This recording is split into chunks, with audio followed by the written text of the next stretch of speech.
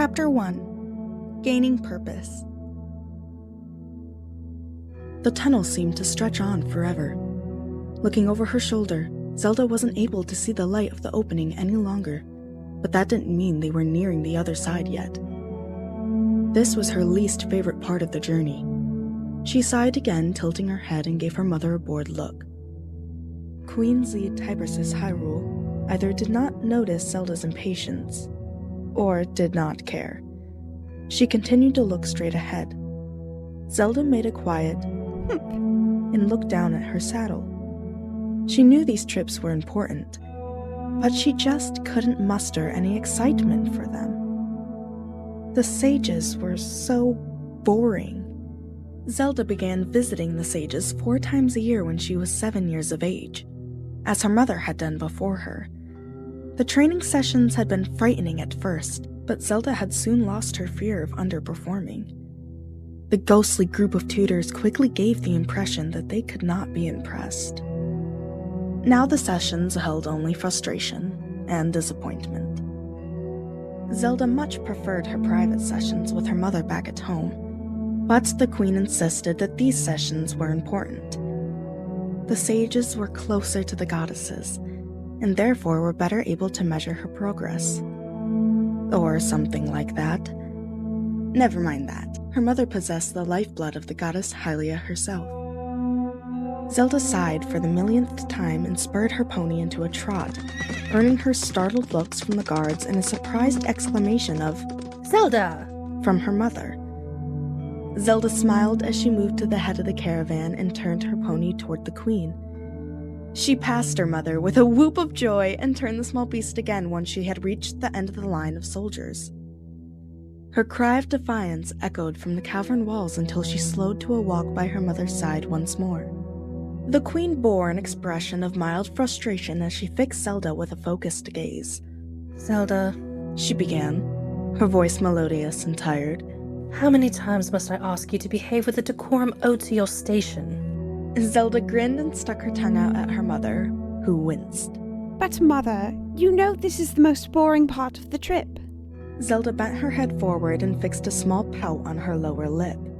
"However, I shall strive to reflect better on you in the future," she recited. The queen sighed. "Think not of me, but of yourself, love. You are no longer a child.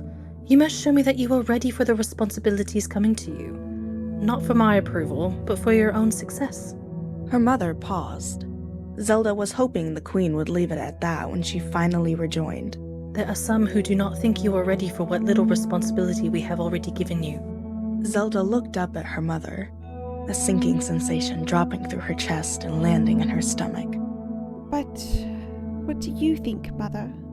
Zelda's question was quiet and hesitant, potential answers racing through her mind and making her chest tighten with worry. The queen turned and met Zelda's eyes, offering a small smile. She moved her mare closer to Zelda's pony and palmed her cheek. "My little bird, I know that you will rise to the occasion when the time comes. But now, I do wish you would try a little harder to be mindful of your position.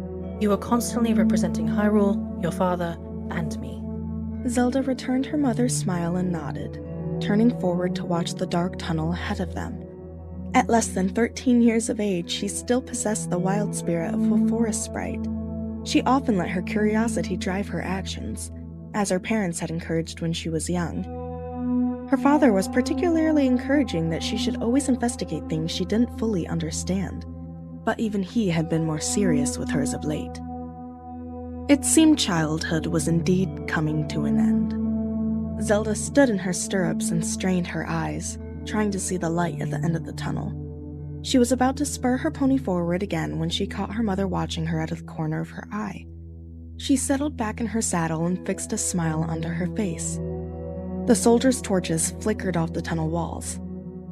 This voyage was truly taking forever. After another hour of slow travel, they finally left the close darkness of the cave tunnel.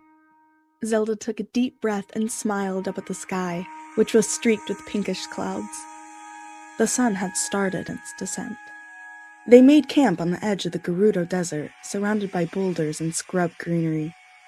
The air here sweltered against Zelda's skin, a harsh change from the cool, moist climate surrounding Lake Hylia. The wind was largely still for a moment, but Zelda knew how hard it could howl across the area from previous trips. A far line of mountains marked the boundary of their vast kingdom, and an end to the shifting sands of the small but unforgiving desert region. Zelda set up her and her mother's bedrolls in their shared tent. When she finished, she searched their small encampment for the queen. Queen Tibersis was speaking with the captain, who bowed and hurried off in another direction before Zelda could join them. She eyed her mother's riding jacket billowing in the warm breeze now coming off the sands. The queen only ever wore pants while on extended journeys, but the jacket had long, wide tails that gave the illusion of a gown. She was always regal, dignified. Zelda felt awkward and childish next to her. She raised her chin a bit higher, ensuring her back was straight and her hands were clasped behind. Mother? Zelda said as she approached, bowing her head forward a bit in respect. Her mother turned and smiled, the picture of clandestine royalty. Zelda, she replied, her voice warm and somehow still distant. Zelda hesitated, not wanting to let the queen down. After a brief pause, she looked away, resting her eyes on a bush that was struggling to remain rooted in the tight rocks with the constant wind. What if... she sighed, the familiar weight of the sage's expectations rising in her mind and settling on her shoulders. What if I let them down again? What if I'm not doing enough? During their last journey, the sages had not been impressed by her small amount of improvement and stated that she needed to gain mastery of her powers. Zelda thought she was making good progress in the 5 years since her training had begun, but that encounter had shaken her confidence. Her mother touched one of Zelda's elbows, and Zelda turned in response, hugging the queen tightly. She buried her face in the navy fabric of her mother's tunic, unwilling to meet her perceptive eyes. my little bird, Her mother cooed. you can only do so much. If the sages expect you to be further along in your training than you are, then they need to adjust their expectations. My precious girl, you are doing all that you can. And so you are doing enough, I promise. The queen smoothed her palms down the back of Zelda's head, following her chestnut hair to her shoulders before enveloping her in an embrace. Tomorrow, I want you to do your best to complete the training exercises. But if you are unable to, I don't want you to be worried. We will keep working at it. I have full confidence in you gaining control over these powers. Zelda looked up at her mom, in return the loving smile she found on the queen's face. The queen had high expectations for Zelda, but moments like these were what she lived for in their relationship. Thank you, Mother. Zelda murmured. Of course, dear. Now, why don't we go and see what is being prepared for dinner?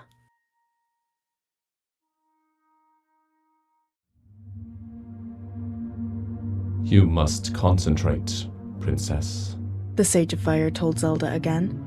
She huffed a quick breath, biting back her retort. Remember, the weight should levitate without any imbalance or movement. Now, try again. Zelda nodded her understanding to the ghostly sage. Yes, Master.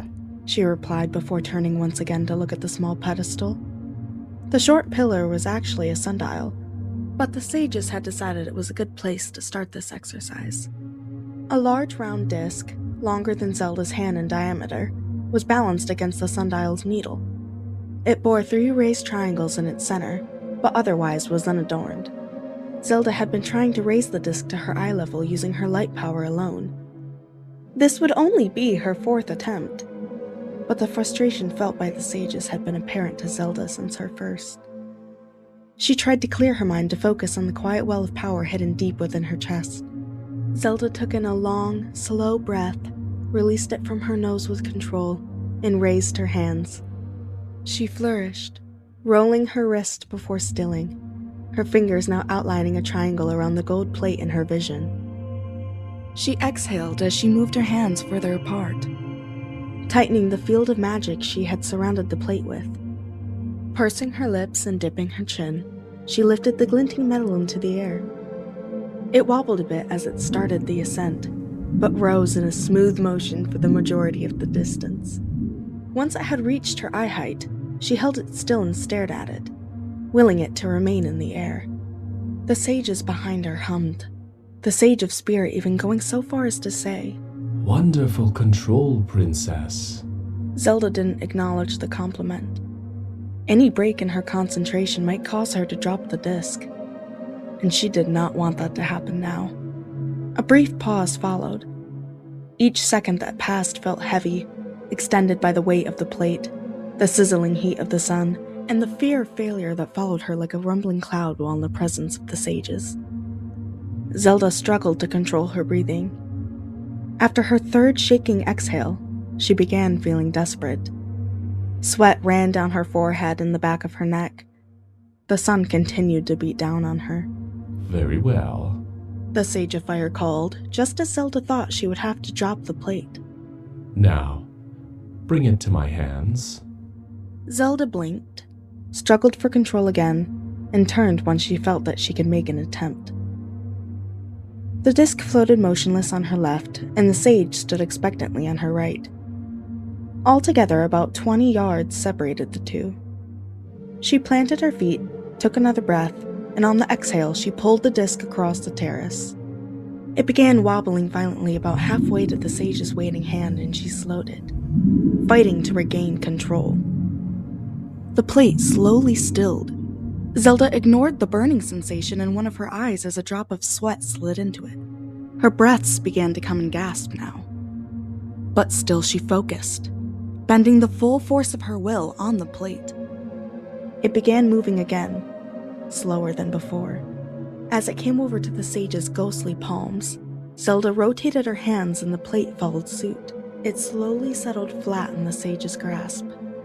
Zelda took a large breath, filling her lungs with the warm air before slowly lowering herself to the stone ground. She felt lightheaded, and the courtyard was slowly beginning to roll over itself. She squeezed her eyes shut tight and wrapped her arms across her abdomen. A whimper escaped from her throat through her nose. Zelda heard the clink and shift of armor as a soldier moved to her side. A leather-covered hand gripped her elbow. "Princess?" A young man began gently. "Come out of the sun, my lady. We have water for you." Zelda forced her eyes open and was relieved to see that the courtyard had stopped moving. She took the young man's hand from her elbow and they rose together. He seemed very young to her, and in need of a haircut. His straight brown hair neatly covered his hazel eyes as he smiled at her. "May I support you, my lady?" He offered his arm and Zelda took it thankfully. Before moving away, however, she turned to look at the sages. The Sage of Spirit was bobbing slightly, the only one of the 5 specters to give her an indication that they were pleased. Zelda's head dropped an inch or so, disappointment stabbing through her chest. She turned and walked away, leaning on the soldier's arm as they progressed slowly. Her head continued to spin in waves.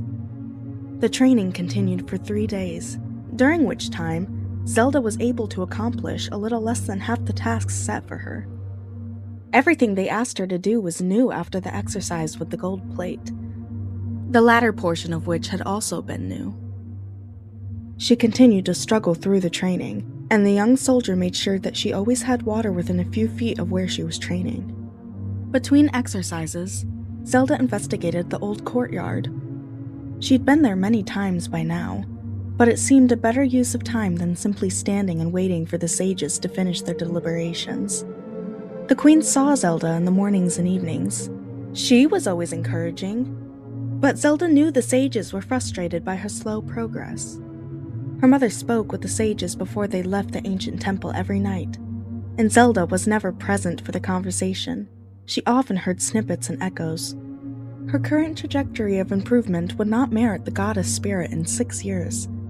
Queen Tibersis pushed back on that assertion, saying that 6 years was a long time and that she was confident that Zelda would be ready by then. But the words had settled in her heart. The 4th morning dawned cool. Zelda was able to see a thick bank of clouds away over Lake Hylia, across the high ridge of stone that they would need to pass through again. She shook her head. It often stormed near the lake, and she hated being drenched while camping. It would be a very uncomfortable evening if experience was any guide. The company rode harder than they had on their way into the desert, trying to reach the lake side before full night fell.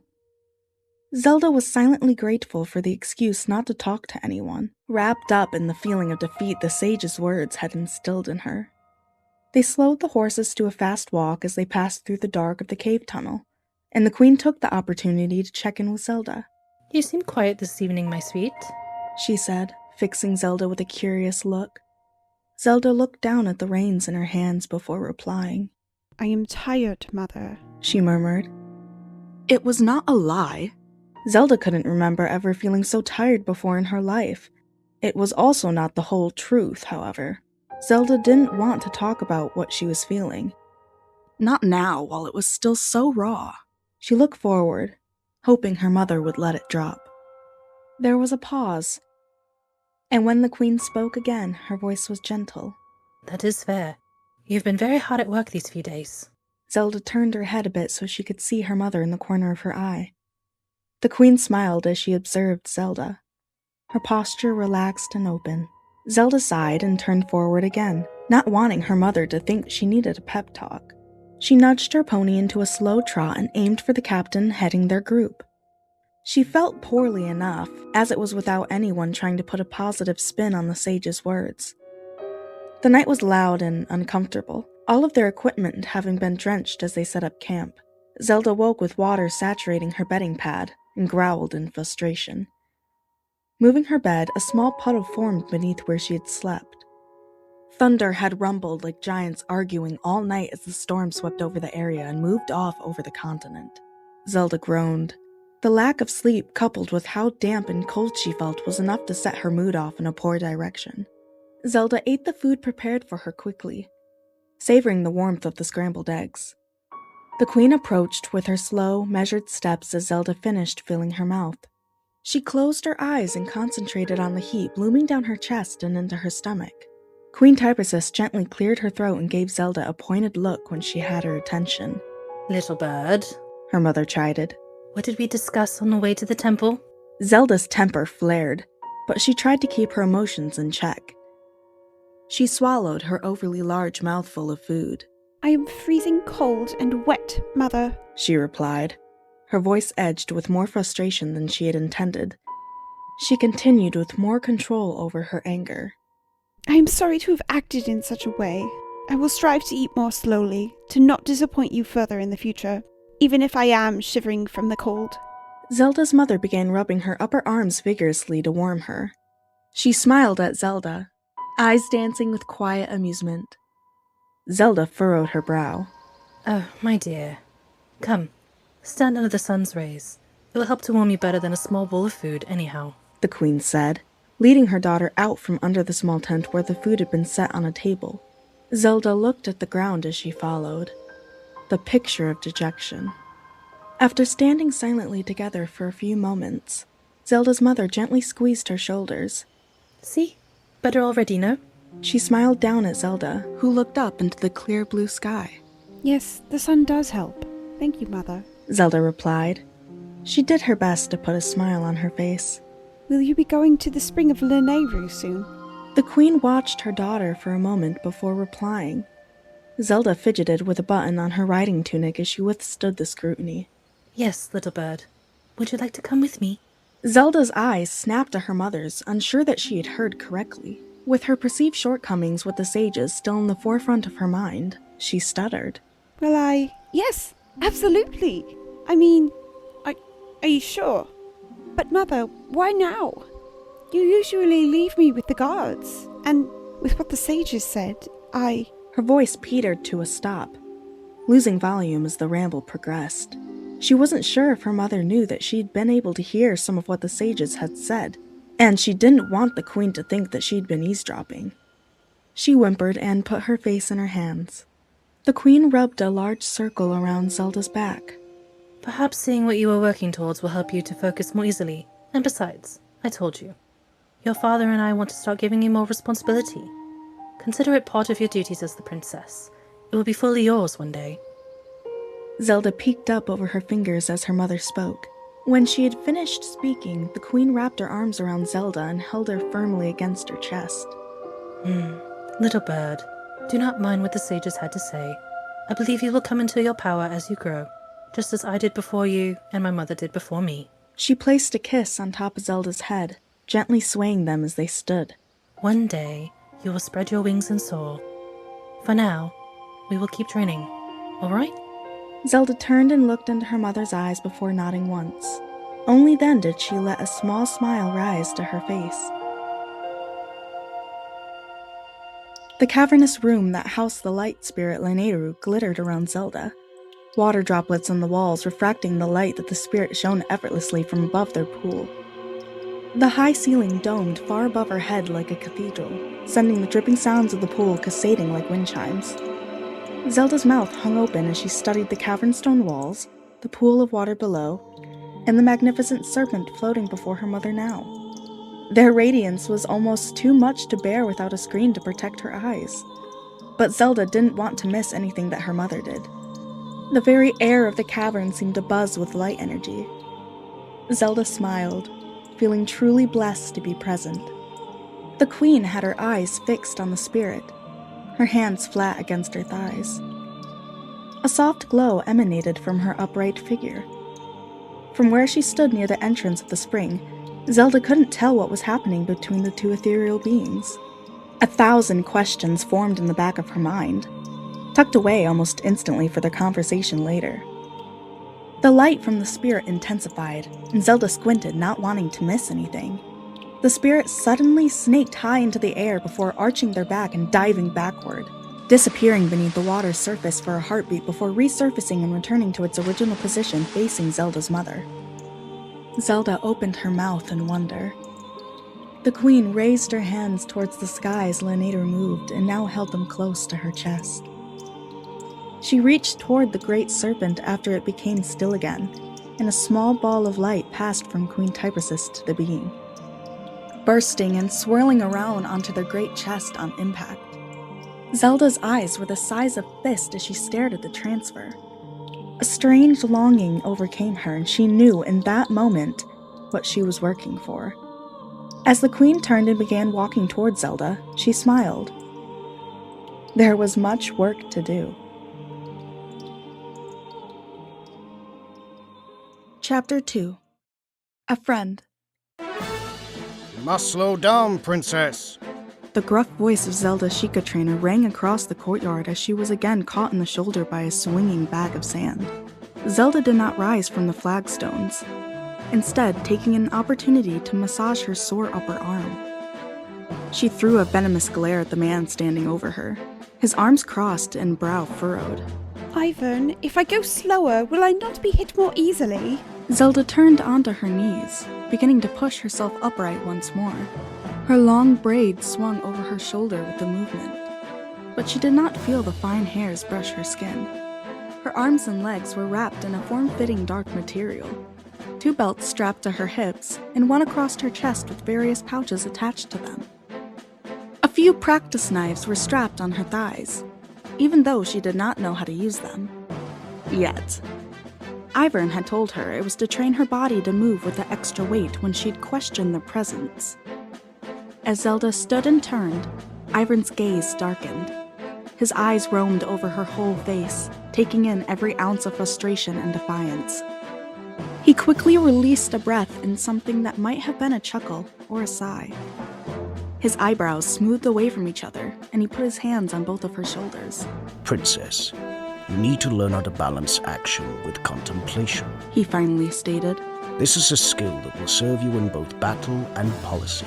There is an art in knowing when it is best to pause for a breath and when to press on. He turned to face the obstacle course Zelda had tried to complete, resting one of his arms across her shoulders in a familiar fashion. When you move, you must do so with conviction and speed.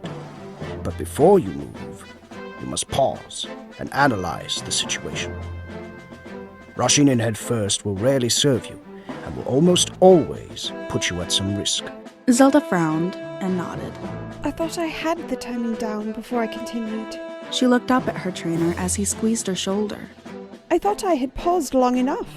I'm glad to hear that you at least thought about it. That is the first step. Ivan said, a smile tugging at the corner of his mustached mouth. Now, try again, but slower this time. There is no race. Once you have completed the course, we will practice targeting and finish with some stances.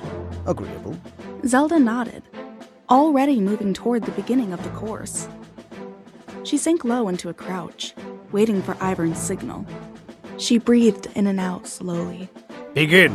Zelda dove between the wooden poles of a movable fence, rolling to a stop on the other side. She ducked and dodged around padded wooded arms that rotated continuously on upright posts before skipping lightly across flat, spaced stones. Once at the other side, she paused, crouched like a tiger waiting in ambush. Her eyes watched the sandbags swing once, twice, a third time.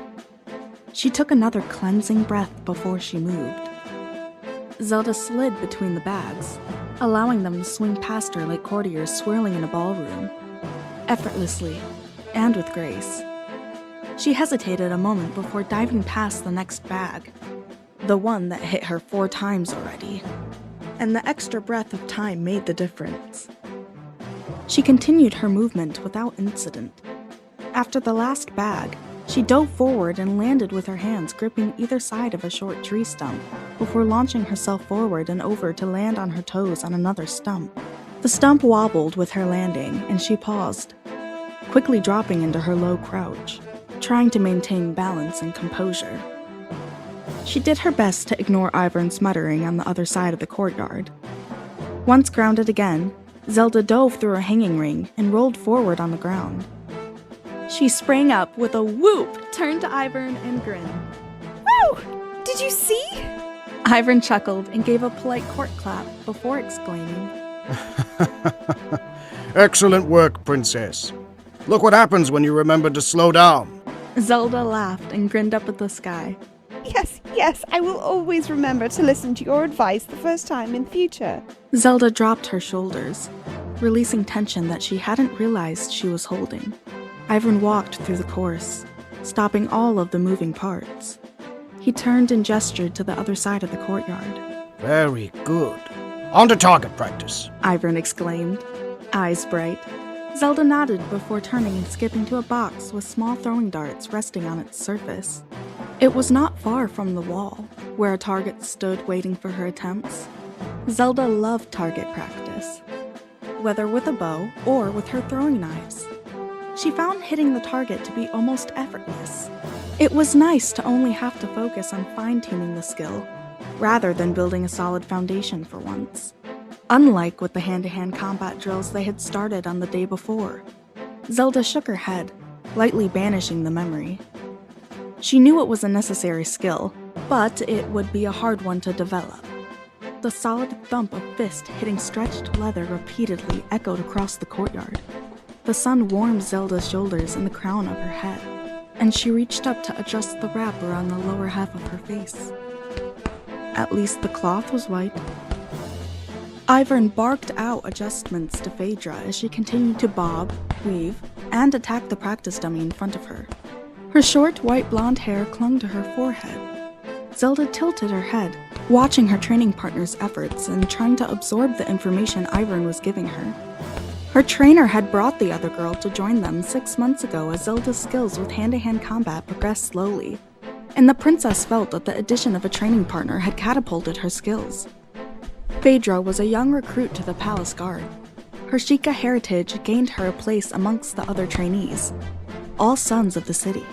As the only girl in their ranks, Ivern thought it prudent for her to receive extra training and had seen it as an opportunity to introduce the girls. Kate, stop! You will injure yourself if you continue like that. Ivern's exclamation swiftly brought an end to Phaedra's motions. Zelda was still unsure about the code names that each girl had received, but Ivern insisted that they use them during their training. She silently moved closer to the pair so she could hear and see what Ivern was explaining. Need to make sure you keep your arm braced, like this, see? He held Phaedra's left wrist in his hands, flexing and extending it to accentuate his point. You'll fracture your arm for sure if you don't. Phaedra nodded twice, still catching her breath. Her fiery eyes sparkled from the exertion, and Zelda had a hard time focusing on the demonstration for a moment. She shook her head, hoping her training partner hadn't noticed her prolonged gaze. Roughly 2 years had passed since Zelda's first encounter with the spirit Laneru. 2 years had seen the princess focus hone and her skills develop rapidly. 2 years had passed with increased responsibility and social exposure. The king and queen had begun evaluating suitors for their daughter, and the added pressure at court felt like a distraction and an annoyance to Zelda. She relished her time training with Ivern, and now with Phaedra. The other young woman was slightly older than Zelda, and just about the only friend Zelda had. The young soldier who had helped her with the sages became a permanent member of her personal guard after that trip, but Zelda avoided talking with him, tete-a-tete to quell rumors, and her mother's hopes. In the past week, Zelda had hosted tea with 2 young noblemen and 1 officer of rank.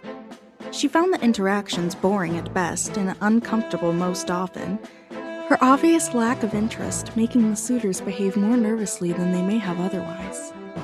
As a result, the princess worried that the feelings developing in her heart for her friend were simply a result of loneliness. However, she had never felt this way before for anyone else. Her heart rose into her throat while watching the other woman move at times, and her laughter made Zelda's heart soar. Unsure of how to progress and not wanting to ruin their friendship, the princess had quickly decided to leave her feelings unaddressed while she continued to focus on her training. After all, that should be my priority above all else, she reasoned. Ivern watched Zelda perform the same drills, giving tips and pointers as she progressed, before calling their training session finished for the day. He grinned and nodded encouragingly at the pair, rubbing his jaw absently before saying, I'm very pleased with your progress, both of you. Very pleased indeed. He then began breaking down the practice dummy before adding, You should be able to spar with each other in another few months, I expect. Zelda gasped, and Phaedra groaned. Ivern, a few months? We could spar with each other now. The latter asserted, voice low and breathless in a way that made Zelda swallow. Yes. She added, immediately bouncing on the balls of her feet and bringing her hands up in front of her chest. We certainly know enough skills to string together a match. The older man snorted and rolled his eyes, tucking the last piece of his dummy back into its large carrying bag. It's not a lack of knowledge that worries me, Sheik. I don't want either of you inadvertently injuring the other. We will get to it soon enough, he said, eyes twinkling. Practice makes perfect, after all. Phaedra groaned again, feigning a swoon as she leaned on Zelda's shoulder and hid her face. Oh, your lack of faith wounds me, Ivern. She moaned. Zelda giggled at her friend's dramatics. As long as you aren't wounding each other, I think I can live with that, he replied with a wink. He sighed and shook his head before continuing. I do have a meeting to attend, so I will leave you two. Until our next meeting. With a wave, their mentor hastily retreated from the courtyard. Phaedra straightened and turned Zelda to face her. Well? Zelda blushed as her friend's red eyes locked onto her own green ones, thankful for her face wrap. You heard Ivern. I don't want to hurt you, Zelda offered quietly. Phaedra chuckled and released Zelda's shoulder before dropping into an active fighting stance. Come on, Sheik. I think he was more concerned about me hurting you. I'll go easy on you, Phaedra taunted, eyes flashing in challenge. Zelda shook her head, but smiled beneath her fabric. You'd better not, Zelda shot back, dropping into an active stance and launching herself at her friend almost immediately. The pair worked their way through a slow sparring session, both attacking and defending in turns and laughing together. Zelda realized that it was nice to just exist, to not have any expectations hanging over her head in that moment. Sure, once they left the courtyard, it would be back to her usual expectations, but for now, all that mattered was her and Phaedra having fun. After a particularly spirited assault from Zelda, Phaedra suddenly launched herself at her middle, tackling her to the ground. They each grappled for control, but soon collapsed against each other, their laughter rendering them disarmed. Zelda curled on her side, arms wrapped around her waist while Phaedra remained draped over her body. The older girl braced her hands on either side of her friend and smiled as their laughter began to fade. Are you all right? Phaedra asked, sure of her friend's answer. Zelda reached up and pulled her own face wrap down, grinning at her friend. Yes, she began. But I think that's enough sparring for today. Phaedra pushed herself back into a squat and pulled Zelda to her feet. As you wish, Princess, she said as she squeezed Zelda's hands in hers. Zelda looked down at the ground between them, praying her friend didn't notice the blush spreading across her cheekbones. I'll see you tomorrow? She asked, pushing an imaginary strand of loose hair behind her ear. Phaedra's smile widened. Yes, of course. Rest well, Princess, she said, finally releasing Zelda's other hand. She held Zelda's gaze for a moment longer before turning and dashing across the courtyard. Zelda took a deep breath and released it before turning toward her own chambers. She held her hands together as Phaedra had held them a moment before. No, she wasn't sure of her feelings and what they meant. Zelda did know that she would do anything she could to keep the friendship that had formed between them, though.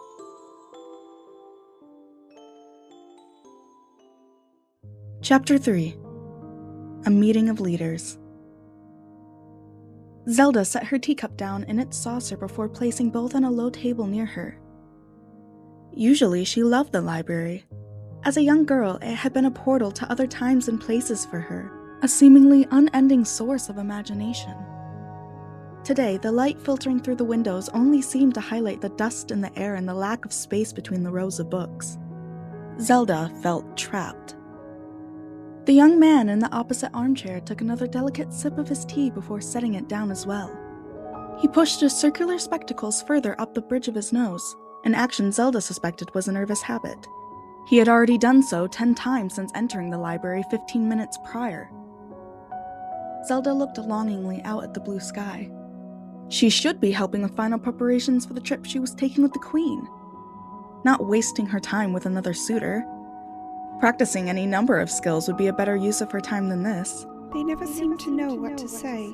She sighed and finally turned to look at the young man. I wonder what my parents saw in this one. Lord Albrecht, thank you for taking the time to meet me today, Zelda asserted with a small smile. I understand that you are often busy with research. The young man's auburn hair swayed across his brow as he nodded, giving a nervous chuckle. Yes, that is true. My father is very driven, and I do all I can to help, he murmured in reply, his voice soft like the rustles of old pages being flipped.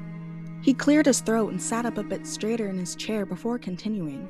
Of course, Your Highness, it is a great honor to spend time with you. His voice became stronger with the claim, and he even tried a smile as he looked at Zelda. She returned it and picked up her tea once more. Do you read much yourself, Highness? Zelda smiled against the edge of her cup as she took a sip.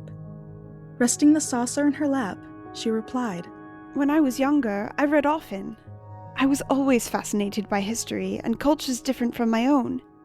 However, as I have aged, my focus has had to shift, and I find I do not have the time for leisurely activities as much. Oh. Lord Albrecht replied, obviously disturbed by this fact. I suppose that running a country or learning to become the next monarch must put demands on much of your time. Zelda hummed in agreement. Lord Albrecht cleared his throat and finished his tea in a swift swallow. Then he stood up. Zelda followed, turning a look of mild surprise on the young man. My lady, I would not want to waste your time. Lord Albrecht pushed his glasses up the bridge of his nose and licked his lips before continuing. I am honored deeply that I was ever considered to court you, but I do not think your lifestyle, the lifestyle of the royal family, will be conducive to my academic pursuits. I would never want to create hope where there is none, Your Majesty. Zelda gave the young man a small smile. I appreciate your candor, Lord Albrecht. Good luck in your academic pursuits. Appearing flustered and embarrassed, Lord Albrecht hastily gave a farewell and left the private library.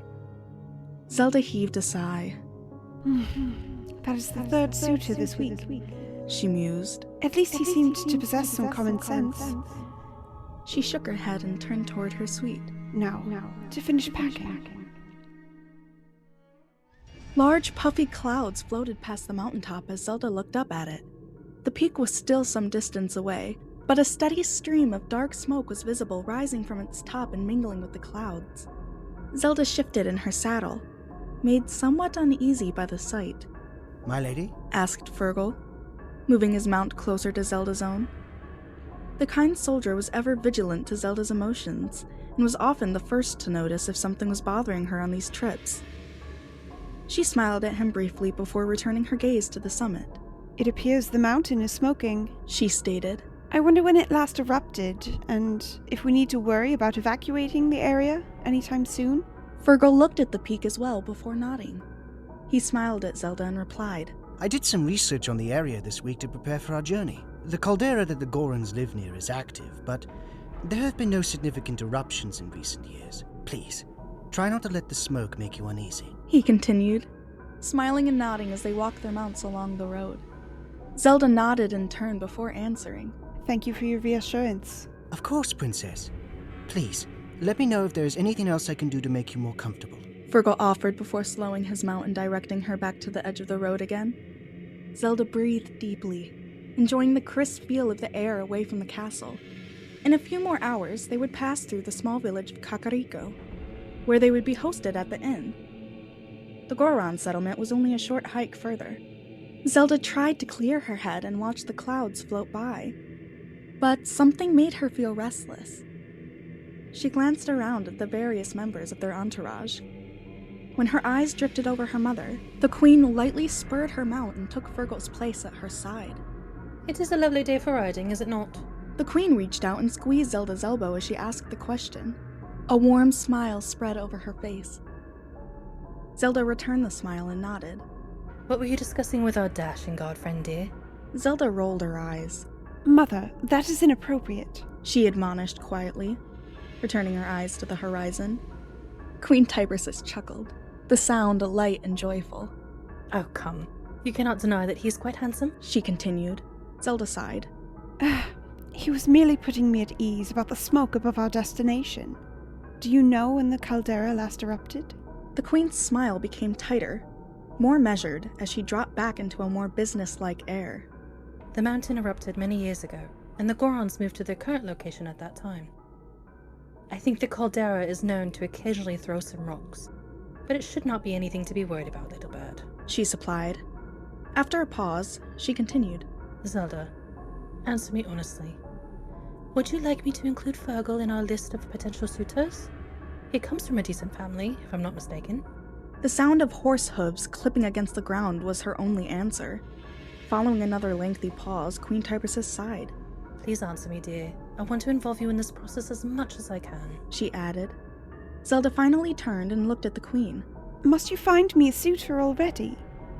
I am not yet 15, Mother.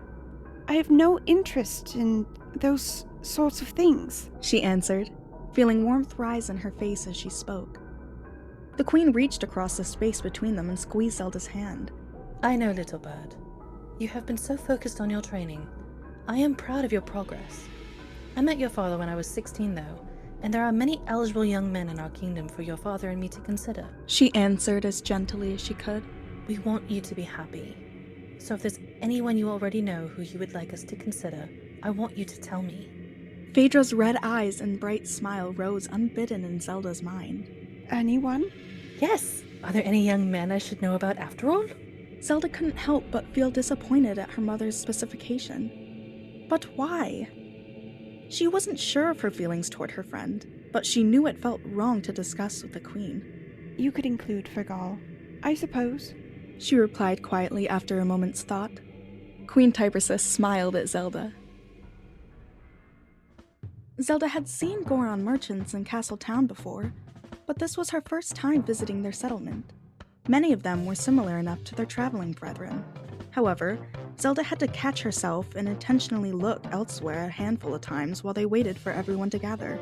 The Council of Goron Elders were as varied in shapes and sizes as the wildflowers in Hyrule Field, begging her curious mind to stare. When all of the gathered Gorons had finally settled, the oldest and frailest member of the council stood and hobbled forward, leaning heavily on his walking stick.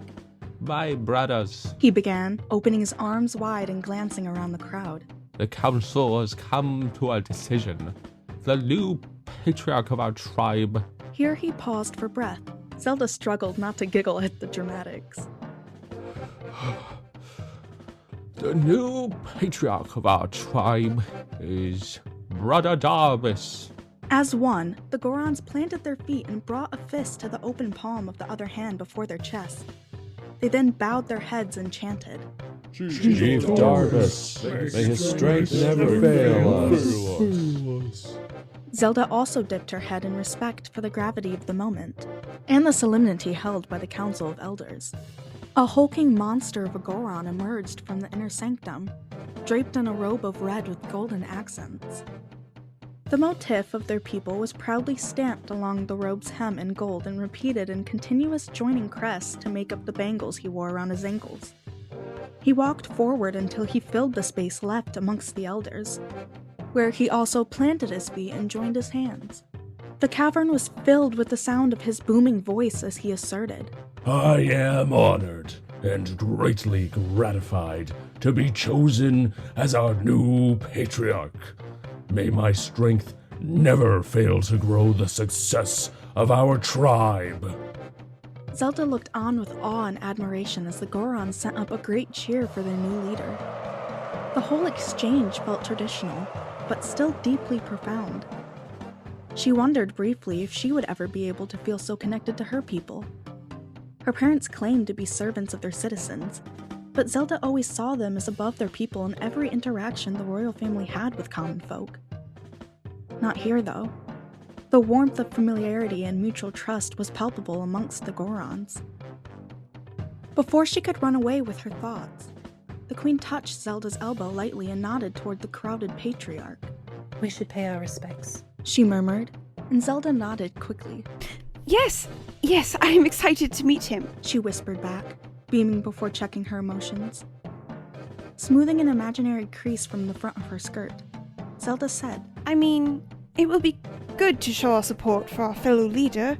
Her eyes drifted to the queen, who allowed a small smile to curl her mouth. Indeed, little bird. Come along, her mother replied, taking Zelda's hand and resting it on her own forearm. Zelda held her spine as straight as she could, and tried to embody the idea of floating across the floor as she moved next to the queen. The crowd of excited Gorons parted to admit the royal party to the council. Your Majesty, one of the elders began. We are truly honored to have you present today. His words came slowly, like the low grumble of thunder still at some distance. I trust your travel has not been too difficult. Queen Tibersis smiled her honey golden smile and replied, Not at all, Elder Goron. We were honored to receive an invitation and overjoyed to accept. Zelda smiled, trying to emanate her mother as well as she could. She was focusing so hard, doing her best not to let the queen down, that she almost didn't realize that someone had addressed her directly. Princess Zelda, this is an unprecedented meeting. Never before has a princess ascendant witnessed the ceremonial anointing of a new Goron patriarch, Chief Darbus said. His voice was so deep, Zelda could feel it vibrating through her chest as he spoke. She allowed her smile to widen. May this meeting of leaders bring strength and prosperity to both of our people. Zelda took a half step forward and replied, Thank you, Chief Darbus, but I am hardly ascendant. Give me another few years to learn all I can from our queen. A warm chuckle ran around the group of elders. Zelda took a grounding breath before continuing. Regardless, I join you in wishing strength and prosperity to both of our people. May Hyrule continue to prosper for many years to come. As Zelda and the Queen made their way back down the mountain path, they were surrounded by celebration. Gorons danced in the streets, and lively music was played on drum and pipe. When they stepped back into the Kakariko village boundaries, and they were once again able to hear each other's words, Fergal appeared at Zelda's side. That was very well said, my lady, if I may say so, he said quietly. Zelda turned and found his face brightened by a rare smile. She bit her lip. I felt rather foolish, speaking in front of all those important people, she murmured, trying not to let her mother hear. Her eyes slid nervously to the Queen's back. Fergal caught her look and dropped the volume of his voice to match as he replied. Nonsense, Princess. Begging your pardon, of course, but you are one of those important people. You carried yourself very well up there, and I think you should be proud of yourself. He smiled again and stepped away from Zelda's side before she was able to reply. His words warmed her and echoed around her mind for the remainder of the night.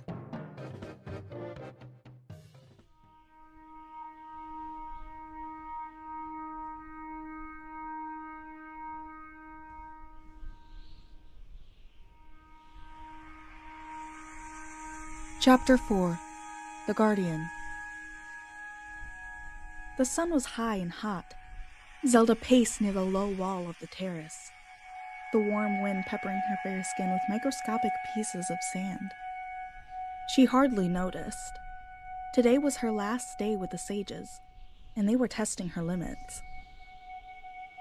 Zelda wiped her brow with a small white cloth she had brought for the purpose. Every visit, the training was more demanding, and she often left the sages dripping with sweat at sunset. This was also the reason she'd begun bringing the simple rough tunic she now wore. She had learned a couple years prior that she didn't want to ruin any more fine dresses. A pair of footsteps broke the relative silence of Zelda's retreat, and she glanced over to find her favorite guardsman, bringing water and a parasol. Fergal dipped his chin and Phaedra smirked as they reached her, the former holding the parasol high enough to block the sun without making her feel too sheltered. Phaedra thrust a large cup of water into Zelda's hand before giving a short bow and murmuring, My lady? Zelda nodded, her breathing still heavy, and downed the water as quickly as she could. Thank you both, she said, handing the cup back to her best friend.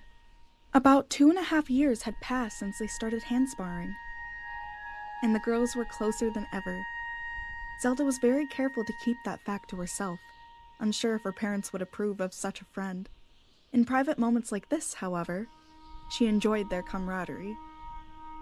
Fergal stayed at Zelda's elbow with the parasol protecting her from the sun as she resumed pacing. The sages seem impressed today, my lady, he said. Zelda huffed. They had better be. I do not think I have ever worked this hard in my life, she replied, irritation evident in her voice. Phaedra chuckled and called over to them. Does my princess forget? She performed similar exercises not 3 days before we came here with ease. Zelda huffed again. Not in this heat, and not with all of the sages present. Fergal cut in before Phaedra could reply, saying, I believe what my fellow guardsman meant was that you perform your tasks with the appearance of ease, princess, and that we are familiar with your high work ethic that allows that appearance. You never cease to impress. Zelda stopped, shaken out of her anxious reverie by the statement. Phaedra muffled another chuckle and Zelda covered her mouth as she broke into a large smile. Fergal, I do think you are exaggerating, she said after a moment spent regaining her composure. His face softened. Not at all, my lady, but I am pleased to have made you smile. Zelda cleared her throat and pushed a stray strand of hair behind her ear before glancing at Phaedra. Her friend was still smiling and shook her head slightly at Zelda. She straightened and they all turned as they heard another set of footsteps approaching. Queen Typersis was as majestic as ever in Zelda's eyes. Her blue riding coat billowed in the breeze as she approached, white sleeves shining in the sun, and a simple golden crown dazzled their eyes. Fergal and Phaedra dropped to one knee each, bowing their heads, and Zelda bowed deeply. Queen Mother, she said once the queen had stopped walking. Zelda's mother smiled at the three of them in turn, her eyes lingering longest on Zelda. At ease, thank you both. Well, little bird, I believe this is your last session of the trip. Are you prepared? She said with a sigh. Zelda bit the inside of her lip briefly before replying. I believe so. Queen Typersis nodded, her smile still firmly in place. Come along then, she called musically, offering her daughter an open hand. Zelda nodded before smiling at her guardsmen. Thank you both for your attentions, she murmured as she stepped forward. Phaedra smiled. Fergal continued to move with her, parasol in hand. Always, princess. We will stand by with refreshments as we usually do, he replied easily. Zelda did not miss the queen's eyebrow twitching a bit higher, and thanked the goddesses that her mother would not pursue the subject until later that evening. She took a deep breath as they headed back to the courtyard where the sages waited. As the small group arrived back at the top of the tower, the ghostly sages turned and opened their circle to observe Zelda. Once the group had found stillness, the Sage of Fire moved forward. Zelda raised her chin fractionally as the sage began. Princess Zelda, you have surpassed our expectations today. Your control over your light magic is considerable, honed to a higher degree than we have seen before the awakening of the goddess Lifeblood. They paused before continuing. We commend your efforts and performance. Zelda felt her face warm and soften toward a smile, but she stopped her mouth from forming it. Your training and instruction have been instrumental, sages. I thank you for all of your patience and encouragement, she replied, letting her eyes roam over the group before her. The Sage of Spirit bobbed forward. We have one final trial for you today, Your Majesty, they said, voice high and soft yet still heard over unrelenting wind. Never before has this been attempted by a princess prior to receiving the goddess's blessing. As such, we are not expecting anything but your best effort. Zelda nodded slowly before stepping forward, saying, I am ready. The sages spread out around the high clearing, turning to face the center once they had stopped their movements. The Sage of Spirit lifted a ghostly hand and gestured toward the space, usually reserved for their fallen comrade, the Sage of Water. They nodded, a shallow bob that Zelda may have missed had she not been watching them intently.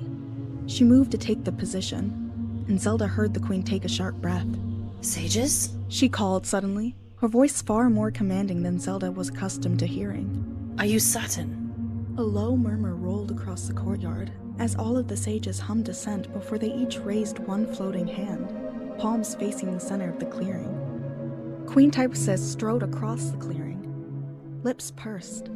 She stopped behind Zelda and gave her a supportive squeeze on the shoulder. The Sage of Fire hummed before stating, Imagine in this clearing is a vessel. This vessel is tall and wide. Zelda did as she was told, unsure of her purpose.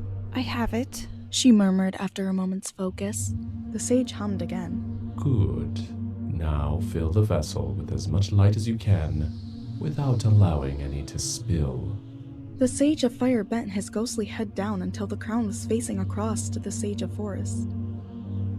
Zelda blinked. Fill a vessel? She wondered. An imaginary vessel, however. I had expected more. She extended her own hand and began filling the center of the clearing with her light. The sages hummed in concentration, and Zelda felt their own power swirling around hers in the clearing. As she watched, her light seemed to be contained in a tall box or cylinder. It shone brightest in the center, and etched out sharp walls a few feet from each other. As she continued pouring her power out, another border appeared along the top, a few feet higher than the top of Zelda's head. She watched, curious, as the whole of the container manifested itself and filled fully with light before her. Then the pull hit her. Zelda staggered, quickly recovering with a couple of small steps. Her head also fell forward until her chin collided solidly with her sternum. She struggled to force her head up so that she could stare at the bright vessel before her in concentration. She watched as the light faded, disappearing like water down a drain near the bottom of the rectangular vessel. The space was replaced with an inky darkness that felt cold and hungry. Zelda struggled to slow the power pouring out of her in vain. It seemed to bleed from her faster and faster with every passing second. She grit her teeth. The sky seemed to darken, the floor of the temple trembling. A great roar sounded in Zelda's ears. Glowing red eyes appeared on the vessel's surface, rolling wildly in the pale skull that held them. Zelda huffed for breath. Sages, I think that is enough, Queen Tybersis stated calmly. They did not acknowledge her. Zelda struggled to hold her concentration, but her breaths were coming in gasps now. Sweat dripped into her eyes, and her legs threatened to collapse under her. She shook her head, a low whimper escaping her. She doubled down, forcing herself to maintain the stream of power flowing into the hungry vessel. Sages, the Queen tried again. That seems a great display to me. Her voice was strained with emotion. Fear or anger, Zelda could not tell. She continued panting, squeezing her eyes against the effort. Very interesting, the Sage of Spirit murmured before Zelda's knees buckled, and she collapsed onto the sandstone, unconscious.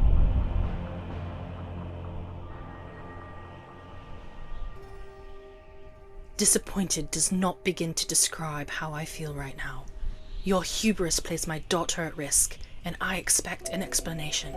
Soft cloth drew across Zelda's brow, and gentle hands eased her into a sitting position.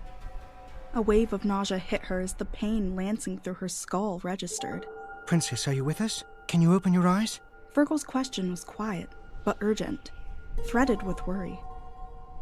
Zelda took a few short breaths before making the attempt. Well, have you anything to say for yourselves? Though she was being shaded, Zelda closed her eyes almost as soon as they were open. Too bright. She mumbled, hoping that the guardsman would understand her. A low humming reached her ears and she flinched. Sound felt too sharp. The queen gave a slow exhale before replying in a murmur. The soft cloth was pressed to Zelda's closed eyelids, cool as if recently refreshed with water, and a strong arm wrapped behind her shoulders. We have water here if you feel up to drinking any. Phaedra said quietly, the same tension present in her voice as had been in Fergal's. Zelda let herself sag in the embrace. She was exhausted. Zelda, are you alright? The caution in the question cut at Zelda's heart. She couldn't remember the last time she had heard her mother sound so remorseful, if ever. She took a deep breath to reply, but immediately regretted it and winced. The movement was too much for her. There's too much pain. She breathed. I'm exhausted. Heels rang against the sandstone, drumming their solid advance into Zelda's skull before they stopped at her side. Fabric rustled, and she felt cool, soft hands caressing her face. My little bird. Queen Typersis cooed. The cloth was removed from Zelda's eyes, soon to be reapplied to the back of her neck. Her mother's small palm rested gently over her brow, her fingertips dragging over the crown of Zelda's head a few times. After a moment, Zelda felt a tingling coolness seep through her head, into her neck and shoulders, and down her back and arms. The relief was instant and intense. She gasped, surprised. Zelda reached forward blindly, slowly, so not as to hit the queen. Her seeking hands met the queen's free one, and she grabbed her mother in the quick embrace of a frightened child. She was afraid.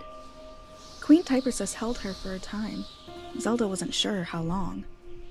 Eventually, however, she was passed off to her guardsman with the promise of a conversation later that evening. Zelda was happy to spend the rest of her afternoon and evening alone in her makeshift bed. Her mother's power had driven the worst of the pain from her head, but Zelda's eyes and ears were still sensitive to most sounds and light exposure. She ended up dozing for much of the time, too tired to want to force herself to train or read. More than anything, she wanted to talk to the queen. There were things that Zelda knew her mother was saving to teach her for after she received the goddess spirit. Zelda wondered now if the evil-looking skull in the dark vessel had anything to do with those things. Her mother had not seemed comfortable with the training, but had allowed it to continue regardless. Had she performed well? What was it that she had done? Zelda woke with questions already chasing each other around in her mind. The canvas walls of the tent billowed every so often as a particularly strong gust of wind blew through the camp. The dim light of a single candle wavered on the walls and ceilings. Zelda sighed and closed her eyes again, willing the worry to dissipate and the wind to lull her back to sleep. She rubbed her head deeper into her soft pillow.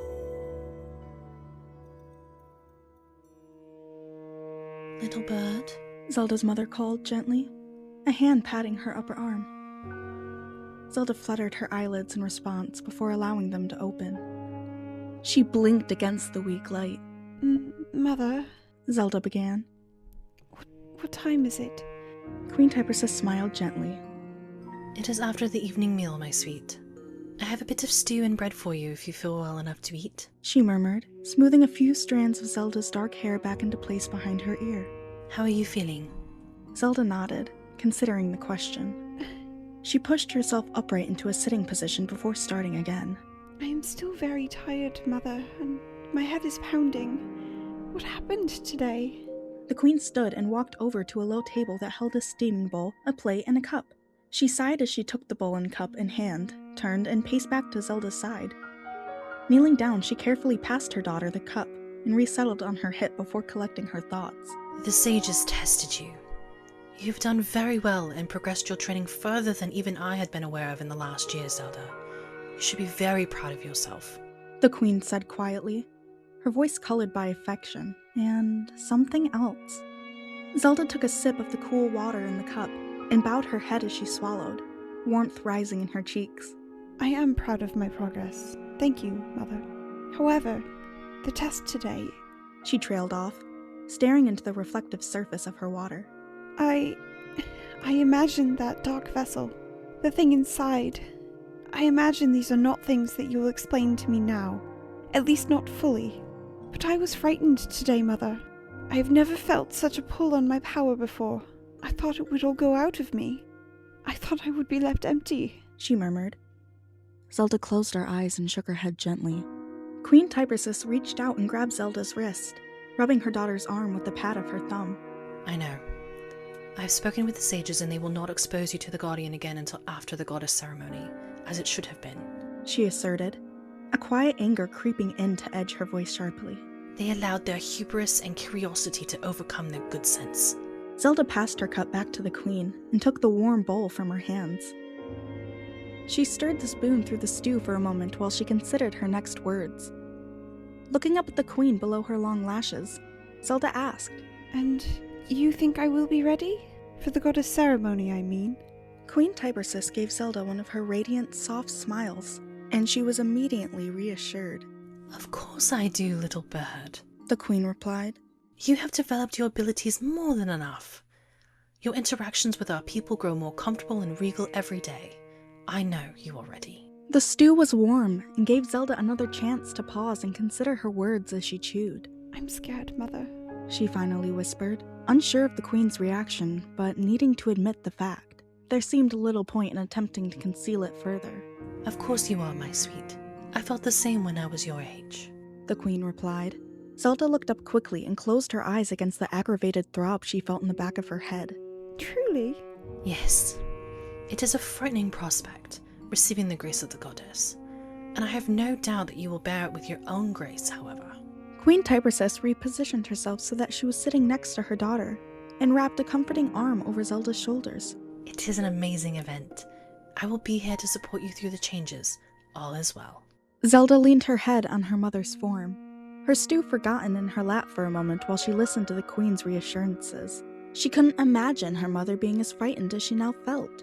To tell you the truth, I was not as well prepared as you are now when my turn came to receive the grace. I was more distracted than you are. The queen continued conspiratorially after a moment. Zelda smiled.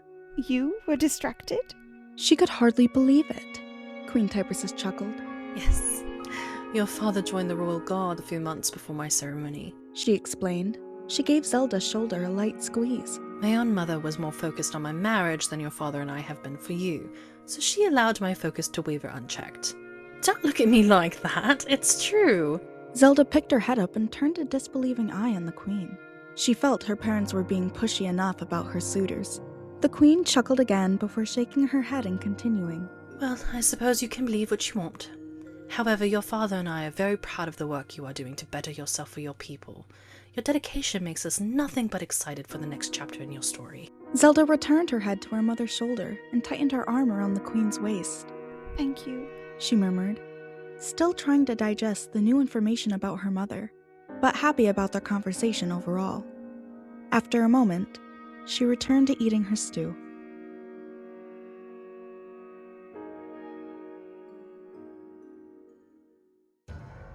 Chapter 5. The Goddess Ceremony. Begin! Ivern's sharp command rang across the courtyard, and before the echo had time to fade, Phaedra lunged. Zelda shifted back quickly, catching Phaedra's hand and using her friend's momentum to spin them both, releasing Phaedra after a half-turn. While her friend struggled to regain her balance, Zelda snapped into action. She jabbed at her friend's exposed side, one hand after the other. Ivern had wrapped their hands thickly to prevent serious injury when they fought, but the solid contact still made her cringe inwardly. She fell back, beginning a slow circle which Phaedra quickly mirrored. After a few steps, Zelda feinted towards Phaedra's right before dropping into a quick squat and swiping at the latter's legs with one of her own. Phaedra was ready for that, however, and hopped forward onto her palms. She sprang to the balls of her feet again behind Zelda as Zelda straightened up. Phaedra quickly engaged Zelda with her hands, trying to catch her friend unprepared. Zelda was ready, catching Phaedra's wrapped hands on her own. The pair continued to spar as they moved around the courtyard, occasionally breaking apart to catch breaths. After one of their brief respites, Zelda eagerly closed the distance between the two once more, aiming to land a few sharp blows to her friend's ribs. Phaedra sidestepped and caught Zelda's hands with her own, swinging them both quickly around. She did not let go. They tumbled to the floor together, Zelda's loss of balance too great to correct. Phaedra wrestled with Zelda briefly before finally pinning her shoulders to the ground and kneeling heavily on her sternum. Zelda continued to struggle for a moment, a squirming bug pinned down. But as her breathing became harder with the added weight, her struggle became weaker. They stayed on the flagstones until Ivern released them. Kate, let Sheik go. You have won the session today. Ivern clapped his hands a few times as he approached the pair. Phaedra released Zelda's forearms, which she had pinned down with her wrapped hands, and stood carefully. Her chest heaved, her red eyes bright as she looked down at Zelda. Ivern took Zelda by her elbow and hauled her to her feet. You both have shown good technique today. I will make notes, and we will discuss in more depth later this week when we meet again. But generally, I am well pleased. I hope you both are as well. The older man asserted. His wrinkled face was tight in a bright smile. His eyes shone, and he rubbed his hands together quickly as he spoke. Zelda hadn't seen the man so excited since his son had passed the practical exam to join the Royal Guard. Thank you, Sir Ivern. Phaedra said as she bowed forward. As she straightened, she took the corner of her hand wrapped in her teeth and began unraveling it. Ivern took Zelda's hand and began unwrapping it as well. She still beat me. Zelda huffed quietly. Ivern chuckled. Yes, she did, Princess. It was a near thing, though. Try not to worry. You are doing wonderfully with your training.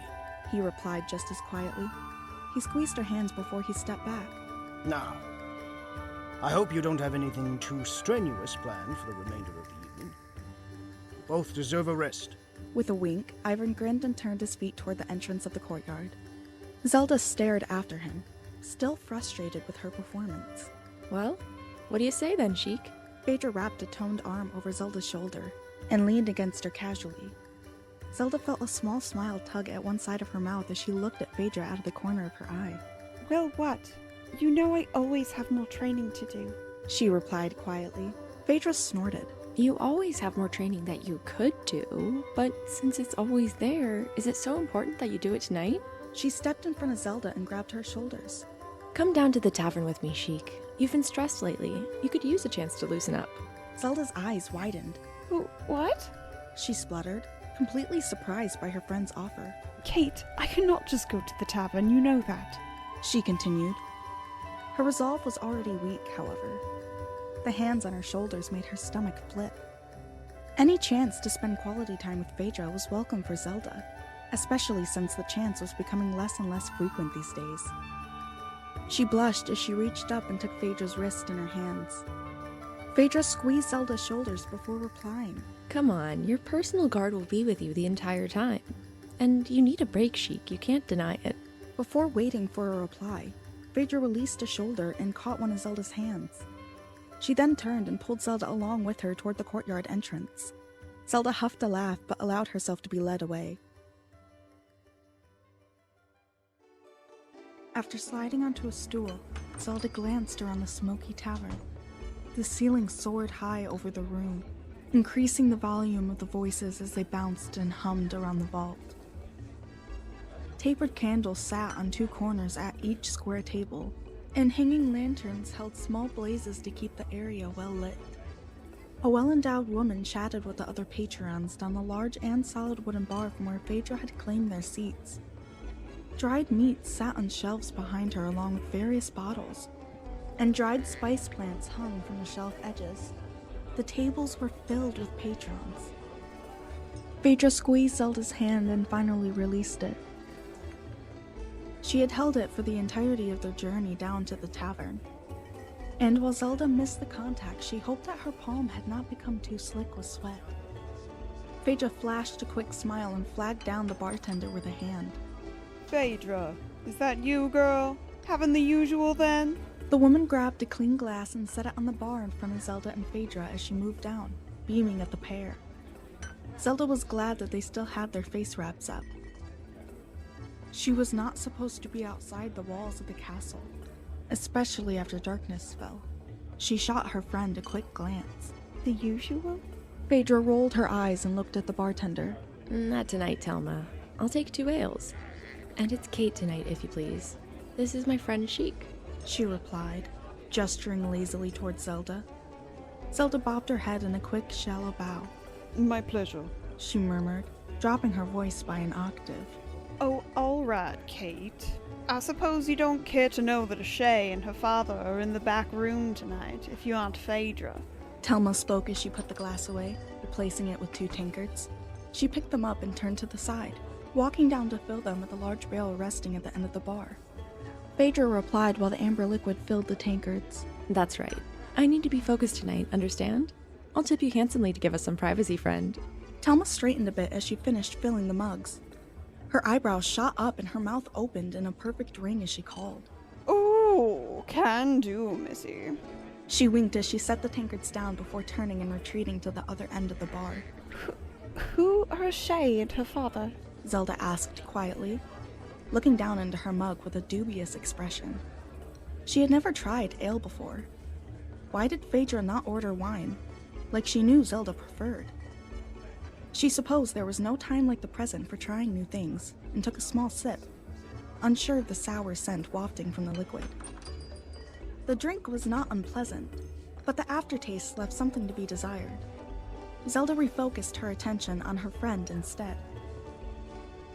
Phaedra was setting her tankard down, having just taken a mouthful in.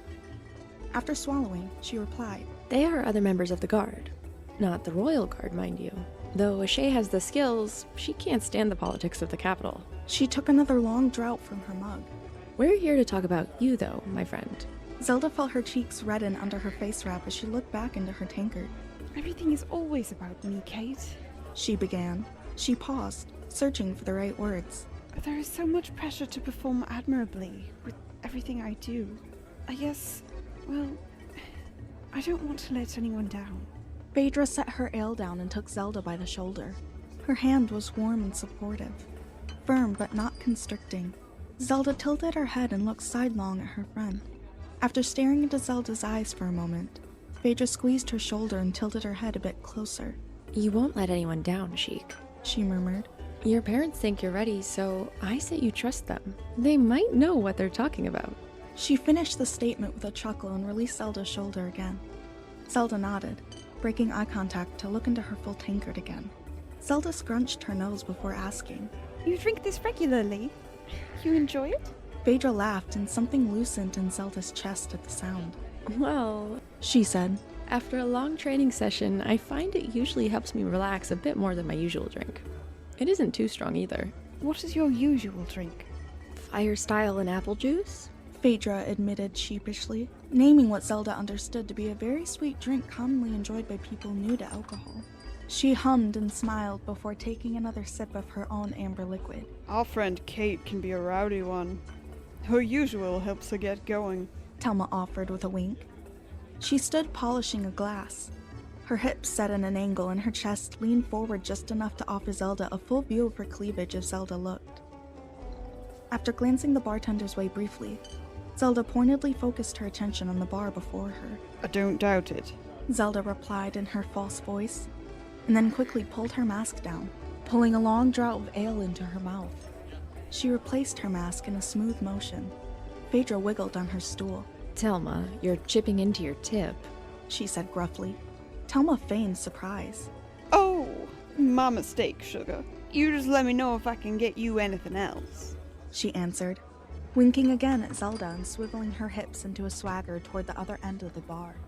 Phaedra shook her head and said, Don't mind her. She flirts with anything on 2 legs. They sat for a moment in silence before Phaedra continued. What areas do you think you lack in? I'm a little confused. I believe you're exceeding expectations with everything you do. Zelda took a deep breath and blew it out slowly. She took another mouthful of ale. When she turned to look at Phaedra, she saw concern and affection written in her friend's eyes. Zelda shook her head. I worry about the powers I will receive during the ceremony, and what having them will expose me to afterward. I know that the incident during training was unexpected, but She sighed and looked down at the bar, searching for the words. I was unsettled by the Guardian, whatever it was. It did not feel right to me. She finished, allowing herself to slump just a bit under the weight of her uncertainty. She quickly took another drink. Her cheeks were beginning to feel warm. Another thing. Zelda suddenly continued, emboldened by the ale. I am supposed to begin leading our country at the end of the year, after the ceremony. My mother has been encouraging me to interact with the court more, get to know the people I will be working with. She's asking some of them to court me. I have told her that I do not have time or interest in such a distraction, but she insists. Phaedra interrupted the princess with a gentle Shh, keep your voice down. and a pat on the hand. Zelda took a few breaths before continuing once more. Seriously, how can she expect me to be interested in marriage right now? Marriage and having my own daughter.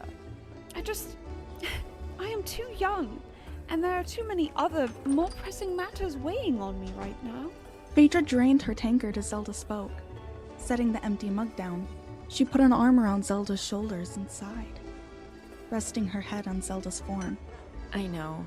You have so much on your mind. Are any of your mother's suitors tolerable? I haven't noticed you paying any of them special attentions. She murmured conspiratorially. Her face became pensive, eyelids half closed as she seemed to consider the situation. Zelda sagged into the weight of her friend. She sighed before continuing. They are all perfectly tolerable, but none of them spark my interest. I am happy to have such amiable people to work with in the future. The thought of marrying any of them, though? She trailed off, straightening slightly. She finished the last of her ale before settling back against her friend. Phaedra shook Zelda before asking. Not even Fergal? I think he'd be crushed to know that. Zelda took the gleam in Phaedra's eyes for teasing and gave her an exasperated look. Fergal is lovely, but he feels like a brother or a cousin at best. And it's not his fault. I think there's something wrong with me, Kate. She admitted in a whisper. I'm supposed to be a queen. A queen needs a king. I cannot have a daughter without one. Why is this not easier for me? Phaedra's eyebrows lifted and she picked up her head. Oh, you know where babies come from. You're not as prudish as I thought. She teased. She winked at the end of her statement.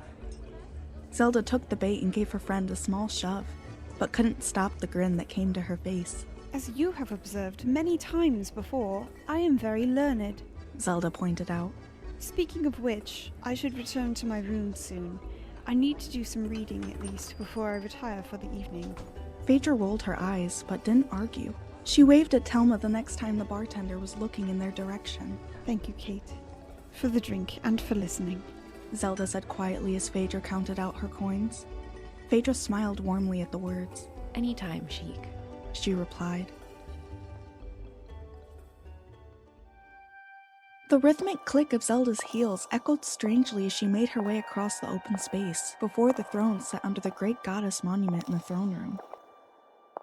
The lack of people made for a clearer echo as she walked, and Zelda had to force herself not to wince. Her parents awaited her on their thrones.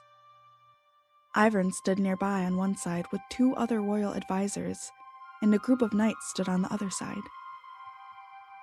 Phaedra and Fergal stood attentive at the forefront of the group. Zelda eyed the triple goddess statue, the Triforce prominent between their hands. She said a silent prayer to Din, Fodor, and Nehru, in turn on her last few paces. She would need strength, courage, and wisdom to face what was to come. She was sure of it. When she came to a stop before her parents, she sunk into a low and ceremonial curtsy. King Tibersus Swathier Hyrule beamed at her as he stood. Rise, my daughter, He called as he raised a hand palm upward. His silvered whiskers had been combed and waxed, and the crown on his head glinted in the torchlight, the gold accenting his mostly chestnut hair. As Zelda straightened, she felt touched by the effort he had put into his appearance for the ceremony. He wore an old intricate suit of armor with a rich velvet royal blue cape hanging off his left shoulder. Zelda herself felt self-conscious in a simple white gown that had been sent to her earlier in the day. The queen had instructed her to dress modestly, so her hair was braided simply into 2 plaits from her temples and one thick one down her back. She wore no jewels and had foregone her diadem. In a voice that carried easily across the immediate space, the king restarted. Zelda Walthier Hyrule. He smiled, a glint in his eyes. My darling Zelda. He added in a murmur. Zelda felt warmth rise to her cheeks as she met her father's eyes. This evening you come into your inheritance. He continued, voice once more strong. You have worked hard and long to merit the gifts of our mighty goddesses, and indeed have surpassed expectations in all areas.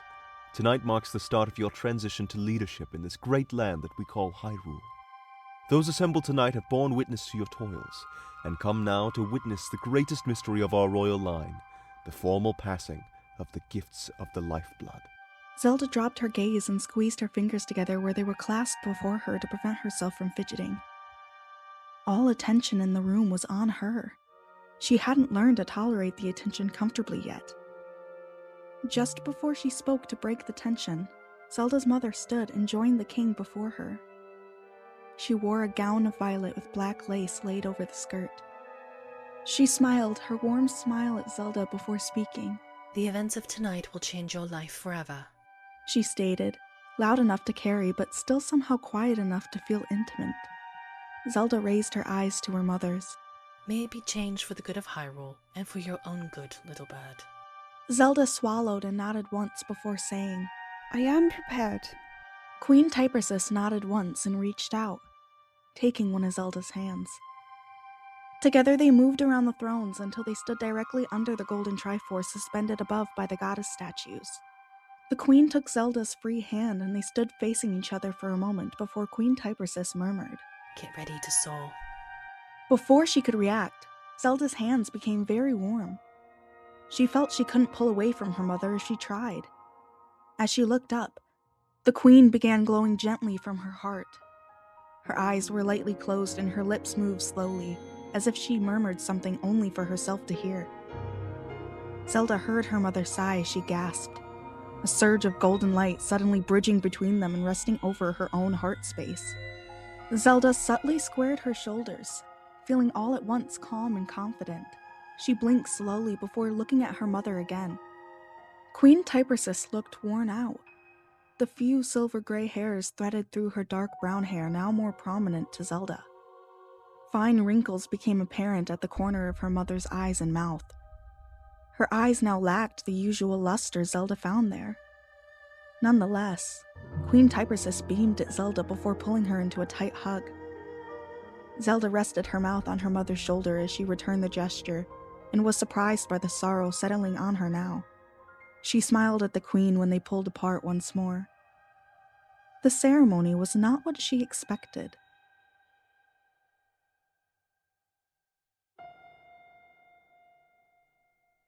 Later that night, Zelda returned to her sitting room and latched the balcony door shut behind herself. She had managed to watch the last light die from the sky after the pomp below. Just before she sank onto her chaise lounge, a sharp rap drew her attention to the apartment door. Enter? Zelda called, wrapping the wool blanket she had draped around her shoulders a bit tighter. The door opened to Phaedra balancing a large basket on one of her hips. My lady, I thought you might be hungry, Zelda's friend said with a bow of her head. Zelda smiled and took her intended seat. How thoughtful, Phaedra. Please, come in, she said, patting the chaise lounge encouragingly next to her. With a crooked grin, Phaedra crossed the threshold and closed the door behind her. She had changed out of her more formal armor from earlier, and now wore her day leathers, a light and versatile set of armor that Zelda had become used to seeing her friend wear over their time spent together. Phaedra set the basket down between them and perched on the opposite end of the lounge before unloading their dinner. A variety of fruits, vegetables, cured meats, crackers, cheeses, and 2 bottles of wine with 2 glasses kept the young women busy for a time as the hunger Zelda had ignored for the last week hit her. Soon Zelda was chatting and laughing with her dearest friend. A large portion of the basket's contents consumed, and 2/3 of a bottle of wine apiece along with it. A smattering of stars now twinkled at them through the clear glass of the patio doors. And Zelda leaned back on the lounge. She looked up at the stars, as cold and beautiful as crystal, and gently swirled her partially filled glass as the conversation lulled. The tension she had gathered over the past weeks eased from her muscles, and she felt pleasantly warm.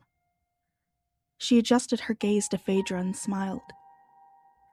Phaedra was well at ease herself, one leg pulled up in front of her on the chaise and folded, and a small smile softening her features.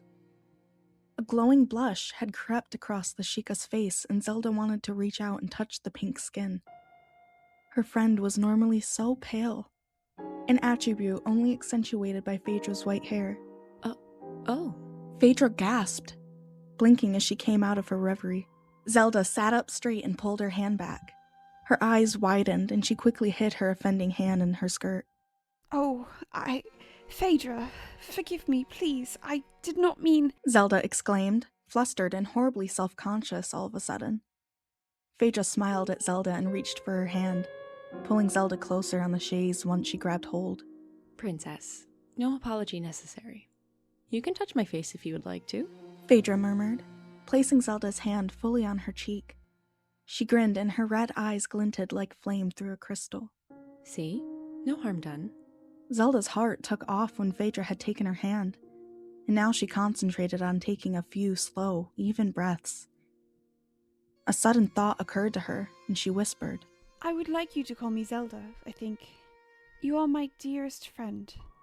My only friend, really. Phaedra's grin softened into a warm smile. She scooted a bit closer on the chaise, moving the basket to the floor as she did so. I think you are my dearest friend too, Zelda, she murmured. She leaned forward and pressed her forehead to Zelda's. Zelda closed her eyes. May I? Phaedra breathed, her voice almost too soft to be understood. A small smile touched Zelda's lips, and she nodded against her friend, her throat too dry for speech. She hoped against hope that she understood what Phaedra intended to do. Phaedra slowly reached up and pushed Zelda's silky dark hair fully behind her ear before trailing her fingertips down the sharp curve of her ear and resting them lightly along her neck. She pressed gently on the cleft of the princess's chin with the pad of her thumb. Phaedra smiled before tilting her head down and touching her lips to Zelda's. The kiss started soft. It was warm and pleasant, unlike anything Zelda had ever experienced. Soon, however, she pulled Phaedra closer, pressing their lips more firmly together. Zelda's skin tingled as Phaedra wrapped an arm around her waist, closing the distance between them even further. Zelda hummed as their kiss deepened, totally wrapped in her bliss. With no warning, the door opened. Zelda, your father and I have just... Phaedra stood, pulling herself from Zelda's embrace, and took a step back. She dropped to one knee and bent her head forward. The queen froze on the threshold, one hand still on the door handle. Zelda? What is going on here? Queen Typersis spoke in a low voice. Zelda turned to look at her mother. You might have knocked, she stated coolly. Phaedra brought me dinner.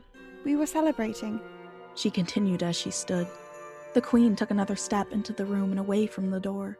Soldier, you will leave me with my daughter, the queen said. Phaedra nodded once and stood. As she moved toward the door, Queen Typersis added, You are to never be alone with the princess again outside of your professional duty. Do I make myself clear, soldier? Her words were sharp and quavered with emotion. Zelda's eyes widened. You cannot... I can, and it is already done. The queen cut her off. She paused, her voice having risen to a shaking shout. Zelda sank back onto the chaise lounge and looked at Phaedra, tears swelling in her eyes. Her friend glanced back as she pulled the door closed behind her, sorrow mirrored in her eyes. As the latch clicked into place, Zelda's mother stepped forward and sat on the other end of the lounge. Zelda stood and moved to the balcony doors, refusing to acknowledge her mother further. She had never seen her mother so upset. The queen had overreacted. Zelda, strangely, felt calm and convicted. For the first time in her life, Zelda felt that her mother was wrong. The queen sighed before asking, So, is this why you have not pursued any of the men we selected for you? How long has this been going on? When the silence continued to stretch, she cleared her throat and added, Zelda, I expect an answer. Zelda took a grounding breath. She looked into her reflection's eyes as she gathered her thoughts. When she felt ready, she turned and faced her mother. If by this you mean my relationship with Phaedra going beyond the reach of duty, I will admit that she has long been my friend. I want to point out that she is my only friend, Mother.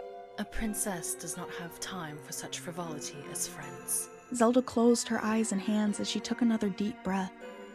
Emotions swirled through her, but she felt in control. She wanted to keep it that way. That, Zelda replied, is your opinion, and not one that I agree with. As far as your men are concerned, none of them interest me as a life partner. We have discussed this at length. Zelda paused, watching her mother. The older woman looked worried, very worried. The creases of her face that had appeared so fine to Zelda earlier were accentuated and deepened by her distress, and her hands worked unceasingly in her lap. You have a duty to this kingdom, Zelda. You cannot produce an heir with another woman. The queen hissed. Her face gained a shade of anger. Do not doubt my commitment to this kingdom, Mother.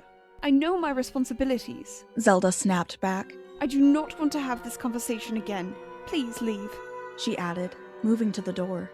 The queen looked shocked by the dismissal. She stood, opening her mouth as if to say more. She seemed to think better of it, however, and strode through the open door hastily. As Zelda closed the door, she felt deep in her chest that nothing would ever be the same.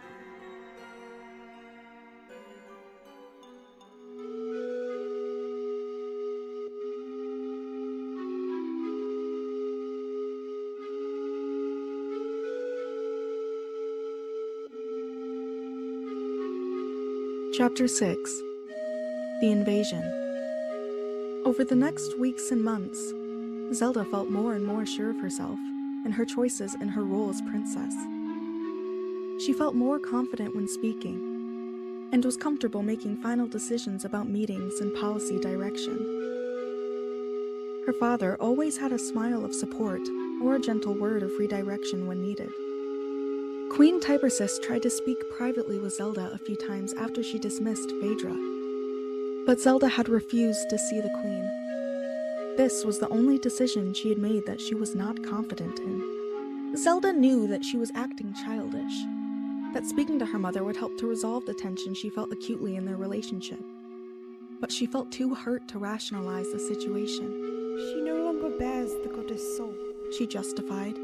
She's diminished, and she no longer sees clearly. How could she be so unfeeling? Phaedra refused to see Zelda outside of her guard duties, including their lessons with Ivern, which only added to the resentment now growing in Zelda's heart against her mother. After 3 months had passed, the queen seemed to accept that Zelda no longer wished to interact with her in a one-to-one scenario. All of Zelda's lessons were supervised by the king, or Ivern at Zelda's request. She claimed that she understood her mother's lessons more clearly when one of them helped to rephrase information that she struggled with. With this change, her lessons became less and less frequent. Zelda knew that she was the same one impacting her education negatively, but her pride and pain kept her from making amends with the queen. My lady, are you certain that now is the best time to travel? Queen Rotella is seeking an audience. The merchant tax issue still needs resolving, and water supplies are due to run out in 3 weeks without replenishment. Ivern asked, consulting his notes as he listed his concerns.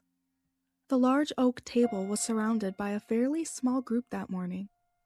Zelda sat at the head of the table, a place that had become hers after the goddess ceremony. Ivern and 2 other advisors sat to her right and left, and her parents sat further down the table next to Ivern. A small fire crackled in the hearth to Zelda's left. The long, Hylian blue drapes were pulled back from the tall windows by golden sashes, and sunlight shone down from the high windows of the study, highlighting small dust motes between the bookshelves. Zelda nodded once. Yes, Sir Ivern. I will be able to visit the Zora domain after completing the strengthening ritual with Lanayru. I will meet with Rutella then, and this will also give me an opportunity to investigate any issues with the lake, she replied calmly. Even after 2 years of practice, he continued to pose the kingdom's problems in ways that showed an obvious solution. I have a meeting scheduled to speak with the leaders of the Merchant Guild before I leave tomorrow as well. The strengthening rituals need to be completed in a timely manner, as I have reminded you in the past. She added with a smile. Ivern bowed, smiling as well before replying. Ah, yes, my lady. You do have a meeting already scheduled. My apologies. King Hyrule smiled and murmured something to the queen, who nodded in reply. Zelda clasped her hands before her on the table and glanced around at her gathered advisors. Are there any other concerns to discuss this morning? King Hyrule cleared his throat and eyed Queen Typhus out of the corner of his eye. My dear, He began, leaning forward over his clasped hands as he turned his eyes to Zelda's. have you considered any of the suitors that were presented to you last week? A silence stretched as Zelda focused her clasped hands, chest moving visibly with her deep inhale. I have. She said evenly, not looking away from her stacked thumbs. Lords Alvin, Zatit, and Mandaria over twice my age, and therefore not to my taste. Sir Cato and Lord Ramini are both fine of face, but seem a bit abrasive in conversation. She continued. Have you any others? Queen Typhus sighed.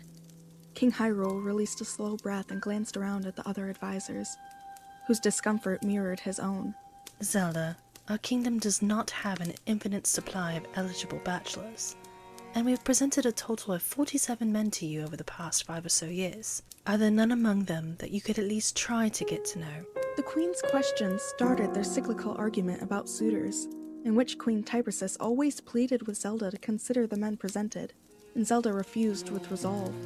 Today, however, was the 2-year anniversary of the goddess ceremony, and the memory of the argument in Zelda's rooms burned in the back of her mind. Zelda took another breath before replying. That many? I would be willing to review the list in full, if you can create one with names and ages included, She said, her voice low and slow. It was a concession for the relationship and the love that had been lost that day. Zelda knew it. She only hoped that her mother may recognize it as well. Truly? The queen's voice was colored with surprise, but she smiled. It will be brought to your rooms before the night is over, little bird. Zelda's heart stuttered at her pet name, so often used in placation as opposed to adoration these days. She smiled and dipped her chin. That night, Zelda took her dinner in her room. Fergal brought a tray of food up for her, along with a sealed envelope from the queen. Fergal became Zelda's primary guardsman after the ceremony, and Phaedra had shifted herself into more general palace duties. Zelda tried to speak with her a few times, but Phaedra had made it clear that she would not disobey the queen's order. Zelda grimaced as her eyes passed over the letter. She stepped back from the door and motioned for Fergal to bring the tray inside, before closing it and following him to the small table that now sat against the wall, below the window. Stacks of papers and a couple of books were strewn across its surface. Fergal picked one book up so that he had room to set the tray down. Is the food not to your liking, Your Highness? I saw your face at the door. You seemed a bit perturbed. Fergal prompted as he pulled her chair out for her and set the book on top of a stack of paper. Zelda smiled at Fergal briefly before sitting and picking up her mother's envelope. She cleared her throat and said, Nothing with the food, I assure you, just... She sighed and continued. Just some business from my mother that I would rather not deal with. Fergal smiled as he poured wine into Zelda's glass. I hope that your business will conclude well, Majesty. Please, let me know if I can do anything to help. Zelda took a sip of her wine, and a sad smile touched her lips. She shook her head. Not tonight, Fergal. Thank you. For everything. Of course, my lady. With a bow, Fergal turned and let himself out of the apartment. Zelda sighed and opened the envelope, pulled the list out, and began scanning it as she continued sipping her wine. Fergal himself was near the top of the list, being one of the first young men suggested to her. She nodded, thinking. She truly would love having a confidant, someone to turn to for support and affection during her busy and frequently stressful days. Zelda had not felt able to vent her frustrations to anyone in the last 2 years, and she felt the stress weighing on her. And, as her mother had said, she could not produce an heir with a woman. So perhaps one of these men could fill both roles. She sighed again as she reached the bottom of the list, set it to the side, and began eating her dinner.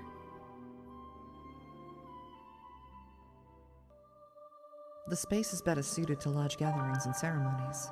Zelda thought, glancing around the vaulted throne room. Once I'm crowned, all meetings will be held internally. There's plenty of space. She allowed her eyes to drift over her parents, who were standing together to one side of the altar. King Hyrule held a sheet of paper between them, and they murmured quietly together as they reviewed it. Zelda had given her mother a condensed list of 5 suitors moments before, and suspected they were wasting no time in their search. Mentally shaking herself, Zelda straightened on the edge of the throne. At any minute, the great doors of the throne room would be opened to the exterior courtyard, and the 6 merchant representatives would arrive. She needed to be focused on the arguments she'd prepared to defend the tax rates, not on whatever her parents might be scheming. She took a grounding breath. A great rumble rolled through the open space as one of the doors began to move outward. Zelda blinked and sat a bit straighter as the second door followed suit. That is odd. Once the doors were fully opened, soldiers began pouring into the throne room. Fergal materialized at Zelda's side, wordlessly offering her the hilt of her own sword. She stared at it a moment before looking up into his eyes, a question in her own. I beg your pardon, Highness, but I would rather be prepared. We don't know what is coming. Fergal said, his voice low and rough. Zelda nodded once and stood, taking the hilt of the sword. When she turned back to the room, a soldier had mounted the steps and now knelt before her. The king and queen quickly closed the distance between themselves and the assembled group. Your Majesties, the soldier began. A thrill ran up Zelda's spine at the sound. The messenger was Phaedra.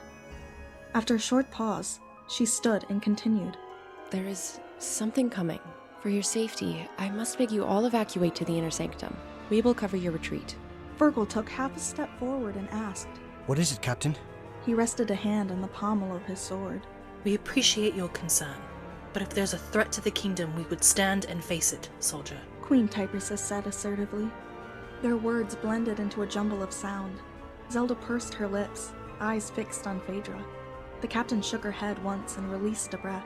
We aren't sure, sir, she replied. There is a great black cloud making its way here. Citizens were ordered inside for their safety. I will respect the wishes of the royal family, of course, but it would pain me to see harm come to any of you. Phaedra's red eyes were intense and slowly roamed over the gathered faces, coming to rest on Zelda's as she finished speaking. A lump immediately rose in Zelda's throat and she tried to swallow, her mouth dry. King Hyrule nodded. Thank you, Captain, but this is our place. He began. Someone bring me my sword. He took a few steps forward. Phaedra nodded and turned, walking to the front of the altar. She called down and one of the other soldiers turned, joining them on the altar across from the king. Fergal had jogged back behind the throne at the king's request and now returned, offering the great broadsword hilt first to the king before turning to Zelda. Will you stay, Princess? He asked quietly, his eyes shining with a mix of emotions. Zelda looked at him for a heartbeat, 2, before nodding firmly. Yes, Sir Fergal. We will all stand together. Fergal nodded and suddenly reached forward to squeeze Zelda's empty hand. Together. An abrupt, loud hiss rang through the throne room and Fergal turned, taking up a defensive stance between Zelda and the source of the noise. The black cloud had quickly moved its way deep into the open room, hiding the majority of the soldiers from Zelda's sight. Great black creatures skittered out of the cloud and rushed toward the altar. The few soldiers who were untouched by the cloud ran forward to engage the creatures with loud yells of defiance. Zelda watched with horror as one soldier was torn in two in a flash, and another was smashed into the flagstones by a beast landing on them. The beast's talons cracked the stone beneath the soldier, and Zelda gasped involuntarily.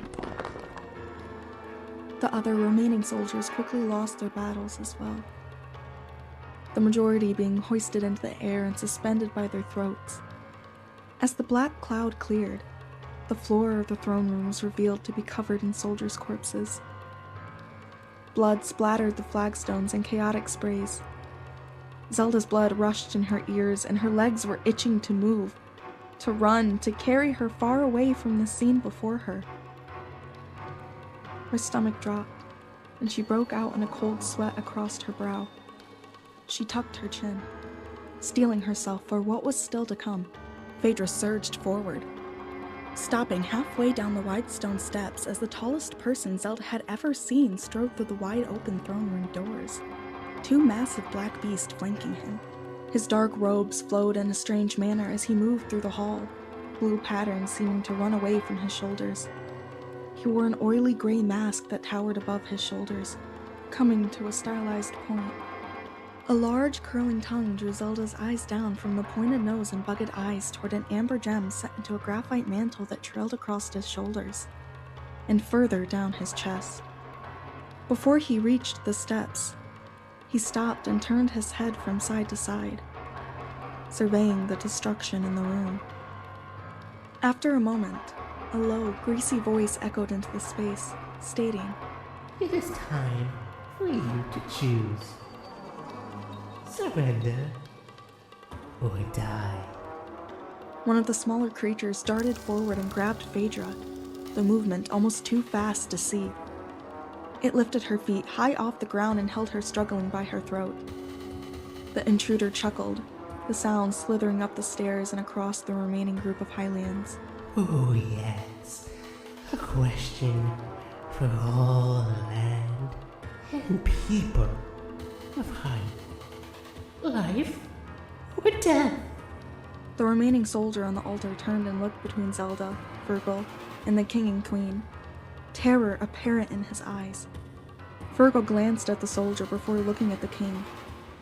King Hyrule shifted the grip on his broadsword, and Queen Typersis turned fearful eyes on Zelda. Two more beasts darted forward, appearing in an instant to take hold of Zelda's parents. Her father was pounced upon, a black hand forcing his back into the flagstones. They snapped under the pressure, and the king groaned. Her mother was thrust into the air by another creature simultaneously, and she scrabbled at its shadowy hand as her legs worked to find her relief. Virgil charged and hacked at the king's creature, the closer of the two, and delivered two heavy blows to his back before being hit with a force that lifted him off the ground and launched him upward into the stone skirt of one of the goddesses. Zelda heard a sickening crunch with his impact and watched him fall back to the floor, his body now holding no more tone than a ragdoll. No. Zelda breathed, unable to believe what she just saw. She turned to face the intruder. Both of her parents continued to struggle along with a handful of soldiers, including Phaedra. No, please! She began, her voice more firm now. Please, if you spare the survivors, I will surrender to you! The king called out in pain as a loud crack echoed from his body. He moaned. "No. Zelda." A low hiss and a slight nod were the only responses Zelda got from the invader. She saw two soldiers stop struggling out of the corner of her eyes. She couldn't wait any longer. With a sob, Zelda dropped her sword. Zelda's skin crawled as again the intruder chuckled. He inclined his head once more, and wet crunches echoed across the space as one by one the shadow beasts killed their victims. Before she could move, Zelda was held by the shoulders, one of the massive beasts having materialized behind her. The hands felt slimy, the claws sharp and cold. Zelda screamed, her heart breaking into tiny pieces as she looked around the throne room and took in all of the bodies. Phaedra's staring red eyes, her mother and father heaped together in a still pile, and Virgil crumpled to the floor beside her, one leg twisted awkwardly beneath him, and his head hanging at an impossible angle. The intruder mounted the steps as she continued to scream. He reached out a too-thin white hand to her face, pulling her eyelids down and smothering her with his palm. An instant later, Zelda knew no more.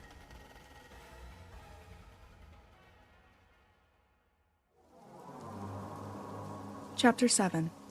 How to Resist. Thunder rattled the window panes, tearing Zelda from a fitful sleep. She sat quickly, gasping. Her bedroom was cold and dark. The remains in the great stone fireplace burned down to embers, and the thick blue curtains drawn over the surface of the windows. Her breath formed small puffs of cloud with every exhale. Zelda rubbed her arms as she shivered and then turned her legs over the edge of the bed. Thunder rumbled while she made her way over to the fireplace. She positioned her last two pieces of wood in the hearth and began stoking the flame back to life, making a mental note that she would need to ask the guard for more when they made their round. Once there were small flames dancing on the wood's surface, Zelda turned to her wardrobe and donned a gown. She wrapped a shawl around her neck a few times before throwing her thick travel cloak across her shoulders. Zelda pulled one of the curtains back from the window and sat in a chair that she had moved near the window the first time she had awoken. Over a week ago now. She stared out over Castletown. Darkness, or something akin to it, covered the desolate town. It had been raining for days, causing everything to look washed out. Zelda sighed, once more at loss for what to do. Her days had been long and lonesome this week. Her only company, the small fire in her grate, and the occasional visit from a dark beast guard. As if she had conjured one with her thoughts, Zelda heard the door to her apartment creak open, and the lightly slapping sound of a dark beast's tread. She stood, moved to the door, and watched the creature collecting the plate and bowl from her dinner the previous night. Before it turned away, she called out, I need more wood for my fire. The creature's head swayed slowly down and back up, and then it was gone. Zelda turned and sat again in her chair. Zelda sat up abruptly, moving back in her bed until her shoulders were flush with the headboard. Another flash of lightning was chased by a booming crash of thunder, water pattering loudly on the stone floor. Swallowing a few breaths, Zelda turned and set her feet on the cold floor. She wiped her damp brow with her sleeve before moving toward the window. She still shook, her memories again returning vividly in her sleep as nightmares. Wincing as the cold raindrops hit her arm, Zelda pulled the window shut and latched it once more. She studied it, trying to understand how it had become unlatched in the first place. The sudden clink of dishware from the other room made Zelda jump and spin around. She took a grounding breath and grabbed her cloak before slowly making her way toward the sitting room. The creature lounging on the chaise was much smaller than the shadow beast Zelda had met to this point. Their back was to her as she looked in, head thrown back and an empty bottle pressed firmly to their lips. The wine bottle was at least half the size of the thing. Realizing that they weren't getting any wine from the bottle, the creature sat up and dropped the bottle without ceremony. Zelda yelped involuntarily at the sudden crash. The creature spun to look at her, an amber eye practically glowing in the dark of the room. A grin appeared on their face, revealing sharp teeth. Look what the cat dragged in. You're corporeal, so you must be important somehow. Zelda blinked twice before stammering. I'm sorry? You must be the monarch here, huh? The creature straightened and floated over to look at Zelda more closely. What a mess. She giggled and covered her mouth with her hand. A bright shock of red hair poked out above a broken stone mask, which covered one of the creature's amber eyes. Near white markings swirled with inky black, and Zelda was unsure what was skin and what, if anything, was clothing on the doll-sized body. A long ponytail of red hair trailed down over one of the thing's shoulders. I am the princess of this realm. Who and what are you? Zelda straightened, gaining confidence after her initial shock. You are in my rooms, after all. The creature floated to the ground a few feet away and giggled again. Well, princess, she began. Am I correct in assuming you are the one responsible for this? Which, don't get me wrong, I love the Twilight, but we're kind of in the wrong plane of existence for it. She gestured frequently with tiny pointed fingers as she spoke. Bright blue lines traced the back of her fingers and up her arms. Zelda shook her head while the creature was speaking. I was trying to save them. He lied to me. She pleaded. Warm pressure rose behind her eyes, but she forced it back. She hadn't allowed herself to cry yet. She wasn't about to start now. Ha! The imp pointed at Zelda as she gave a great theoretical laugh. As if he wouldn't have. Is this your first hostile takeover? She cackled and shook her head. My people call me Midna, or they did before I lost them. Now I'm stuck here, looking like this, with a princess who won't raise a finger to help her kingdom. Minna continued. Zelda had a distinct feeling that the intruder was trying to bait her, but she felt the need to defend herself against such an accusation anyway. I have been in mourning. Everyone I cared for personally was brutally murdered as I watched. I still have nightmares every night.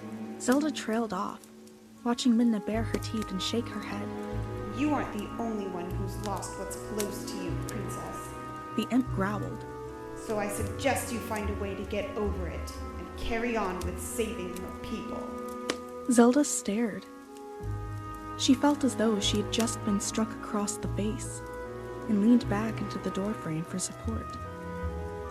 Was she wallowing? Were there things that she could be doing to help her people, even now that so much had been lost? Minna shook her head and tossed her long red hair. She sighed before continuing. Unless, of course, you would prefer to let Zant continue lounging on your throne. Zelda took a deep breath and released it before stepping further into the room, sitting gingerly on the edge of the lounge. His name is Zant? She asked quietly, pulling her cloak closer as she was struck by a chill. The room was near frigid. Minna cocked her head to the side and regarded her with one large amber eye, a slow smile spreading across her face. Yes, it is. She replied. You're gonna help me get rid of him. Excuse me? Zelda couldn't believe the imp's presumptuous attitude. This creature looked akin to Zant and his shadow beast. Why would she help to remove them? Still, we could hear a plan at the very least, I suppose. There's no harm in that. Is there? Zelda shook her head, trying to dispel her confusion and indecision. How? I have some errands to run myself, but while I'm out looking for help, I need you to gather information. Minna replied, looking at her fingernails as she spoke. You can do that, right? Use some of that charm I'm sure someone thinks you have. You are a princess, after all. The imp grinned, a feral expression that set Zelda on edge. Mastering her discomfort, she considered the small being's request.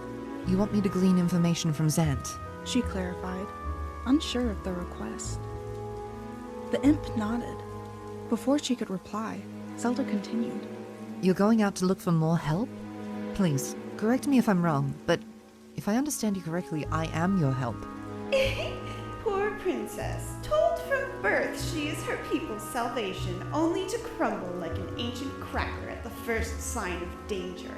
Minna cackled, not appearing to feel any pity at all. She straightened and crossed her little arms before continuing. You're not the only one blessed by the goddesses in your realm, remember? At Zelda's blank expression, Minna's eyes widened. You do know that, right? Zelda looked down at her tightly clasped hands. My education was incomplete. My mother thought she would have more time. She broke off, blinking. That we would have more time together. Zelda finished in a whisper. She closed her eyes tightly and forced her mind to calm. Minna hopped onto the chaise lounge, beginning to pace and drumming her fingertips against her cheek. She muttered to herself as she went. Zelda opened her eyes and breathed. After she felt she had control of herself once more, she looked up at the small being and asked, How do you know so much of my realm and my goddesses? Where do you come from? With a heavy sigh, Minna seated herself in the middle of the lounge. All right, princess. She started. I guess we're doing a crash course on the Twilight Realm. I suppose remembering the history would be more important to my people than to yours. Zelda waited as Minna collected her thoughts. Now that she felt calmer, she wondered who this creature was and how she had come into Zelda's room in the first place. More questions rose in her mind as she waited for the imp to continue. But as soon as she continued speaking again, Zelda forced herself to concentrate. Long ago, my people tried to wrest control of the sacred realm from your goddesses. For that, we were banished to another plane of existence, one constantly cloaked in twilight. We adapted and grew content in the gentle light, a somber reminder of our transgressions and what we had lost as a result. Minna looked up at Zelda, her gaze intense. Your light spirits were called into existence to guard the dark power that we wielded in our assault. Once created, it could not be truly destroyed, and so it was broken. 3 of the pieces were entrusted to your spirits. Zelda considered her words as Minna fell silent. Slowly, she asked, How many pieces are there in total? 4. Minna replied. But the last one was sent with my people as another reminder of our shameful ambition. Don't worry about that piece. I only need to know where the light spirits are keeping theirs. Zelda nodded absently and began studying her pale fingers again. This power was dangerous. This was likely why the spirits needed the strengthening rituals annually, to ensure that they maintained control over these pieces of dark magic. And this creature, this interloper, just expected Zelda to help deliver it to her. She sighed. How do I know that I can trust you? Zelda could see the wide grin that split the imp's face in her peripheral vision at her question. Well, you don't, I suppose. Not really. Minna replied before giggling and hopping onto the floor. She walked over until she was closer to Zelda's direct line of sight. But I'm the only one offering to help you right now. She patted Zelda's knee. So, I need you to learn anything you can about what Zant has been up to with the spirits, while I go look for the other creature blessed by the goddesses in this realm. Minna continued. Legend tells that it will be a beast with blue eyes, and since yours are more gray, I have to assume there's another corporeal running around out there as well. She nodded and gave Zelda a smaller, softer smile. Sound like a plan? Zelda digested the information the imp had just shared with her. Another blessed by the goddesses? But surely there couldn't be 3. Not now. She turned her hands, pressing the back of her right hand into the folds of her skirt. Lifting her eyes to the girl's face, she nodded once. I will do what I can here, she said quietly. Indecision still gnawed at her. But Zelda reasoned that she would have time to decide if sharing any information she gleaned with Minna was actually a good idea. Minna grinned, showing her sharp teeth once more. Good. Minna spirited herself from the apartment quietly. Zelda sat and listened to the rain out on her balcony, considering her next steps. It was clear that she would have to try to talk to the usurper at some point. Through the middle of the night did not seem to be the best time. Returning to her bedroom, Zelda looked out into the inky black after pulling a curtain to the side by a few inches. She couldn't truly see the town sprawled out before her through the gloom of night, but she knew the view from her window as well as her own reflection by this point.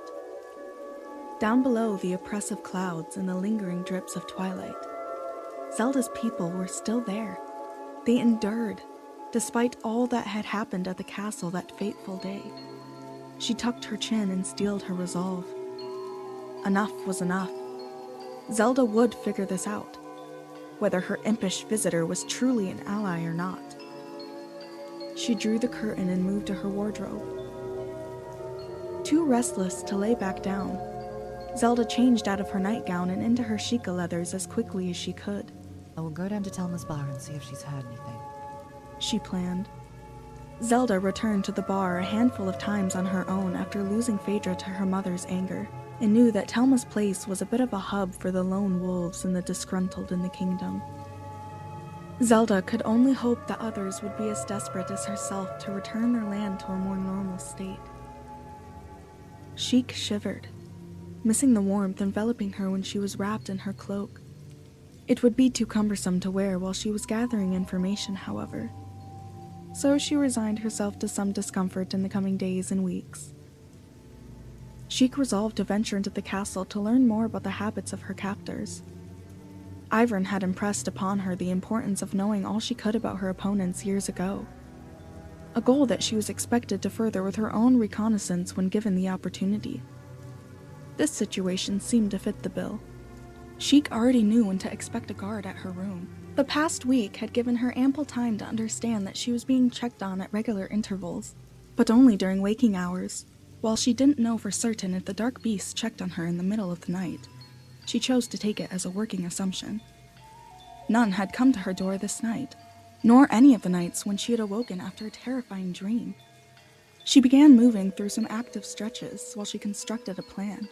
Not yet dawn, she decided to practice her skills, trying to learn more about her captors until a more appropriate time of day for a visit to the bar. She had until dawn before a dark beast would stop by her suite. Plenty of time. Sheik took a deep, grounding breath before silently slipping out of her door. The first thing that hit Sheik was how much colder the spiraling staircase was than her sitting area, or her bedroom. The high window had not been shuttered, and raindrops pattered onto the stairs ahead of her. She took care to stay as far from the water as possible, not wanting to leave any trace as she moved further into the castle. She was glad she had wrapped a thick scarf over her face wrap. Sheik crept down the stairs and into the first hall. It feels so desolate, she thought. During the early morning hours, this hall often had a handful of people moving through it, herself included. Though it was still too early for normal waking hours, Sheik felt the isolation more closely than she had in her apartment. It was normal for her to be the only occupant there. She suppressed a sigh and continued moving. Things were more active on the first floor. Sheik was forced to exercise much more caution as dark beasts lumbered through the hallways at seemingly random intervals. Her soft shoes made little to no noise on the stone floors as she crept. Upon rounding the first corner, she was forced to press herself into the side of a statue standing in the hallway, a long-standing depiction of one of her ancestors. She held her breath as two dark beasts shuffled by. Sheik was struck by the contrast to their lightning-fast movements in the throne room when she'd first beheld the dark creatures. They had almost been too fast to register their movements then, and now Sheik thought that she had seen turtles progress faster. Her lungs screamed for air as she continued to hold her breath while they passed. Once they had progressed far enough, Sheik gasped a quick breath and crouched, beginning to move below the hall windows once more. Dawn is not far off now, she noted, registering the slight lightening in the gloom outside one of the windows as she ghosted from the statue to the wall.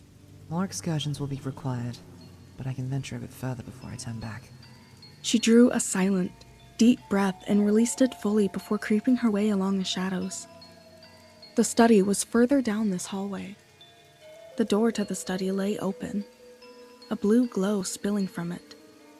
After throwing a quick glance at her surroundings, Sheik dove forward, tucking her head and willing her body to follow as her fingertips led her through a quick roll across the open space. The plush blue rug that ran down the length of the hallway muffled her movements, and soon she was pressed flush against the stone wall. She quickly sidled forward and behind a large tapestry. The puff of dust that awaited her like a cloud of sour pollen made her squeeze her eyes shut and thank the goddesses that she had worn her face wraps. After allowing things to settle for a few heartbeats, Sheik peeked her eyes open again slowly and continued sliding closer to the study. She slid out from behind the tapestry, slowly pressing it back to the stone with her hand to prevent any sound from being made. A shadow moved over the light and she froze, terrified that she had been detected. Footsteps moved deeper into the study, however, the same strangely empty pacing that had haunted her dreams for a week now. Sheik pressed her eyes shut for a moment, willing the sudden wave of fear to abate. A hiss of frustration released from the open study like the unsettling rubbing of reeds by a riverside. Slowly and carefully, Sheik leaned past the door frame far enough to study the interior with one eye. She hardly breathed, willing her presence to remain unnoticed. The bookshelves remained intact, casting long shadows along the floor and giving the illusion that the room was much deeper than Sheik knew it to be. The tall terrorist stooped over the table between the shelves, his hands clasped tightly behind his back. He faced away from Sheik, and she took the opportunity to study him more closely. He reached a long white finger out and traced a line on the desktop. While incredibly tall, Sheik now realized how thin the man was. The stone mask, still in place over his head, rested on shoulders that narrowed, and the dark fabric of his robe clung to his limbs. There was no air movement in the close library to billow the fabric out further. Not thin. She corrected herself. Lean. A shadow beast, one with a larger face mask, melted out of the shadows between the bookshelves, and Sheik froze, willing the creature to continue facing the interior of the room. It bowed to Xant's back for a moment before he quickly turned and struck the beast in its jaw with a shout. What do you mean? She can't have gone far with those stubby legs. Perhaps you would prefer an imp's dimensions to your current strength. He berated, voice colored with anger. The beast lowered itself to the floor. Xant stomped on the back of one of its shoulders and bent down, hissing. You will find her and bring her back here to me, or you will die trying. Do I make myself clear? He remained motionless on top of the creature for a moment, as if to drive home a point. Then he stood and returned to the table. The creature slowly shuffled back and disappeared through the servant door that Sheik knew stood at the end of the row. Midna, she thought, considering Xant's words. She gasped and pulled herself upright behind the wall when the invader pounded his fist on the table, startling her out of her thoughts. A deep growl echoed out of the study. Sheik slowly slid herself back behind the tapestry, closing her eyes before fully submerging into the wall. She stilled, considering what she had seen and heard. I have to see that map.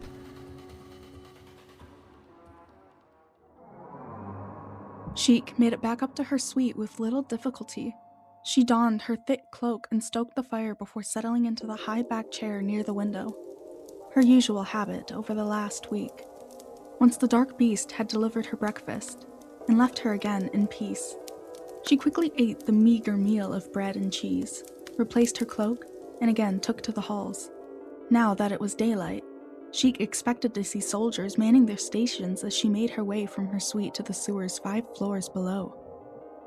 However, the further she went into the castle, the fewer signs of life she seemed to find. Moving swiftly through the reeking vaults now, she began to feel uneasy. That is very strange. There is always at least one guard stationed down here. Sheik noted. She tried not to let her unease rise into panic. There had to be an explanation. Moving with haste now, Sheik soon found herself pulling the door open and entering the tavern.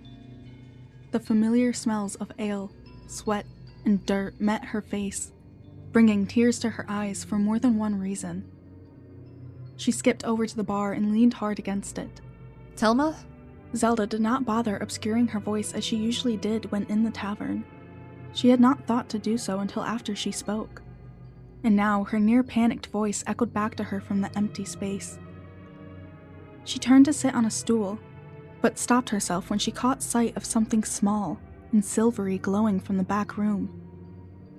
Immediately alert, Sheik dropped into a crouch before slowly making her way across the open main area of the tavern. She heard no sounds, no indication that she was not alone. Sending a pulse of awareness out, she did not feel any evil presence in the room, but did find 5 presents grouped around the back table. Sheik peeked around the curtain, but the room was empty. Standing straight, Sheik cautiously moved forward a few slow steps. Closing her eyes, she reached her awareness to the table again. Something doesn't make sense here, she worried. She blinked her eyes open a few times, lining up where she felt the presences with the physical world, and gasped as the realization hit her. There were 5 faintly visible floating orbs arranged around the table. Everyone here was now a spirit.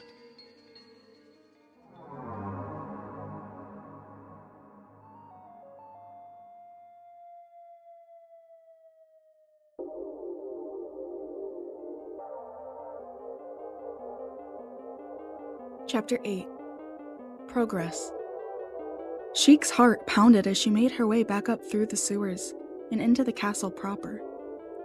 Now that she knew what to look for, there were faint, silvery orbs all over her path that she had simply overlooked in her haste to get down to the tavern. Midna's words came back to her as she passed a pair of orbs in the hallway. You're corporeal, so you must be important somehow. She shook her head. Midna told her what to expect. She just hadn't understood. She hurried back to her rooms. The excursion took more time than anticipated. When the midday guard made its rounds, Zelda made sure she was in the sitting room. The dark beast lumbered slowly across the space and set a plate down on a lounge, as it had every day.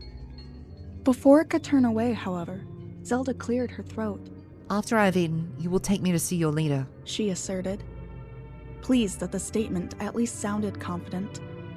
The beast's mask faced her for a moment before bowing low, almost to the floor. The creature then turned and left her to eat the small meal. After her increased activity the last few hours, Zelda realized she was very hungry. She had not been eating much in the past week or so after. No, since the invader had entered the castle. She couldn't think about what had happened. Not yet. There would be a time for it later. She finished all the food on her plate in a matter of minutes, and then settled herself to wait for the guard to return. As she followed the creature downstairs a bit later, Zelda set about weaving the protective energy shield around herself that she had taken to maintaining shortly after the goddess ceremony. What had first started as good exercise in splitting her attention and maintaining control was now, she realized, possibly extremely important to her survival in the coming days and weeks.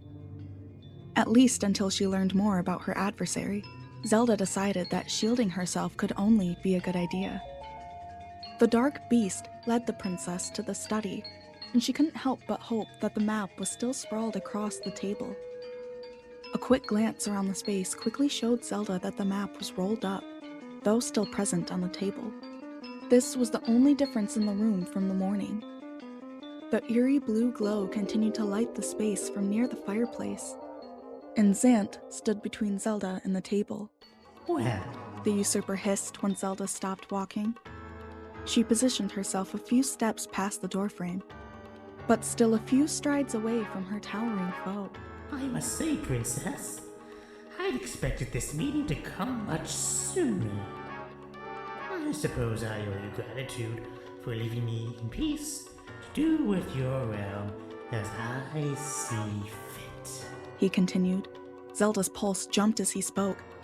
The maniacal edge that had resonated in Zant's voice in the throne hall was replaced by a smug condescension, but the inflections and tone were the same. She took a grounding breath before replying. No longer. I have come to demand your immediate surrender and removal from Hyrule. Zant clicked his tongue and hissed a low chuckle. Lofty demands for one in your position, Princess. I don't think you understand the situation very well, he growled.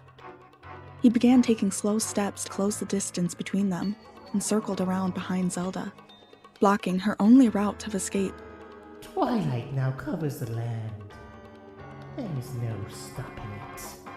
Even if I were to leave, your people and countryside would continue to suffer, never to be restored to their original status, he claimed as he moved, a predator closing in on its prey. Zelda took a few quick steps and turned, leaning back on the edge of the table as she stared up at the gray mask on Zant's head. After another grounding breath, she challenged. You lied to me in the throne hall. What makes you think I'll believe you now? Zant moved to stand directly in front of Zelda. He towered over her, taking up most of her vision. He reached a hand out as though he would grab her arm, but Zelda immediately swatted it back and cried. You will not touch me again.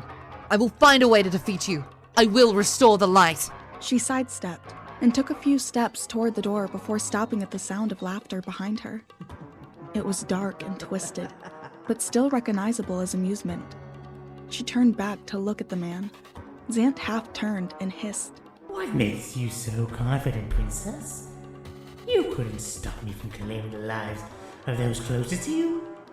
How are your people any different? Zelda straightened and tucked her chin, fixing Zant with her most piercing stare. She allowed her energy shield to flare into visibility for a split second, revealing a sliver of her magic. I tried to lead through mercy, and I will admit that I was frightened, she asserted. But now, I know your intentions. There will be no more mercy. I will ensure that you are destroyed. By the goddesses, I swear I will ensure that you are destroyed.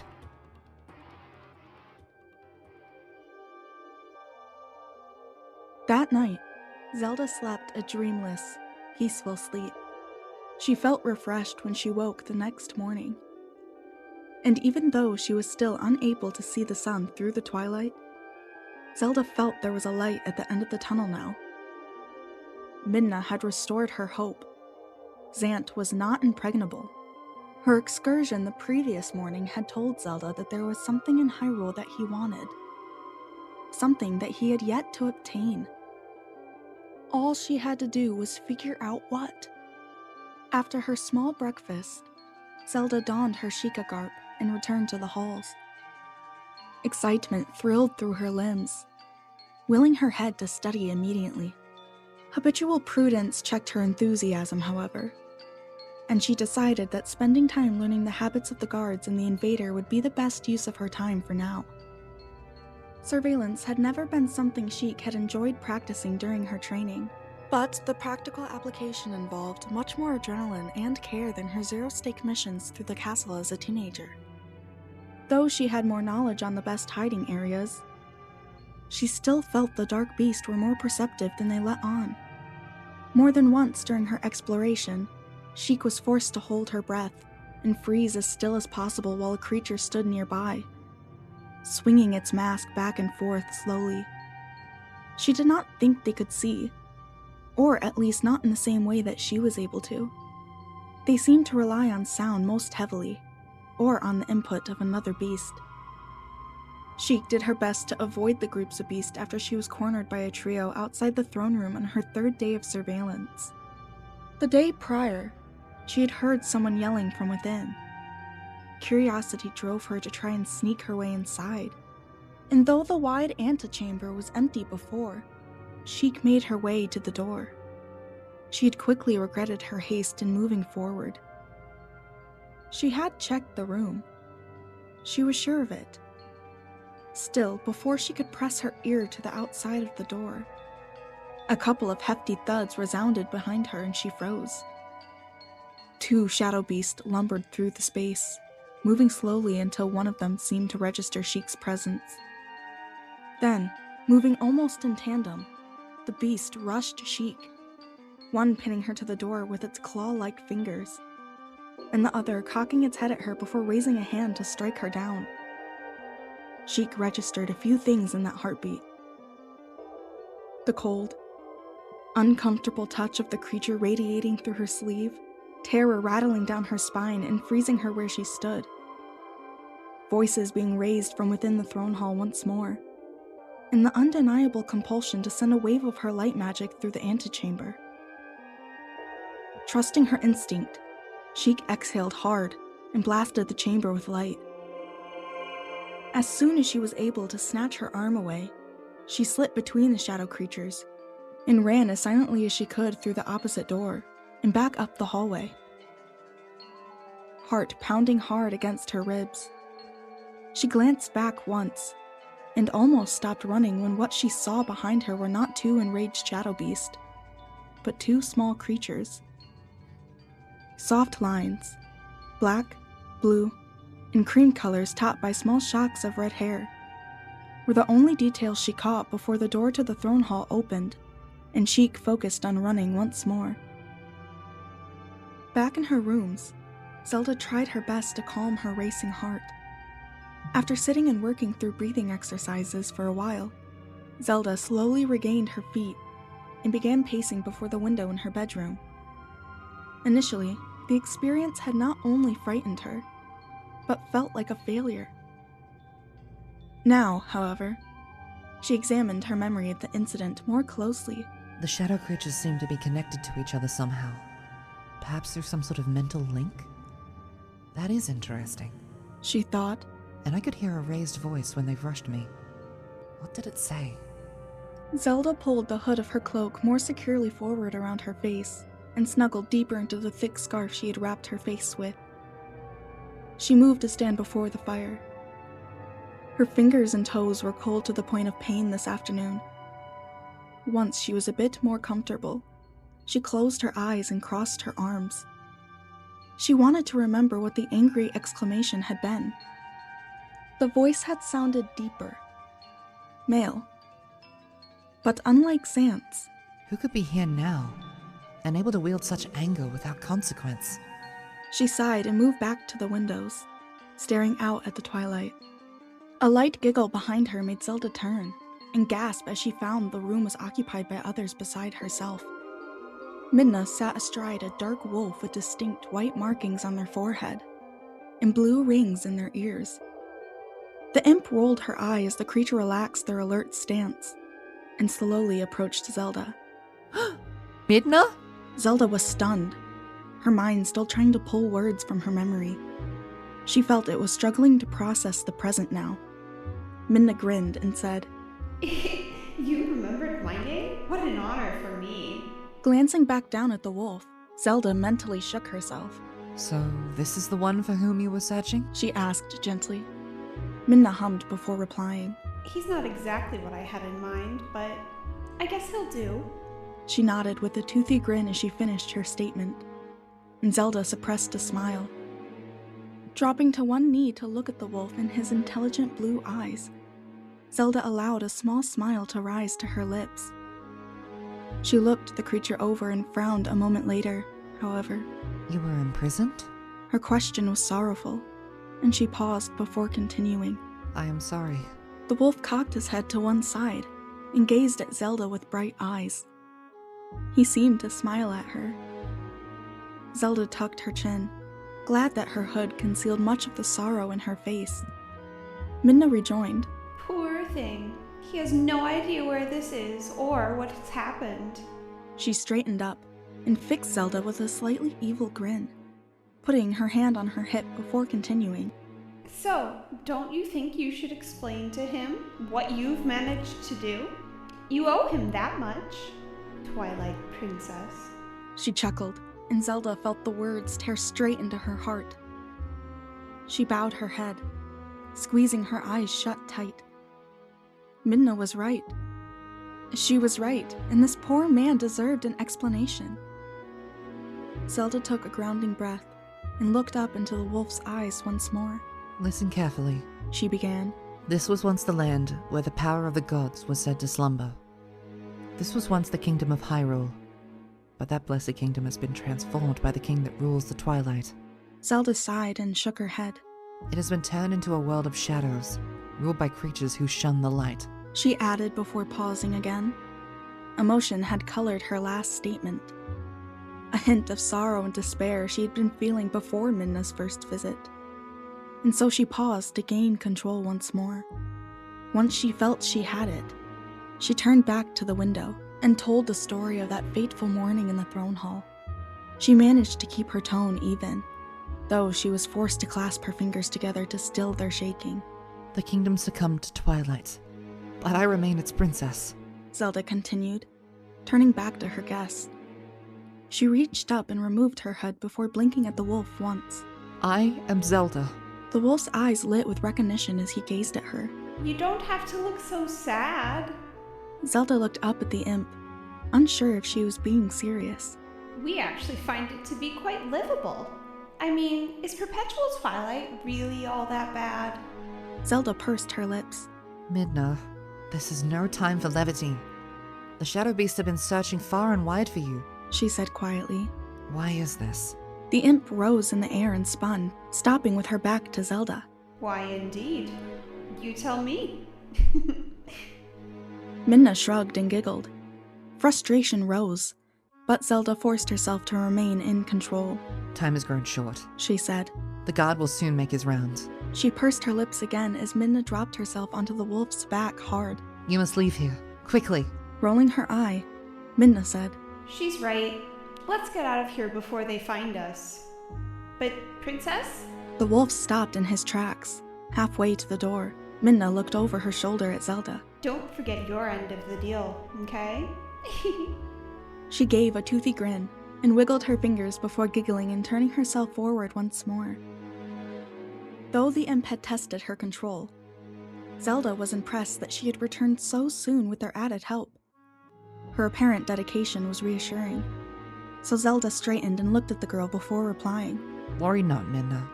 I am working hard on my end. With that, her company disappeared into the sitting room. Chapter 9. 2 steps forward and a great leap back. That night, Zelda remained in her rooms. She returned to her chair after her visitors left, resuming her breathing exercises and mastering her emotions. That imp. She huffed and refocused on deep, slow breaths. I understand Xant's frustration with her, she thought, though not perhaps what she has done to spark it in him. She took another slow, deep breath. That man. Zelda picked up her train of thought from before her visit. She closed her eyes, but the memory would not sharpen. Frustrated, she shook her head and opened her eyes, gazing into the bright flames of the fire. I will need to do some more work, it appears, she continued, besides getting a look at that map. Before venturing back into the castle, Zelda thought about her next steps. Telna is inaccessible right now. We really need more support.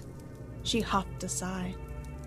Of course, I need information to share when I'm able to access that support. Ugh, I should go see Xant again, she realized.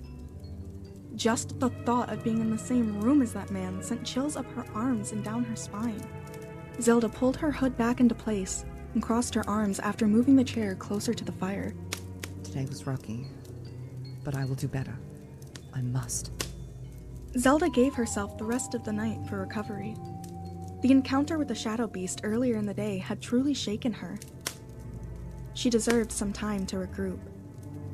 Shoving aside the memory of Xant's derision in the study, Zelda asserted to herself again that she needed to allow herself time to heal some. Though she knew this to be true, Zelda couldn't bring herself to try and think about any of it. She just couldn't. She wondered if she would ever be able to set foot in the throne hall again without feeling sick to her stomach.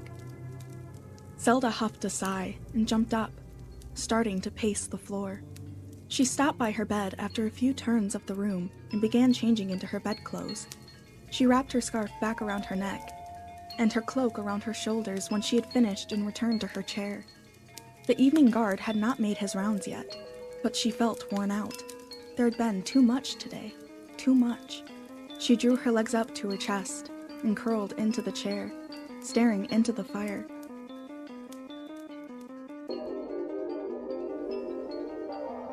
When she awoke the next morning, Zelda felt a burning need to destroy Xant.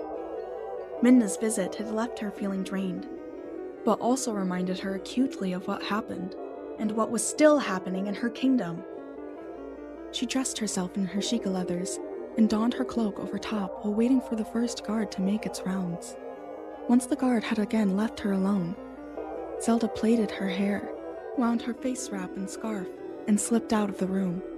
She took her time, unwilling to suddenly find herself cornered again, and approached the study with great care. The door sat open as it had on her first morning excursion, though now no glow poured from it. Sheik once more hid herself behind the tapestry against the wall outside. She waited and listened, but she heard nothing. Sheik squeezed her eyes shut. It cannot be this easy. Where is Xant? Where are the guards? She sent a small pulse of magic into the room, trying to detect anyone without giving away her presence. There truly was no one waiting in ambush. Sheik took a hesitant step forward before rushing into the room. She dove under the table, the sound of shouting echoing into the chamber from the hallway behind her and jolting her into action. She recovered quickly and crouched over her dominant leg, the other stretched out for balance. Sheik held a small throwing knife in each hand. A small part of her mind registered how naturally the knives had appeared in her hands, and glowed with pride. But she pushed the bright joy down for the moment. She needed to focus, forcing her lungs to cycle as slowly as she could with the adrenaline that just flooded her system. She counted. 1, 2, 3. Breaths as she listened for running feet. All she heard was continuous shouting. It was again one male voice, but not Zant. The echoes craning down the hallway muddled the meaning before it reached her, but she thought she could make out a few of the words. Princess, kingdom, twilight. Sheik swallowed hard. Someone was very angry, and they were speaking about her? I don't know what I could have done to abandon my kingdom more completely. She mused, biting her lips. They cannot be displeased with me. A mystery for another day, perhaps. Now, time to look at that map. Returning her knives to their sheaths, Sheik inched her way out from under the table. She continued to stare at the door before straightening to her full height and turning to face the table. The shouting had lulled to loud talking, and there shouldn't be another guard coming past the study for a little while. But having an unknown presence in the castle put Sheik on edge. Her nerves practically tingled as she struggled to hear any footsteps headed in her direction. Finally satisfied, she turned to face the table, and the map spread out across its surface. Sheik scanned the familiar map and ignored her emotional reaction. The map was old. She knew it had been a gift to her father from his father. Laying before her in the relative gloom of the chamber, it was torn and battered, with new stray ink marks splotched in various places. Scribbled language that she couldn't read trailed around the edges. Multiple circles with X's through them ringed prominent points of the map, and even larger circles highlighted the ancient ruins of Snow Peak and the location of the Temple of Time. A large knife had been driven hard into the surface of the table through the location of Hyrule Castle. Sheik covered her mouth and winced.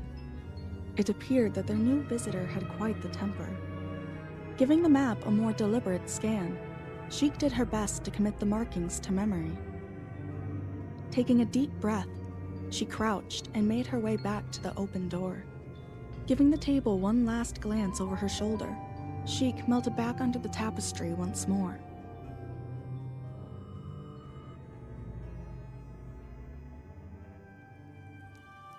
After changing into a warm blue gown and replacing her cloak, Zelda waited for her midday meal.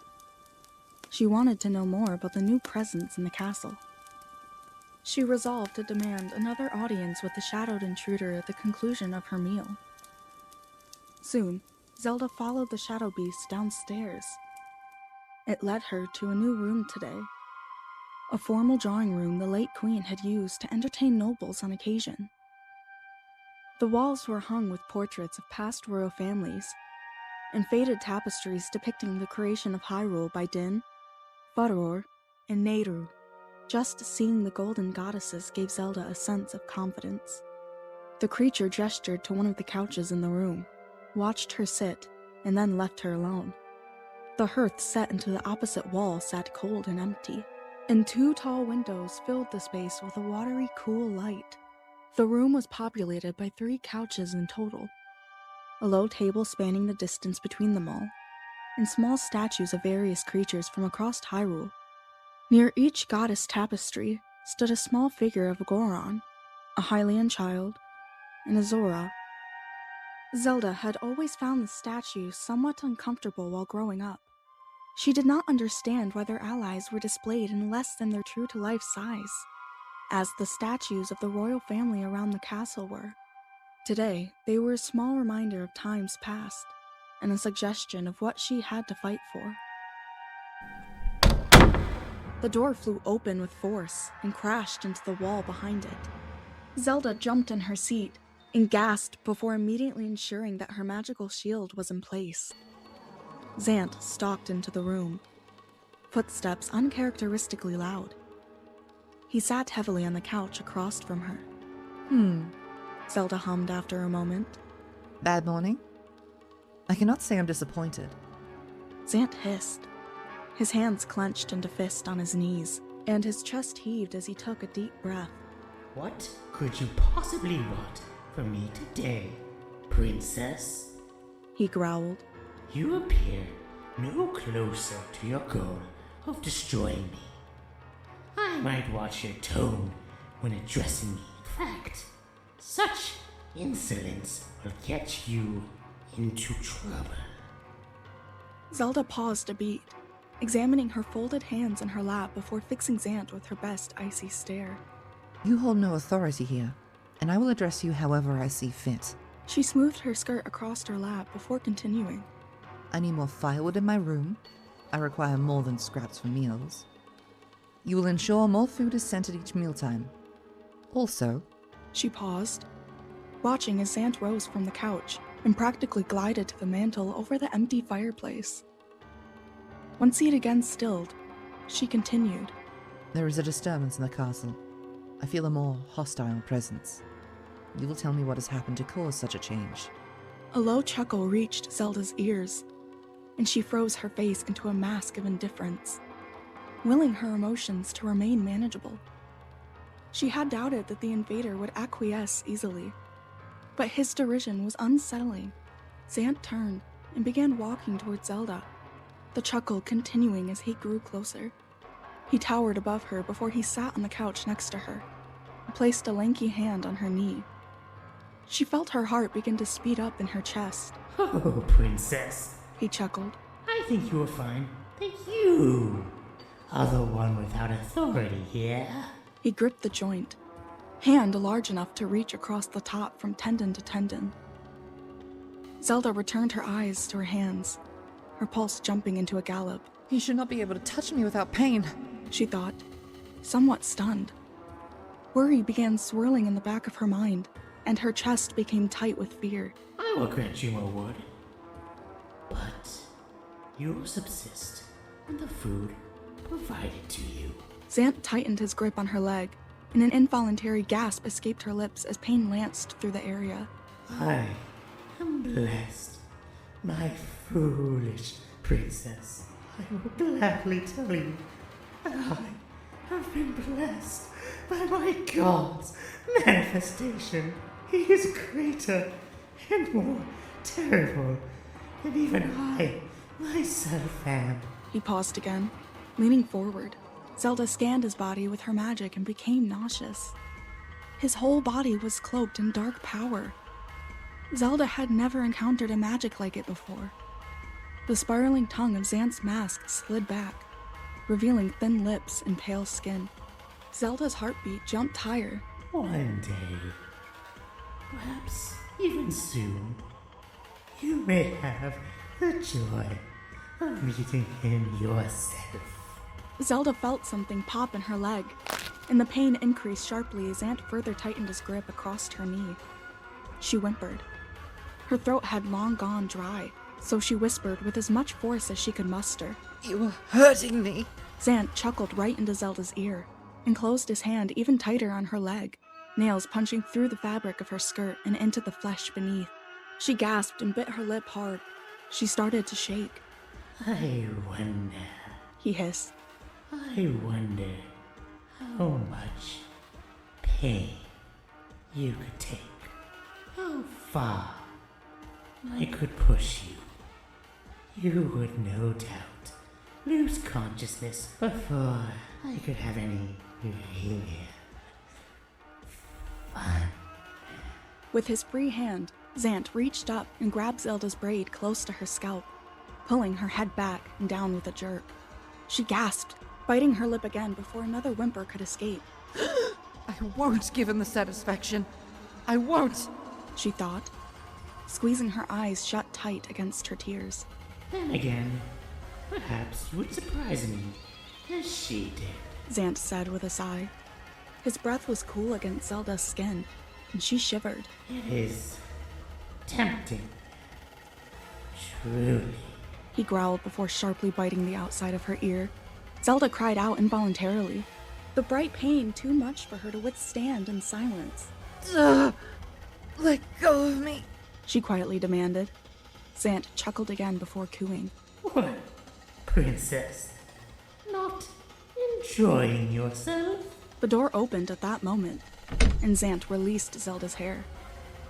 He dug his nails further into her leg at the same time. Zelda leaned as far away from him as she could. A shadow beast faced them for a moment before bowing and withdrawing from the room. Terror rose in Zelda's throat as the door again shut. But Zant hissed and gripped her leg even tighter before releasing her and standing. She felt grinding in her joint and was left with a sharp pain where his fingers had dug in. You are a distraction. Nothing more. Zant finally growled before turning and stalking toward the door. I am off to find your counterpart. Stay in your rooms, if you know what is good for you. Next time, I may not be able to help myself. The voyage back to her suite took Zelda much longer than it should have. The pain in her knee was excruciating. She clung to furniture and the walls as much as she could to keep her weight off of it. And by the time she made it back to her rooms, she was ready to collapse. She pushed past the couch in the sitting room in favor of her bed. After sinking onto the edge and dragging herself into the center using her good leg and arm, Zelda let her body rest. Her mind continued to churn as she thought through what supplies would likely help her to clean and brace her leg. Bandages. Alcohol? She reached up and brushed a loose strand of hair behind her ear and hissed, the light contact exacerbating the flesh wounds she had received there. She grimaced. Cotton or gauze as well, she added. I should have all of these in the kit Ivan gave me. Zelda sighed and dragged herself toward the far corner of the head of the bed where a small set of drawers stood. Opening the top drawer, she pulled out a handheld mirror and examined her ear. She pursed her lips. The cartilage looked to be damaged, as the usual smooth arc of her ear was now bent at an odd angle. Blood oozed slowly down the outer edge, and over the inner ridges from small gashes on the upper and lower ridges of her ear. If he is like Minna, then I am not surprised at the sharpness of his teeth. She mused as she set the mirror down on top of the small dresser. Zelda dreaded what came next, but knew that she must evaluate her legs sooner than later. She centered herself on the bed and sat up before pulling away the layers of fabric hiding her leg. The underskirt was soaked through with blood and sticking to her skin. Zelda grit her teeth before slowly pulling the ruined skirt away from her knee, humming against the discomfort. She breathed deeply in an attempt to slow her heart rate. The joint was swollen over the inner side and red. 4 narrow gashes oozing blood on the inner surface, and another one on the outer surface doing the same. The skin was inflamed already, the wounds looking slightly puckered even after less than an hour. Zelda's heart sank. The infection took no time setting in, I see, she thought, knowing that she needed to treat it as soon as possible to avoid a major health threat. Ivan had spent a month drilling basic medical facts into her mind less than a year before. Thank the goddesses I paid attention for those weeks. I remember scoffing at his concern over my scratches and scrapes. If I see him again... She broke off her train of thought abruptly. When I see him again, I'll have to thank him. Zelda closed her eyes and shook her head. Not now. Not yet. She asserted. I will grieve once this is resolved. She took a few deep breaths and opened her eyes once more. Zelda remembered tucking the small medical pouches Ivan had given her into the back of her wardrobe. She had never thought she would need them, as she had always had access to the healers of the kingdom through her status. Will probably be best to slide myself over there on the floor. Not very dignified, but I would rather not risk further injury through continued use, I think. She decided. How times have changed. She lowered herself to the floor using her arms and one good leg before half dragging and half scooting herself across the stonework, taking pains not to jostle her leg too much. Soon, Zelda uncorked the stopper of the medium-sized flask containing clear liquid, the largest item in the pack. She held a scrunched piece of gauze over the mouth of the bottle and tipped some of the liquid onto it, trying to go slowly so not to waste any. Ivan warned me that this can be unpleasant to use. I wonder if he was referring to the smell. She mused before pressing the saturated cloth into the gash on the outside of her knee. Zelda immediately recoiled. Jerking her hand back so quickly, and forcefully that she hit the open door of the wardrobe with the back of it. The gash continued to sting and burn where she had touched it with the claw, and she allowed herself to release a high-pitched whine. Ugh. Unpleasant was an understatement, but I must continue. Everyone said this was very important. She encouraged herself, steeling her mind against the pain she now anticipated from the rest of her cleaning. She reapplied the cloth to the same wound, pressing it as hard as she could bear to ensure that the alcohol would have a chance of penetrating into the deep puncture. Tears blurred her vision, but Zelda dashed them away before they could fall. She pulled out a fresh piece of cloth and wiped over the clean gash, removing any excess alcohol left behind. Before continuing to the other side of her knee, she leaned against the closed door of her wardrobe and stared at the grain of the open door in front of her. I just need a moment to rest. Just a moment. Zelda started awake, suddenly roused by the sound of her sitting door room opening. She sat up straight and glanced around. As her eyes wandered over the unstoppered bottle, the small pieces of cloth, and the blood on her leg, the pain registered once more in the back of her head. The intensity had decreased, but the ache was deep, and to make matters worse, she had pinned her injured ear between herself and the wardrobe, bringing more awareness to that wound. She blinked a few times, her exhausted thoughts slowly catching up. Zelda heard the sound of a tray being set down on her small table before the door again opened and closed. The evening meal already? She grimaced, I have been pushing myself too hard lately. not missing the irony of her thoughts. She once more steeled herself against the pain she was about to inflict upon her injury, and dove into her work. The process was excruciating, but Zelda managed to clean her leg wounds reasonably well. A couple of the gashes oozed blood, but it flowed slowly enough that she was not worried.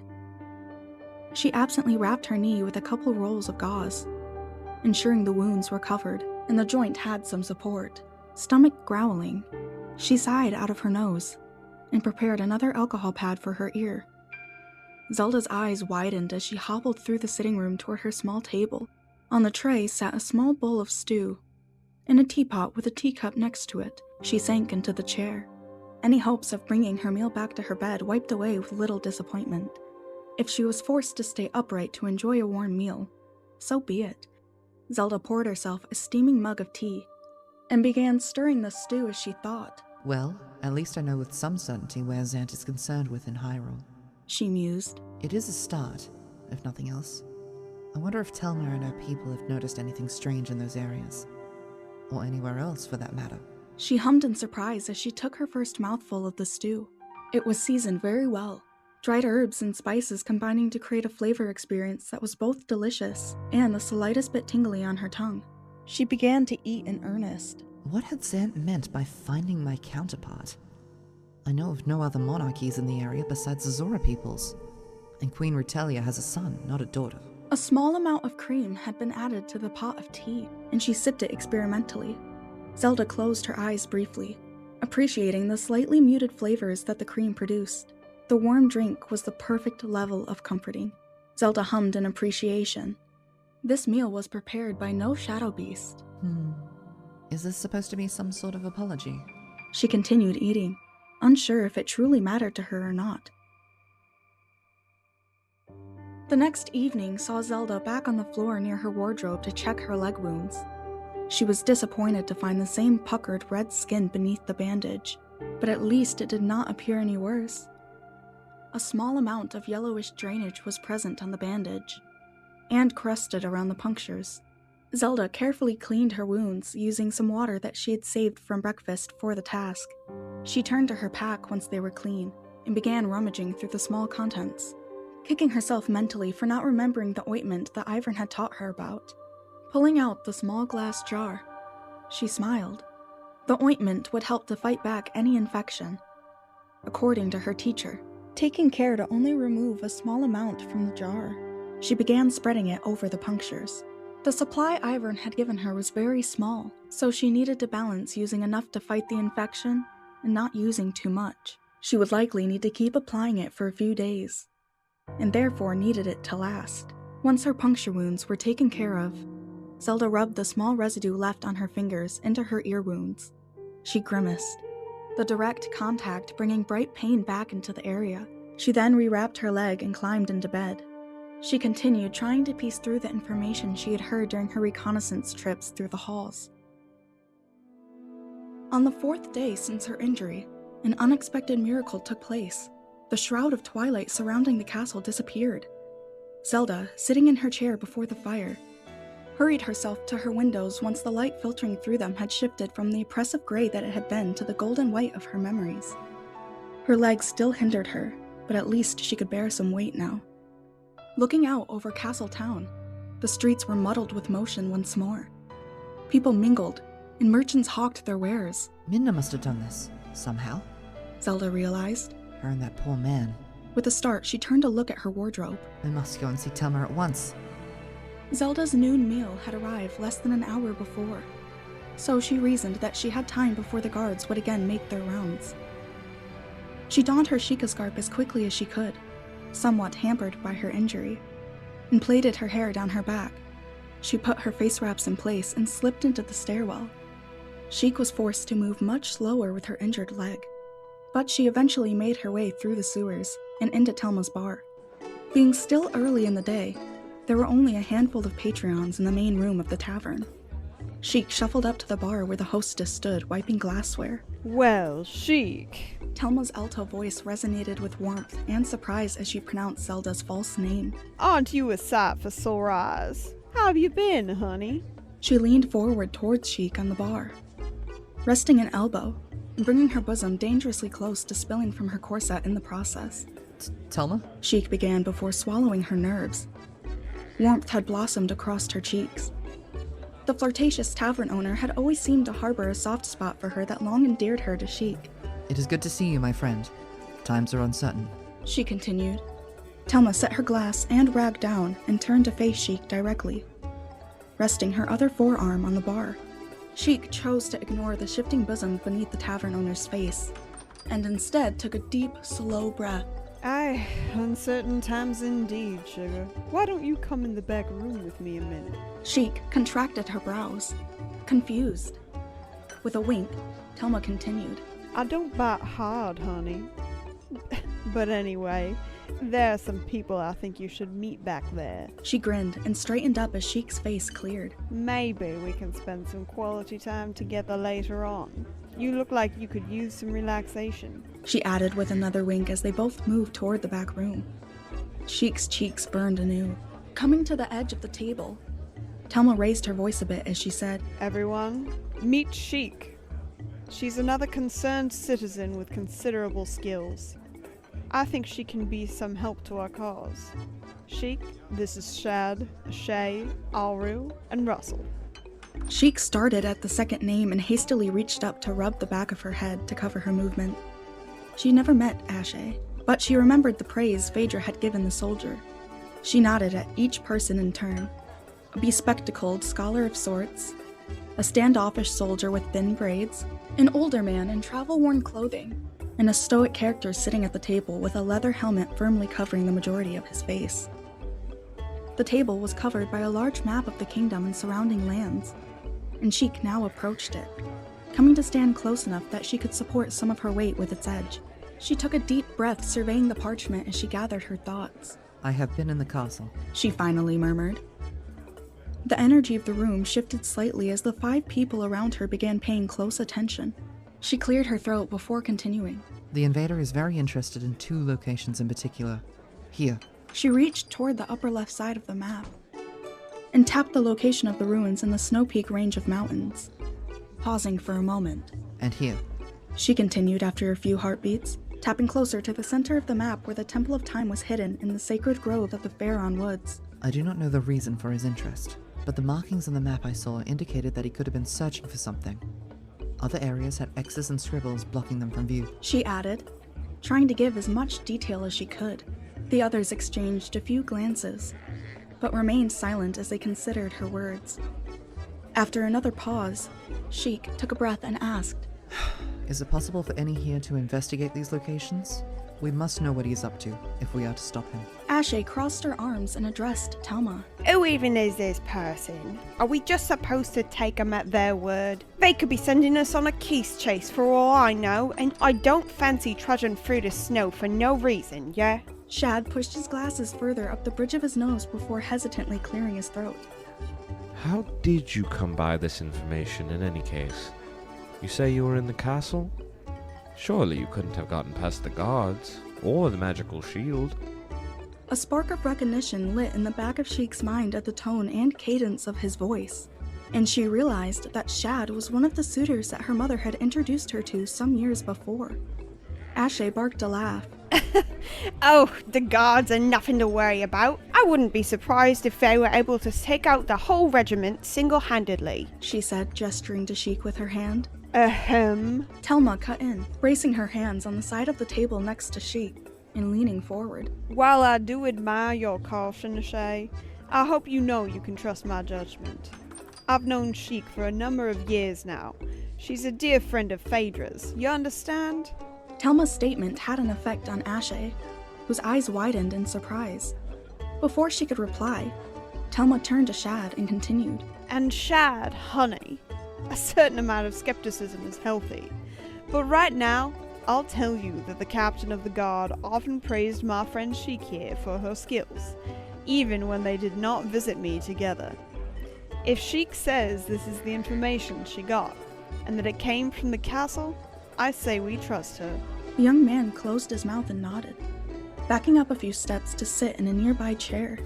Russell reached up and rubbed the outside of his face shield. To tell the truth, there has been an increase of monsters in the Pharaon Woods. I can go and do some deeper investigating to try to learn the importance of the location, he offered, not turning his attention from the table.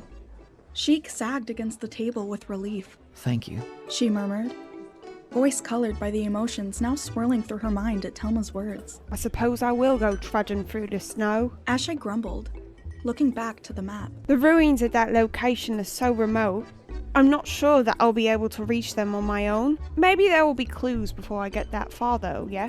She looked up and met Sheik's eye, a smirk tugging at the corner of her mouth. She added, It will be more fun than hanging around with these buffoons anyhow. Sheik allowed herself a small smile and nodded at Ashe's words. The three men at the table made small objections, but the familiarity and lack of bite clued Sheik in that this was a habitual complaint. Telma straightened and turned to face Sheik.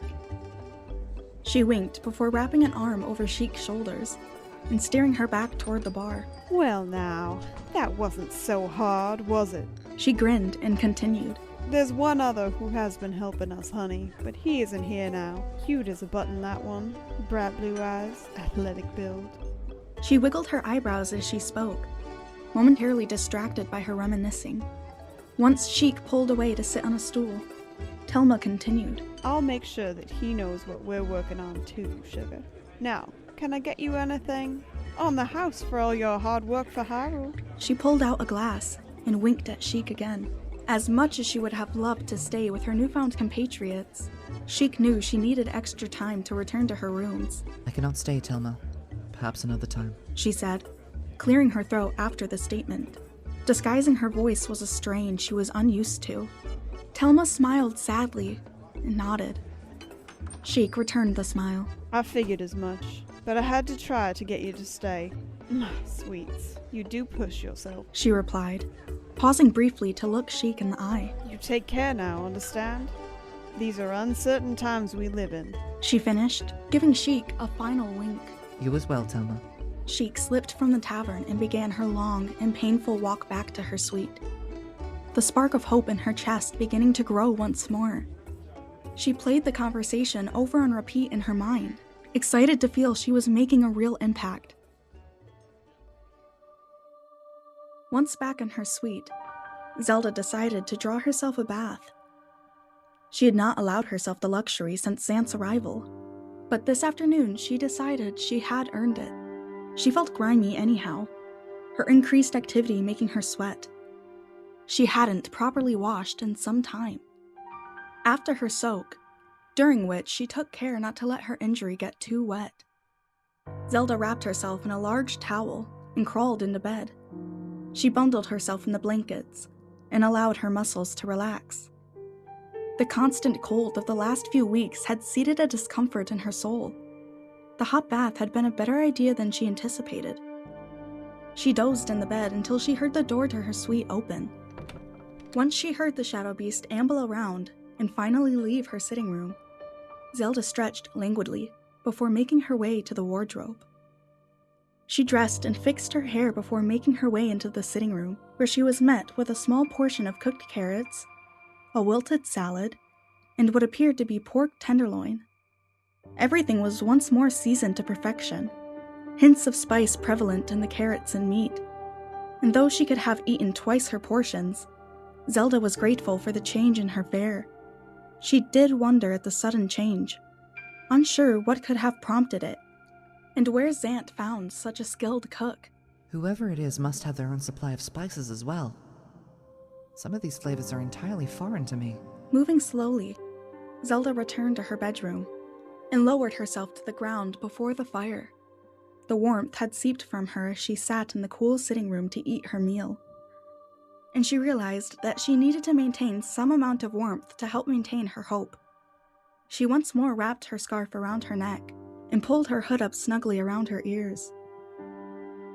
After a few moments sitting with the crackle of the fire, she heard the soft jingle of something metallic bouncing against the stone floor.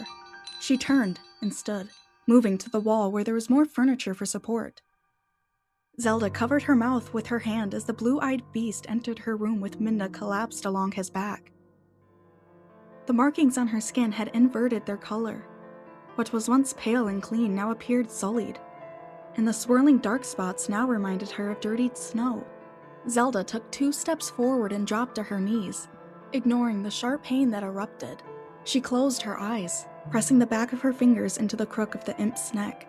Blue eyes watched her intently, begging her to save the imp with their expression. Please tell me, how do we break the curse on this one? Midna's voice, usually vibrant with teasing and sarcasm, ghosted across the short distance between her and Zelda. The princess took the imp's extended hand in both of her own and looked down at the failing imp. This is the one. You need him to save your world. The wolf bristled, shifting his weight back and forth as he gazed at his companion. Zelda tried to make sense of the words Midna told her. That's why, Princess, please, you must help Link. Zelda looked up at the wolf named Link, who still gazed intently at Midna.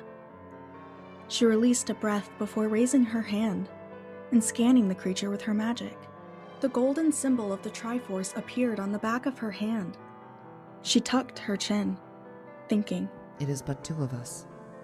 What binds him is a different magic than what transformed him when we first passed the curtain of twilight. It is an evil power, she stated aloud. Our world is one of balance. Just as there is light to drive away the darkness, so too is there benevolence to banish evil. She bit the inside of her lip, considering. After a brief pause, she continued. Head to the spirit grove that lies deep within the lands guarded by the spirit Farron. There you will find the blade of evil's bane that was crafted by the wisdom of the ancient sages, the Master Sword. Zelda's words poured from her, almost unbidden. She felt that she somehow inherently knew how to save the man before her.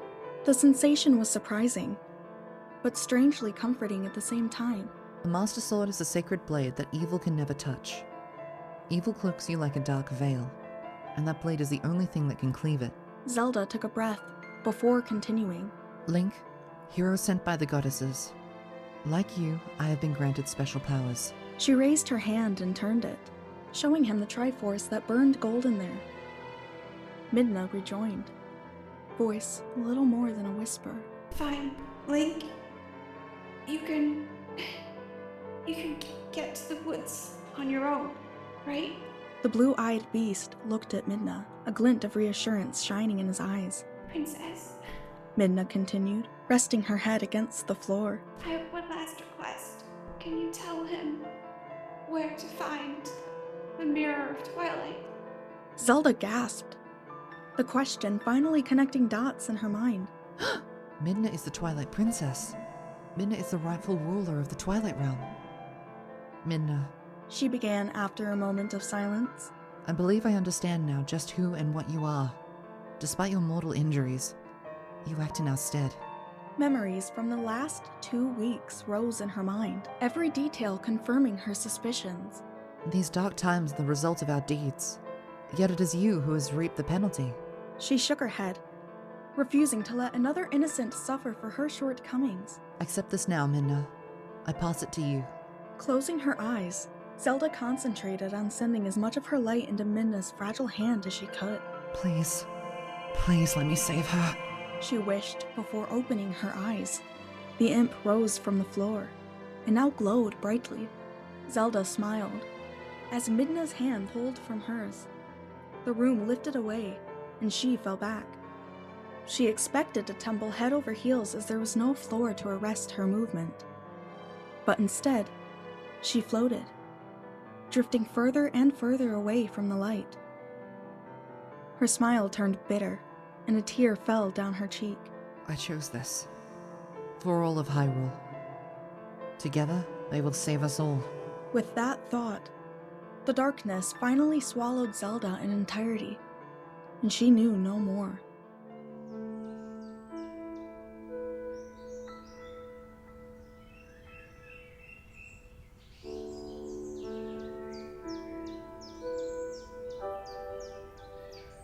Chapter 10. The Goddess and the Darkness.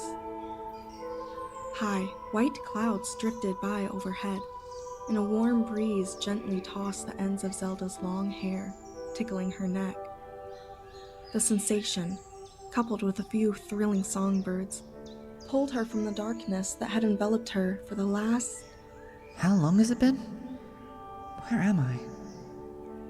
Zelda pushed herself up slowly, blinking in the bright sunlight. She lay in a field of grass surrounded by woodland areas on 3 sides, and the 4th overlooked a wide green valley with a river running along its trough, disappearing under 2 mountains standing close together in the distance. She gasped and blinked, shocked by the beauty now laid out before her. The wind sighed through the grass. I am pleased to see you awake, my dear. Zelda turned to look at the source of the voice. A woman approached her slowly. Her smile was radiant, and at first glance, Zelda thought that her mother walked toward her. The woman was relatively tall with golden brown hair, green eyes, and delicate pointed features. She reached her hands toward Zelda, though she was not near enough to touch. Zelda took the implied invitation and stood, studying small white flowers embroidered on the surface of the long white sundress she now wore. She looked up and met the woman's eyes as her extended hands closed supportively on Zelda's elbows. We have much to discuss. The woman intoned warmly, a soft glow emanating from her person. Zelda lifted her chin, meeting the stranger's gaze evenly. Who are you? And where am I? She asked, her voice calm and quiet. She felt strangely content with her unexpected surroundings and her new companion. The glowing woman tilted her head and deepened her smile. You know me, though you may not be able to recognize it now.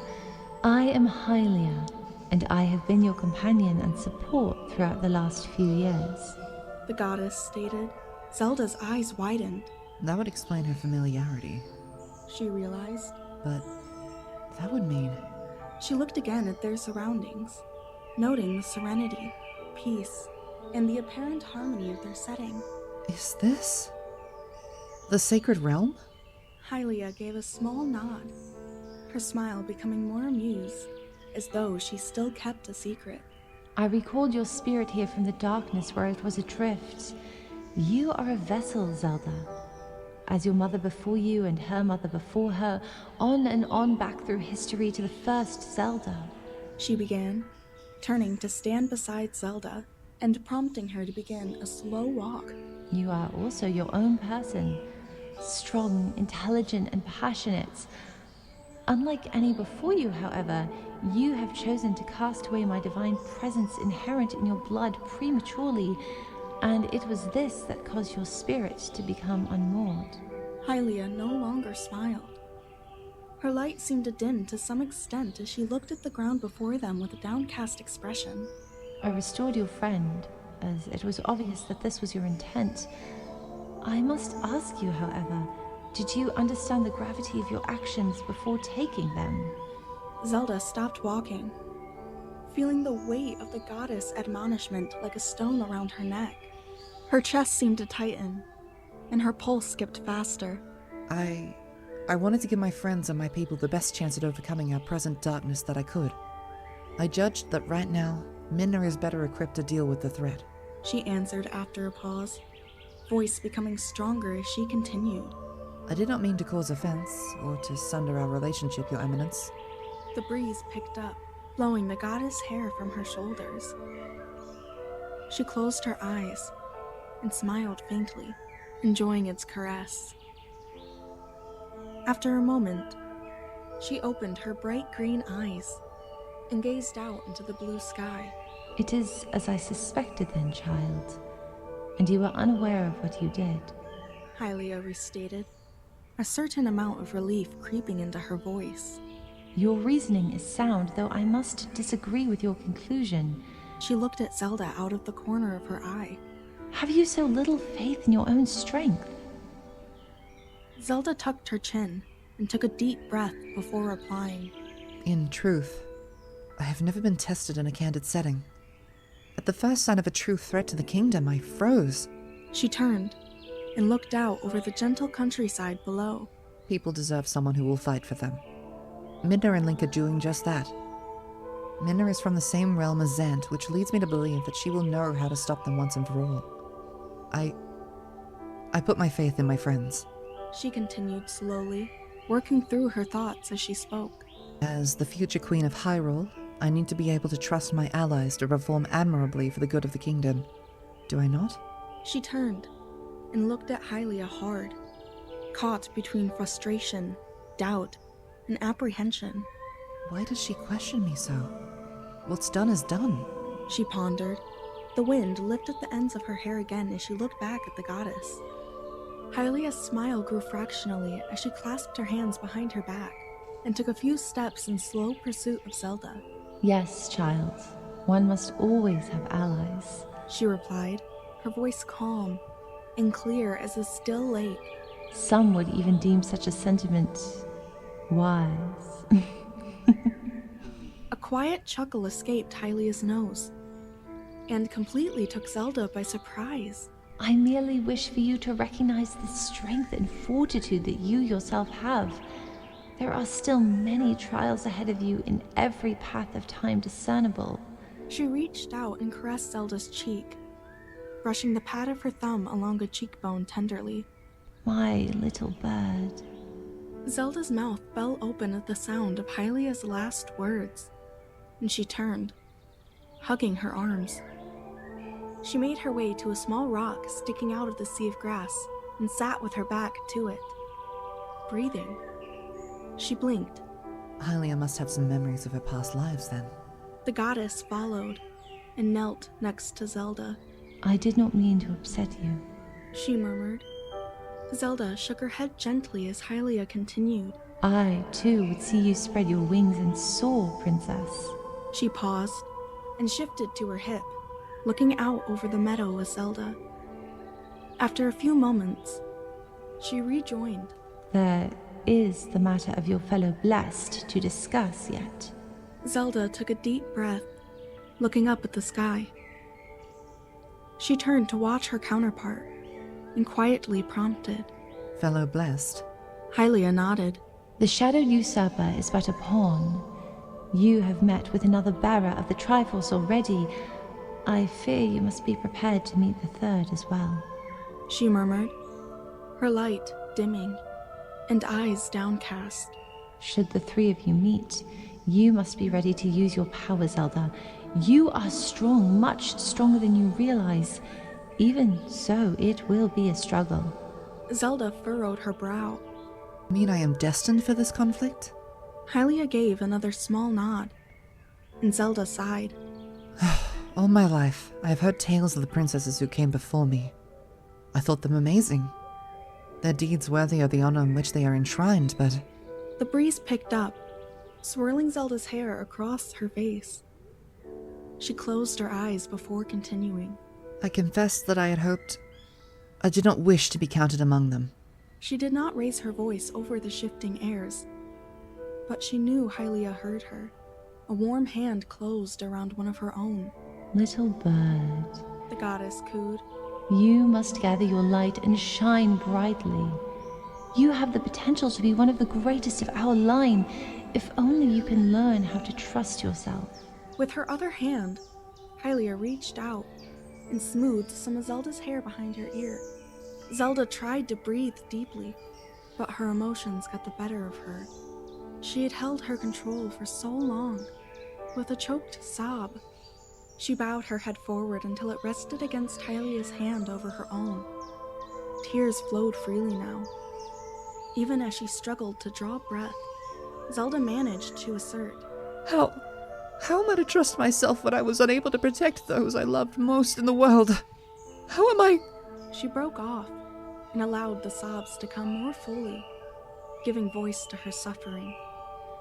Hylia held her and rubbed her back. I could not stop him. I could not. Zelda continued. She took a few deep, quick breaths. I feel I must be in absolute control at all times. It is exhausting. Even so, it was not enough. I fought with my mentor, my mother, my education was incomplete. We do not even have enough time. Zelda cleared her throat and wiped her eyes. Looking up into the blue sky, she rejoined. I have no interest in any of the men presented to me, so I will fail to produce an heir as well. You say that I must trust myself. How am I to do that when I find myself so lacking? Hylia continued to rub soothing circles around Zelda's back as she listened to Zelda speak. She nodded as she processed the words. After a pause, Hylia slowly intoned. I will repeat that you must trust yourself, Zelda. Trust in your own strength and fortitude, and until you are able to do so, you can trust in me and in my judgment.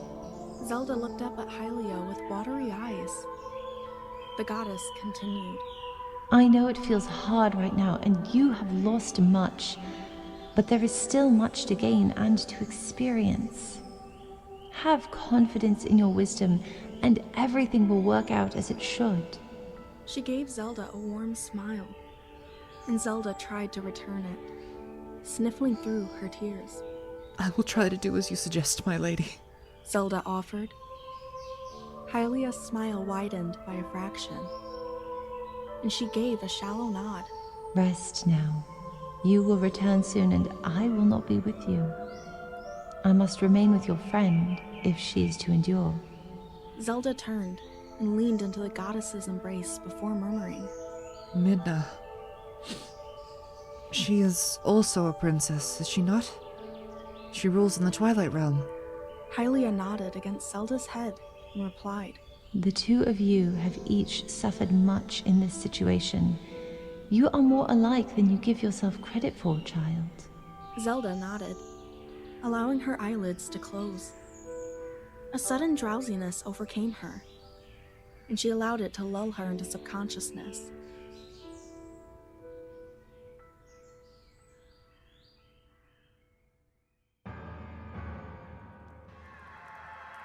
The pain in her leg drew Zelda from her slumber. She wrinkled her brow against the sensation. She lay on a soft cushion with a blanket draped over her. The quiet crackle of the fire came from the other side of the room. Zelda turned her head, eyes still closed, and heard footsteps approach her. Her heart sank, and her stomach clenched. Sant. Princess, he hummed. Zelda felt the cushion beneath her sag a bit as he sat nearby. So pale, so pristine. Is this what living the light has done for you all these years? His breath hissed from his nose before icy fingertips pushed an errant strand of hair behind Zelda's undamaged ear. She flinched at the unexpected contact, and the man chuckled darkly. Awake, are you? Very good.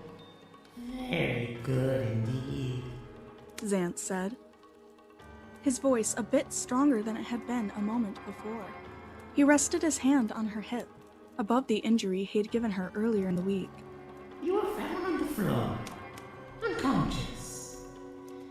Explain to me how that happened. Now, he continued, an imperious timbre coloring his voice by the end of his statement. Commanding and expectant, Zelda registered in the back of her mind. Her focus was almost completely on their point of contact, Xant's fingertips tapping against her hip bone. She opened her eyes by half and saw the familiar view of her bedroom with the addition of the usurper's dark and brooding form. The curled tongue of his mask was rolled away again so she could see his thin lips quirked in a playful smirk. Zelda's heart raced in her chest, discomfort crawling along her limbs. Her eyes felt puffy, and her head ached. Do not touch me, she whispered, her voice abruptly swallowed by her emotions. Her throat felt constricted, and tears burned behind her half-closed lids. Get away from me, she added, forcing her voice to work properly. Xant chuckled again, fingertips pressing harder against Zelda's body, pinning her down. She gasped a sob. You'll answer me first. What happened? Xant demanded. He leaned forward to loom over Zelda's prone form. No, Zelda gasped. Please, I cannot breathe. I cannot. She squeezed her eyes shut as more tears burst forth unbidden. Xant's breath fanned across her face, and she recoiled into the pillow as deeply as she could, every nerve in her body screaming to escape from the man's presence. She gasped, trying to catch her breath. Her fingers and toes were beginning to tingle, and her chest hurt where it now pulled on itself. Xant pressed harder on her hip bone, and she whimpered, flinching against the added sensation. You will learn your place, princess, he hissed, his face now mere inches from Zelda's. Another violent sob tore from her lips. The panic was too great. She felt no control now. As in hell, right? Xant. A deep, commanding voice sounded from the sitting room, and Zelda heard the main door to her rooms close with a dull thud. She took a few quick breaths, struggling to quiet her emotions once more. Xant bared his teeth and slowly sat up. He stood, mask continuing to stare down at Zelda, and with one more pulse of pressure, withdrew from the bedside. Zelda gasped and released a shuddering breath. Tears continued to stream from her eyes, but at least they were silent now. Hearing her tormentor retreat into the sitting room, she closed her eyes and turned onto her side, curling into herself and hugging her legs into her chest as best she could without causing her injured leg pain. A quiet conversation took place in the adjoining room, but all Zelda could focus on was her fear and her pain. She struggled to breathe, releasing more sobs than exhales, and feeling utterly lost. After a time, she sensed a surge of magic from the other room, and everything became quiet. The crackle of the fire even seemed to dampen its intensity. Zelda turned her face into her pillow fully. The sudden rush of emotions on her waking had left her feeling incredibly drained. Her chest still seemed to vibrate and clench inward, but her panic had mostly faded away now. She took a slow, deep breath and exhaled. A quiet knock on the open door to her room made Zelda split her eyelids open once more and turn her head. Soft feet padded to the other side of the bed before the mattress sunk again. I apologize for the intrusion, princess, but I have your evening meal. How are you feeling? The quiet voice was warm and somewhat rough, deep and masculine. It was unlike any voice she had heard before. Zelda closed her eyes again and pressed into the pillow. Go away, please. I would like to be alone, she whimpered, pulling the blanket higher over her shoulder as she spoke. There was a pause before Zelda heard a quiet sigh behind her. I understand, Your Eminence. The man said as he rose again from the bed. I will leave the tray here with you. You must be exhausted. You have been through so much in recent times. He paused again. May I return to check on you tomorrow? Zelda took a few breaths as she processed the request. Though she did not know the voice, something about the presence at her back was familiar. She gave a faint nod and murmured, Yes, you may. Until tomorrow, then. Zelda heard him pad away, the only true noise made by the fabric trailing on the stone floor. Before disappearing into the sitting room, he paused and called out, Rest easy, Princess. Zant will not be bothering you any longer.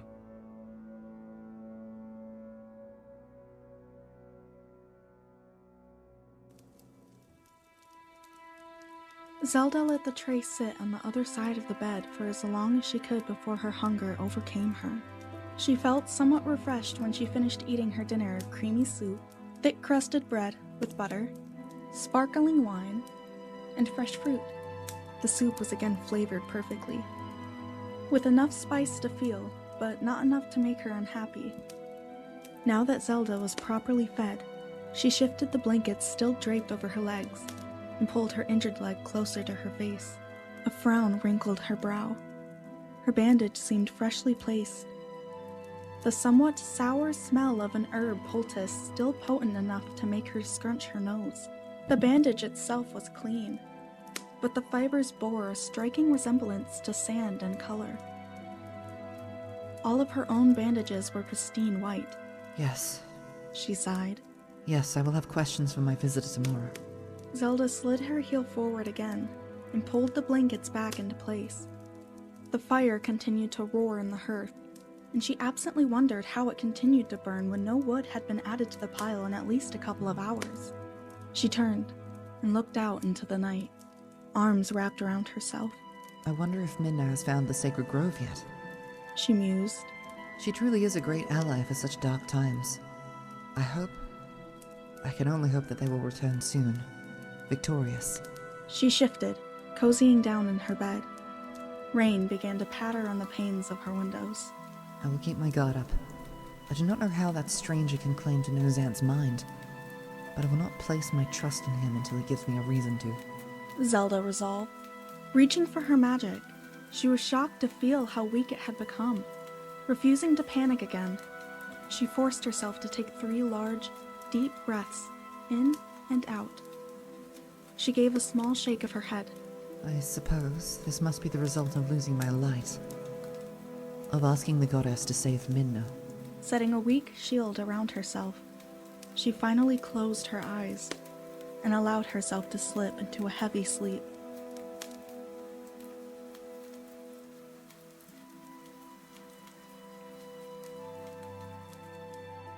The dawn rays of the sun spilled across Zelda's face, pulling her back into consciousness. She covered her eyes with her arm and turned to face away from the windows, releasing a hiss as pain flared in her knee. Zelda groaned, not ready to face the day. A moment later, she pushed herself upright and blinked. She did not know when her visitor would be here, but she would not be meeting him in her bed again today. Zelda gingerly made her way to her wardrobe and pulled the medic kit from the bottom before returning to the edge of the bed. With practiced hands, she unwound the old bandage and inspected the puffy, torn flesh beneath. Zelda hummed, pleased to note some improvement. She applied ointment to the wounds as she thought. Though the joint itself still worries me, I still struggle to bear the weight fully. Once she finished redressing the wounds, Zelda returned the kit to the wardrobe and selected a warm blue and white gown to wear.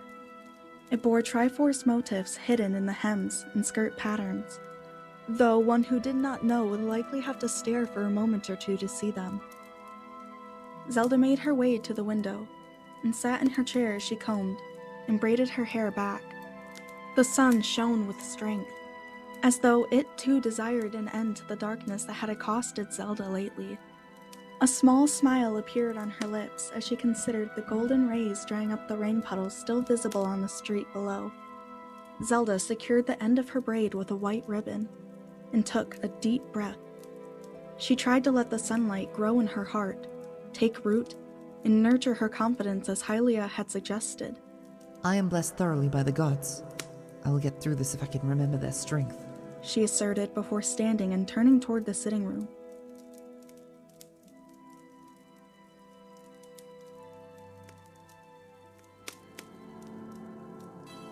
Zelda greeted the man from the chair behind her desk.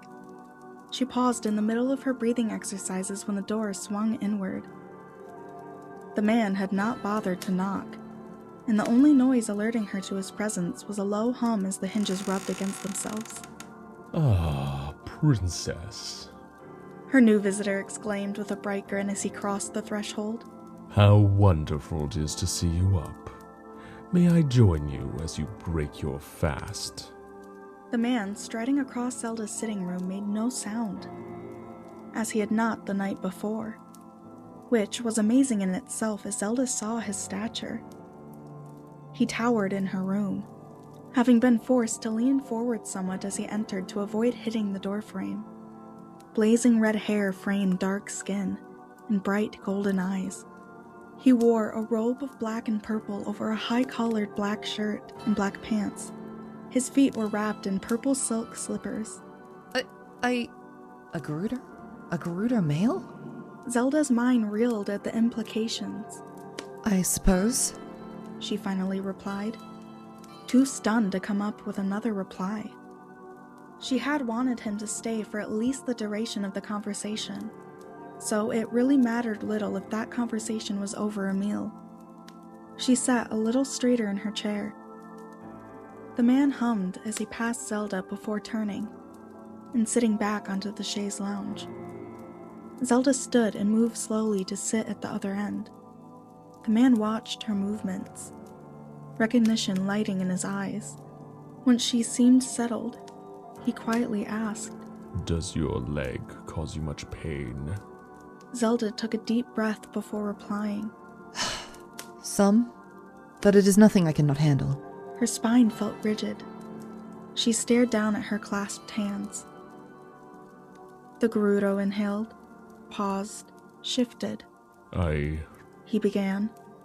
I would not push yourself too hard, my dear.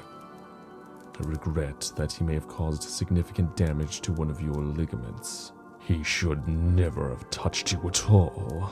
The tone of his voice turned dark by the end, making Zelda almost pity her tormentor. It did not seem this man had much love for the Twilight Invader, and something in his voice whispered of violence.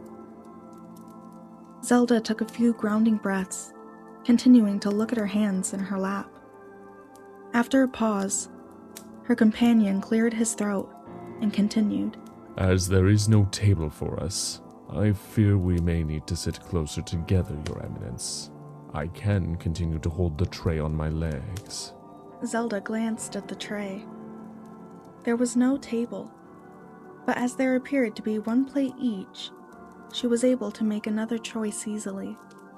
Moving herself a few inches closer, she leaned over and took one of the plates from the tray.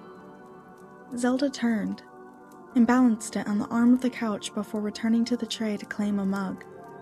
She straightened and pulled the full plate of food into her lap. You can rest the tray between us, so that I may drink my tea with ease, she stated, lifting a fork and testing the various foods on her plate with it.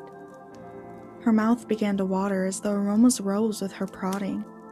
The man's eyes flashed, but he managed a small smile and half bow before he moved the tray carefully to the cushion between them. He lifted his plate into his lap as well, and they both began eating. The meal consisted of fresh fruit, scrambled eggs, a small portion of freshly roasted meat, roasted potatoes, and water infused with muddled berries. Once again, Zelda marveled at the skill with which the meal had been prepared. It had never occurred to her to ask for more robust flavor profile in her morning eggs. Now, She earnestly wondered if she would be able to tolerate them prepared any other way. She sighed quietly. Just another reason to have a longer discussion with this stranger.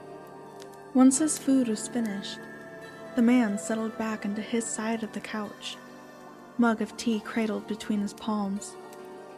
His posture was relaxed and open, but the mug appeared almost comically small in his hands, and the couch almost too small for him. He tilted his head, fixing a golden-eyed expression of curiosity on Zelda's face. I trust the food is to your liking, he uttered. His voice was quiet, warm, and somewhat soothing, flowing over her like warm water. Zelda nodded, swallowing her last potato. Yes, indeed. My compliments to your cooking staff, she intoned as she reached for her tea mug. She returned her plate to the tray and stretched her injured leg out, grimacing somewhat with the motion.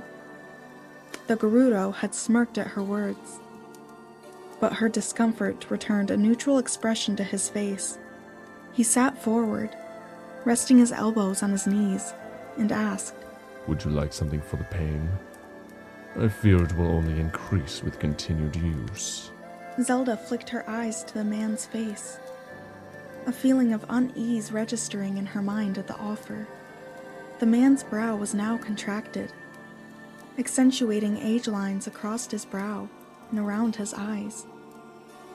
His gaze focused on her injured joint, concentrated strongly enough to give the impression that he expected to be able to see through the fabric separating her skin from the air.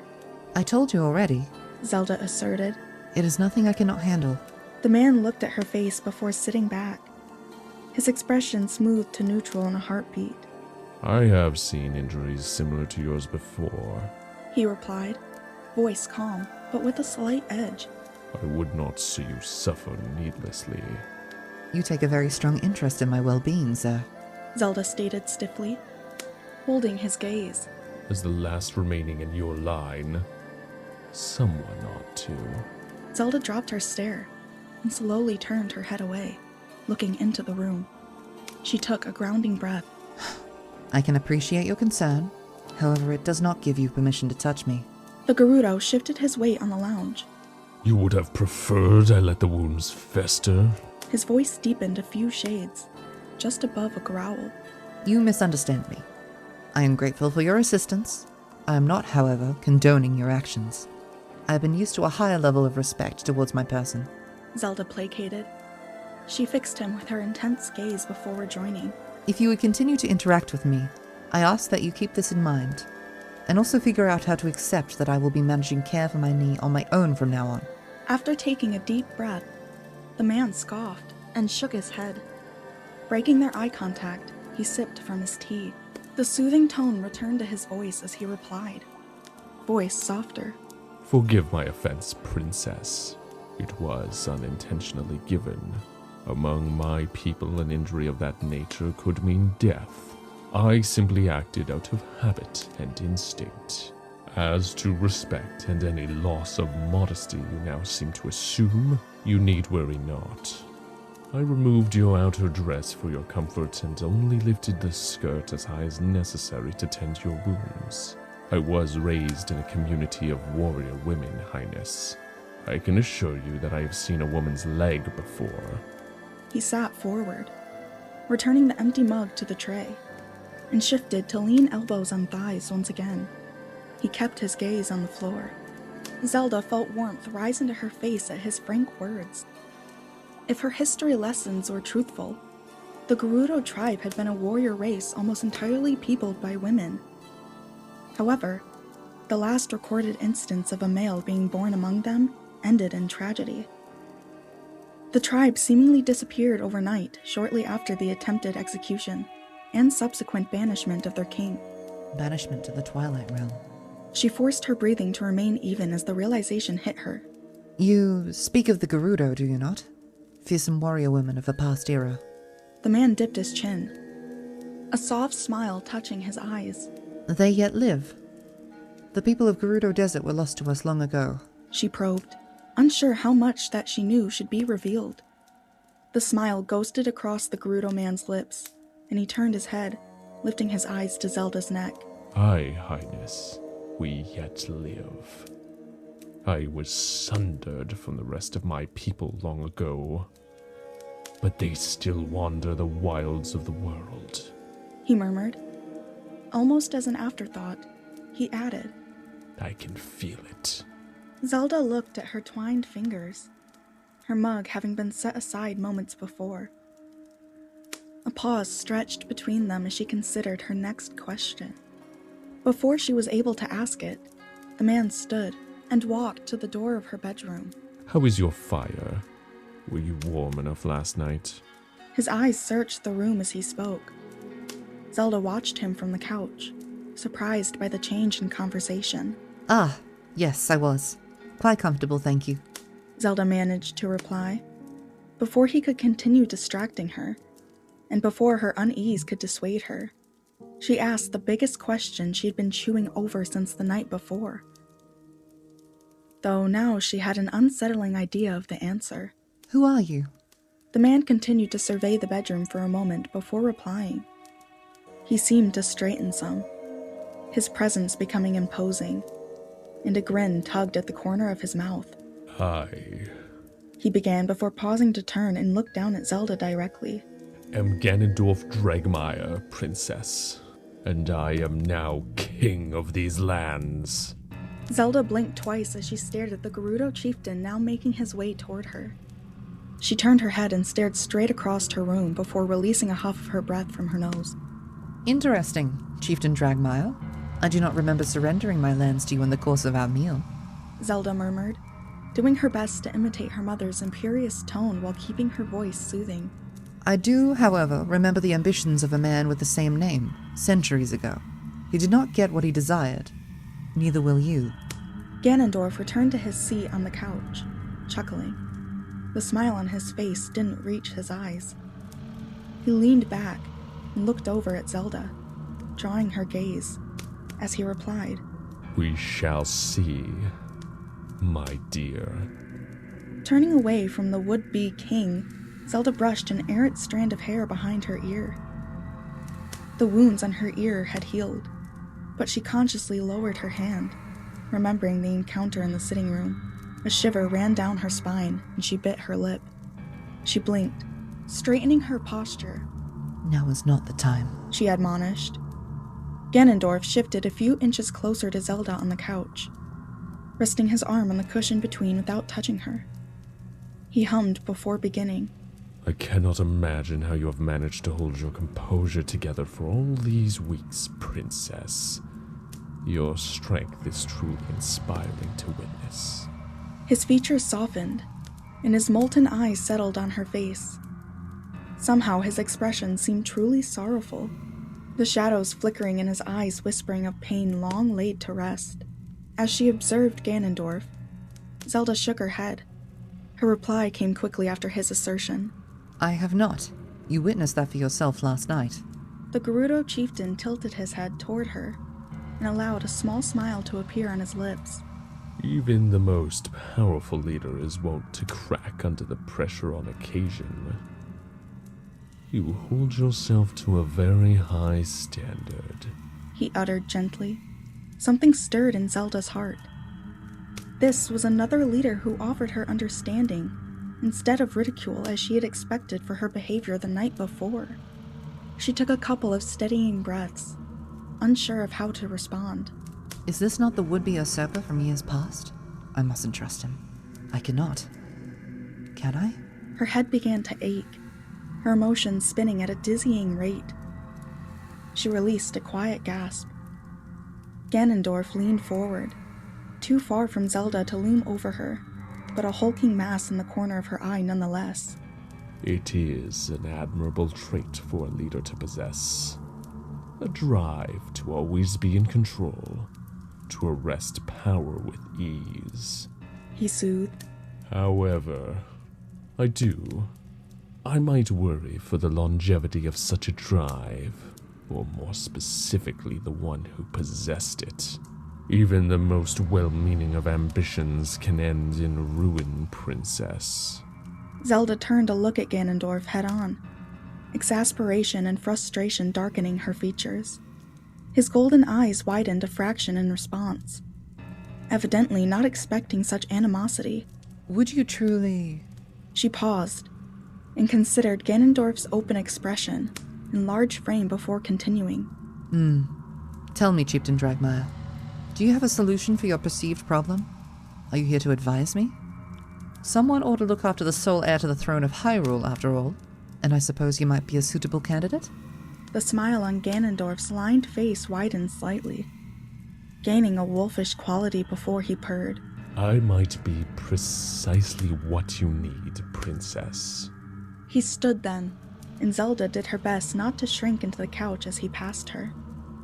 He clasped his hands behind his back and gazed out of her patio doors. Think of it. He called out, not turning to look at her.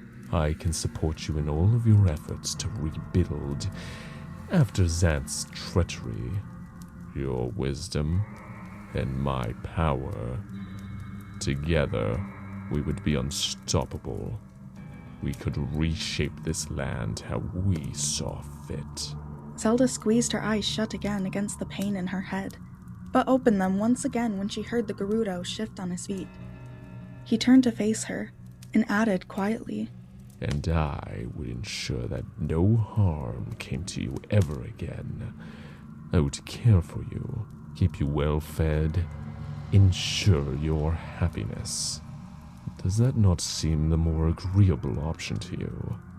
Zelda's breath became labored, and her chest heaved with the effort.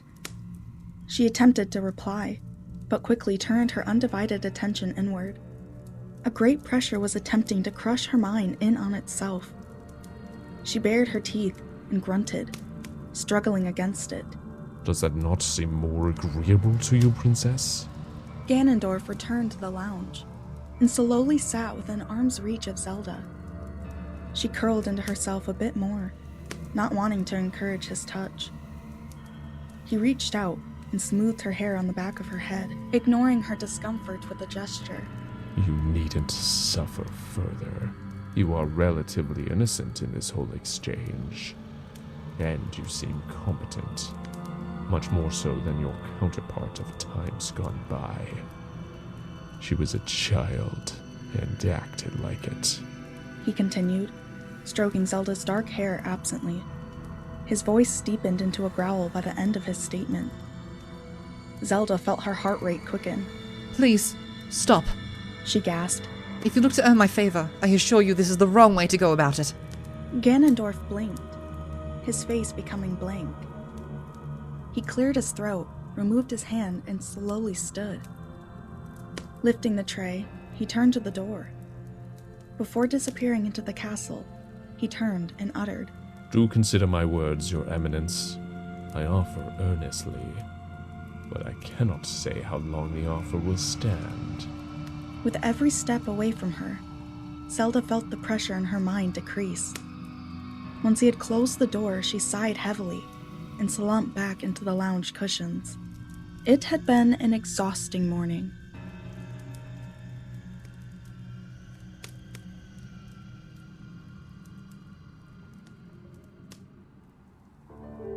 The Gerudo chieftain returned for every meal over the remainder of that day, as well as the next 2 days. He continued to compliment Zelda, though his approach was more subtle than it had been at their first breakfast. Zelda did not have contact with anyone else during this time, which did not escape her notice. She hoped that the staff and advisors that usually peopled the castle were all safe and unharmed. She attempted a sweep of the castle with her magic at one point, but found the undertaking to be too much for her. Her light had been greatly diminished through the loss of the goddess' presence.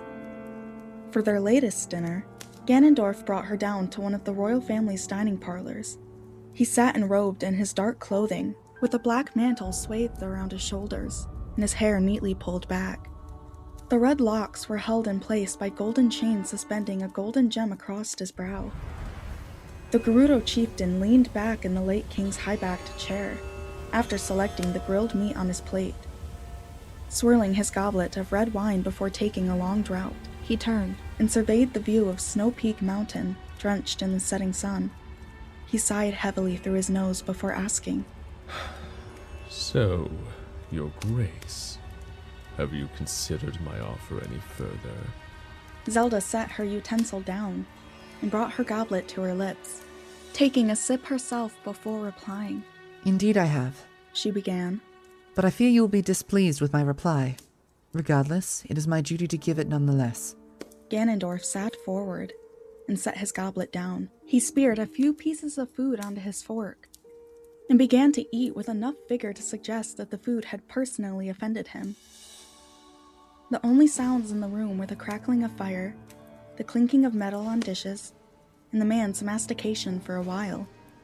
Zelda waited with her hands folded in her lap, feeling her own anxiety mounting as the seconds passed, but remaining in control of her outward appearance. She knew he would reply when he was ready. This was his way.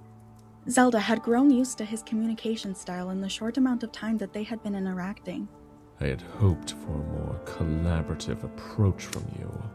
I have done all I can to ensure your comfort." Ganondorf finally growled. "Answer me plainly, once and for all. Will you accept my support, aid, and expertise in the righting of your kingdom? Or will you allow your pride to turn wisdom to folly?" He turned his burning golden eyes on Zelda, piercing her with a sharp stare. She struggled to take a breath as the pressure began gathering at the edges of her mind. Zelda forced a small smile onto her lips and answered, "Correct me if I'm wrong, Chieftain Dragmire, but are you not responsible for the damage that has been done across Hyrule? I believe you sent Zant to prepare the way for you, so to speak. Therefore, I cannot in good conscience accept your offer." Ganondorf leaned forward and rested an elbow on the table, swirling his goblet once more. His gaze and the pressure intensified. Before he could interrupt, Zelda added, "Even if I was tempted to accept your offer of support, which I am not, I could never be selfish enough to put my own desires over the good of Hyrule. I fear that we have nothing more to discuss." She closed her eyes and dropped her head until her chin almost rested against her chest. The pain intensified. "Are you truly so proud?" Ganondorf's voice cracked across the room, sharp and intense. "Did you truly consider the opportunity you so easily throw away?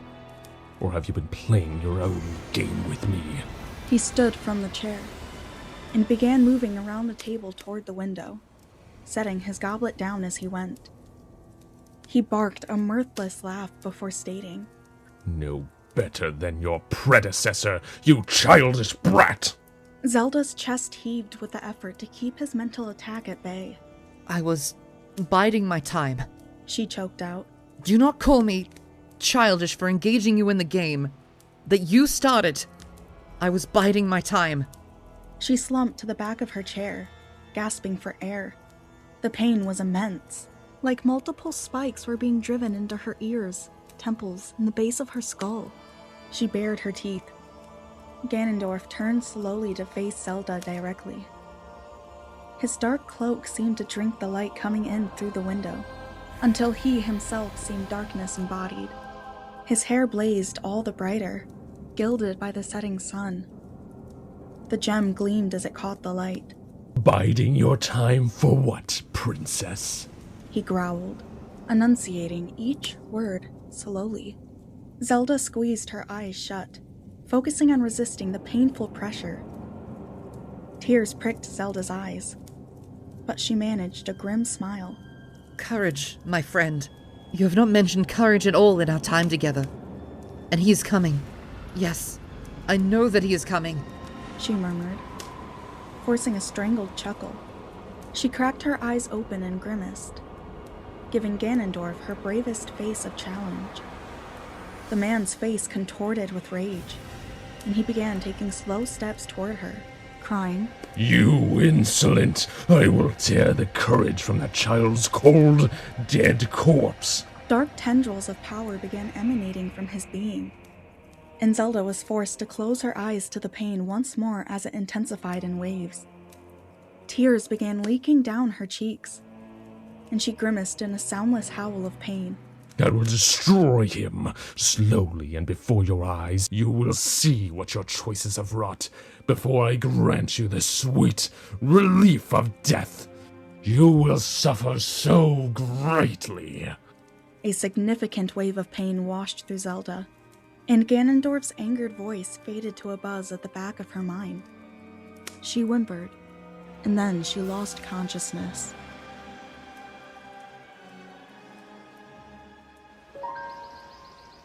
Chapter 11. Courage and Wisdom.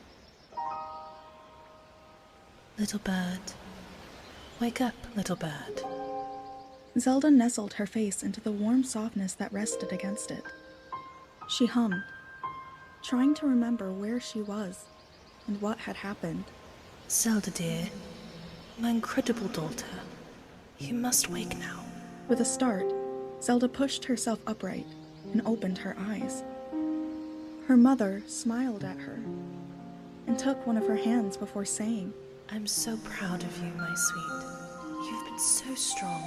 Zelda gasped, her mind knowing what her eyes saw was not possible. She squeezed her mother's hand. It was warm and solid. Mother? But how— We do not have time, dearest. Hylia awaits you. I need you to know, before you go, that I love you so much, and I'm so sorry for my part in our relationship's problems. Her mother's face became mournful, her eyes shining with the weight of her emotions. Zelda had never seen her mother so sorrowful. She released a breath and whispered, Mother, I am sorry as well. I missed you so much. She paused, taking her mother's hands in both of hers. I love you. I forgive you. Be at peace and give my love to Father. She added after a short pause. Her mother smiled and leaned forward, resting her forehead against Zelda's. Go and shine bright, little bird. It is time for you to soar.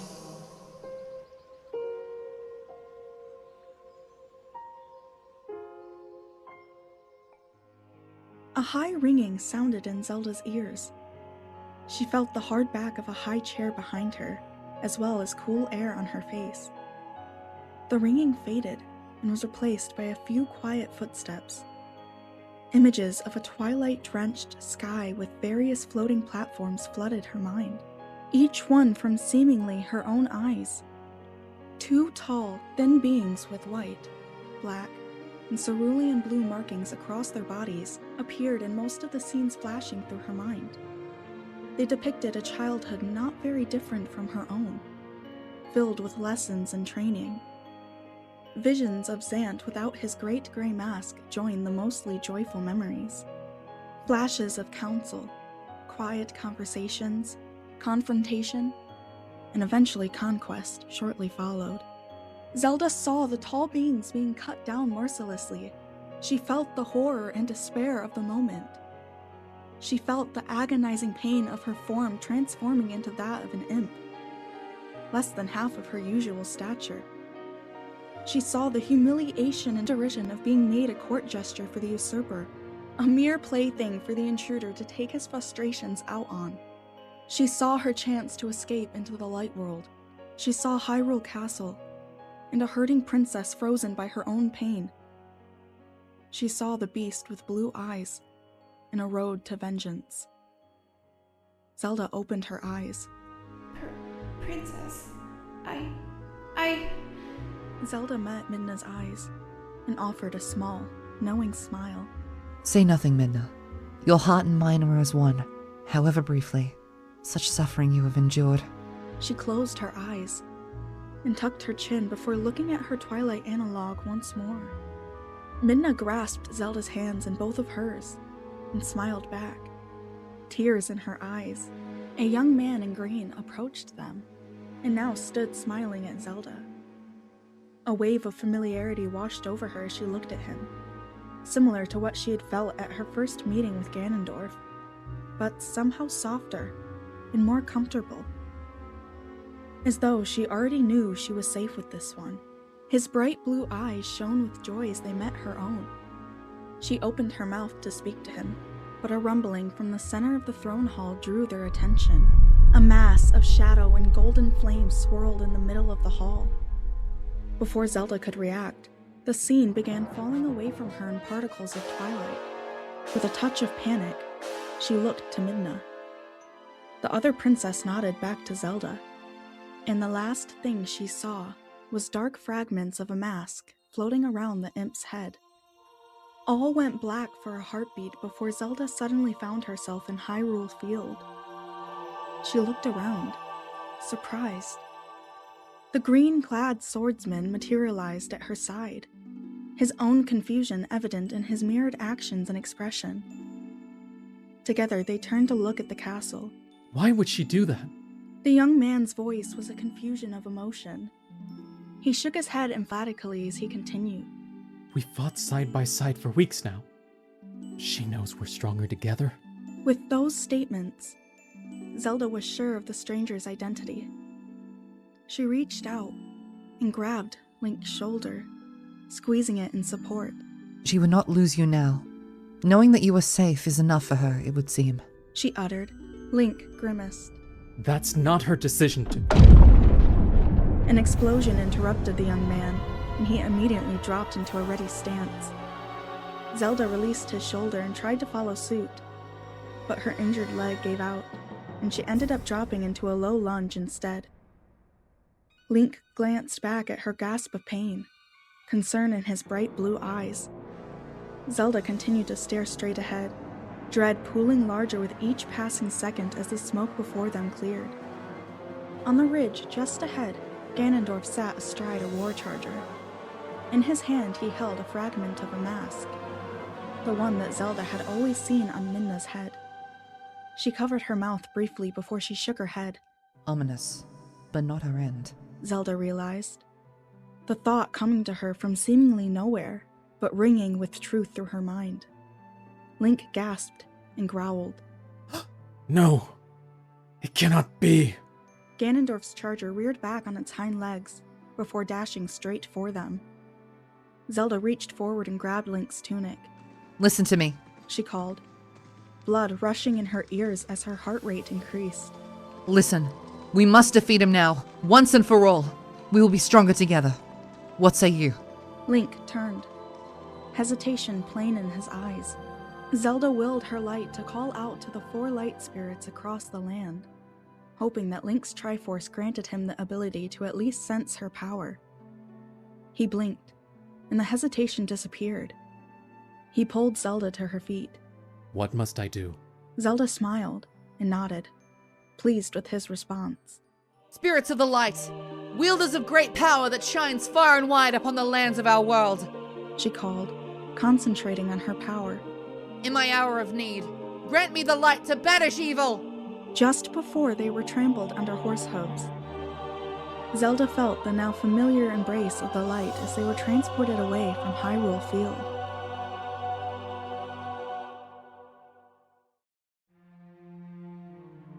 When she opened her eyes, Zelda held the light arrows she had requested in her hands. She smiled down at them, pleased that her request had been granted. The familiar sense of her light magic surged through her, practically thrumming as it resonated with the sacred arrows. Looking up at Link, Zelda grinned. This was the final defense. Hyrule would be theirs again. Link? She began, her voice firm. Chosen hero, lend us the last of your power. She bowed her head, the moment calling for such respect from her heart. Link smiled and extended his hand to her, palm face up. Together then, princess, for Hyrule, and for Midna, he replied quietly. Zelda took his hand and nodded firmly, straightening and meeting his eyes once more. They were again wrapped in the warm embrace of light as they transported back to the field. When they reappeared, Zelda was pleasantly surprised to find they were already on horseback. I'll try to slow Ganondorf with my light arrows, Zelda called, brandishing her newly appeared bow of light. Her light magic reacted to her every need and whim effortlessly. Zelda had never felt so in control of her power. Just keep him within range of my arrows. Can do, Your Majesty. Let's go, Epona. Link replied before spurring his horse with a great shout.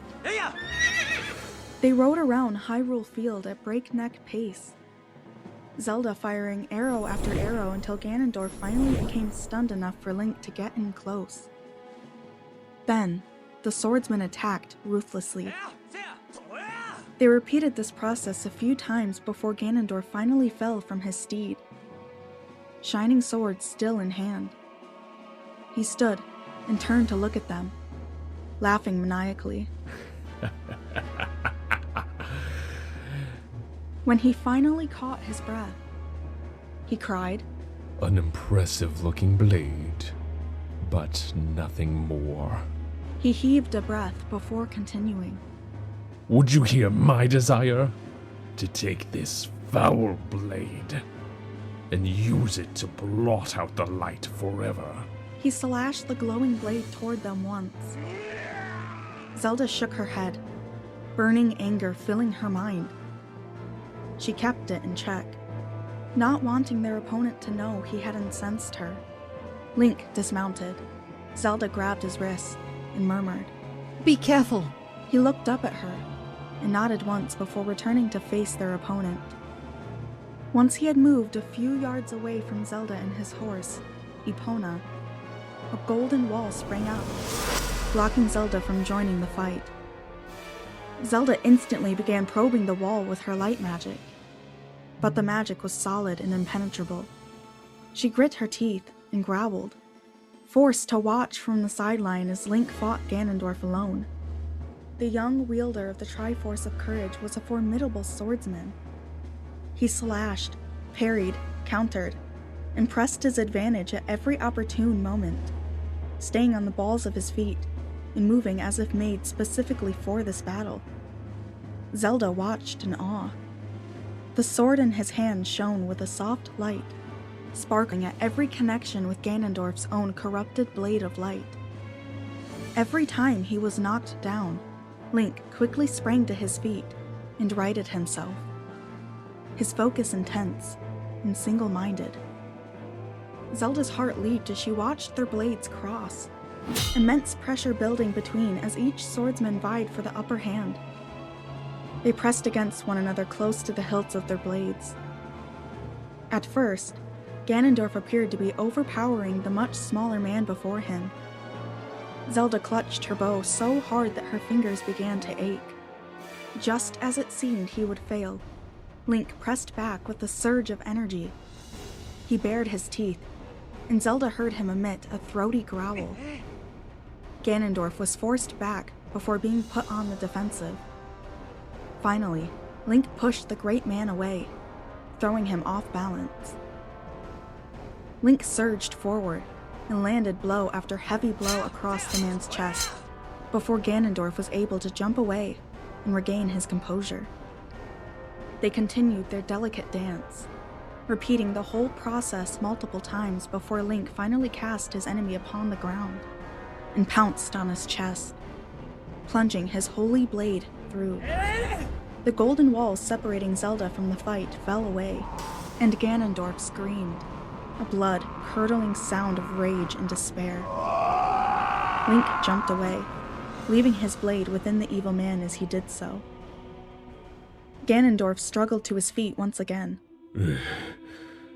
"Do not think this ends here," he growled. "The history of light and shadow will be written in blood." He grimaced before staring down at his right hand. Zelda felt the power drain from the man, and eventually it vanished from their plane of existence entirely. She sighed, finality washing over her. Ganondorf could no longer hurt them. The Gerudo chieftain stood gasping and whimpering, barely holding on to consciousness. Zelda dismounted and began making her way slowly to Link's side. Ganondorf focused on her face, and a deep sorrow crossed his golden gaze. The man jerked upright suddenly before closing his eyes and bowing his head. Link took a step forward before humming and looking at the swaying grass below him. Zelda did the same, overwhelmed. It was over.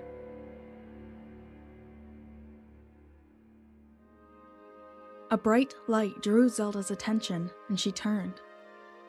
The 4 light spirits rose above the field, blotting out of the light of the setting sun. A soft smile spread over Zelda's face as she realized that a small form now rested on the ground between the spirits. Link gasped, and Zelda turned to watch the young man as he shook his head in disbelief. He took a step, then another, and then broke out into a run over the gentle rise to reach the figure. Zelda's smile widened, and she began limping forward, eager to see their ally herself. Link stopped a few yards from the figure, which now rose from the ground, and turned. Black, white, and cerulean framed by flaming hair and burning eyes turned to look at Link. Zelda arrived just behind the young man as the figure smiled and asked, "What? Say something. Am I so beautiful that you've no words left?" Link blinked, momentarily stunned. Zelda nodded and called, "Indeed, Princess. I believe our great hero is stunned speechless by your beauty." Midna laughed. A glorious sound, and it seemed to break the spell on Link. The young man beamed and rushed forward, throwing his arms around Midna. I thought you were dead. I thought you were goddesses. Link laughed and held the woman out at arm's length. Look at you though, Midna. She laughed again, and Zelda arrived at their sides. And Link moved one of his hands to Zelda's shoulder, pulling them all in for a group hug.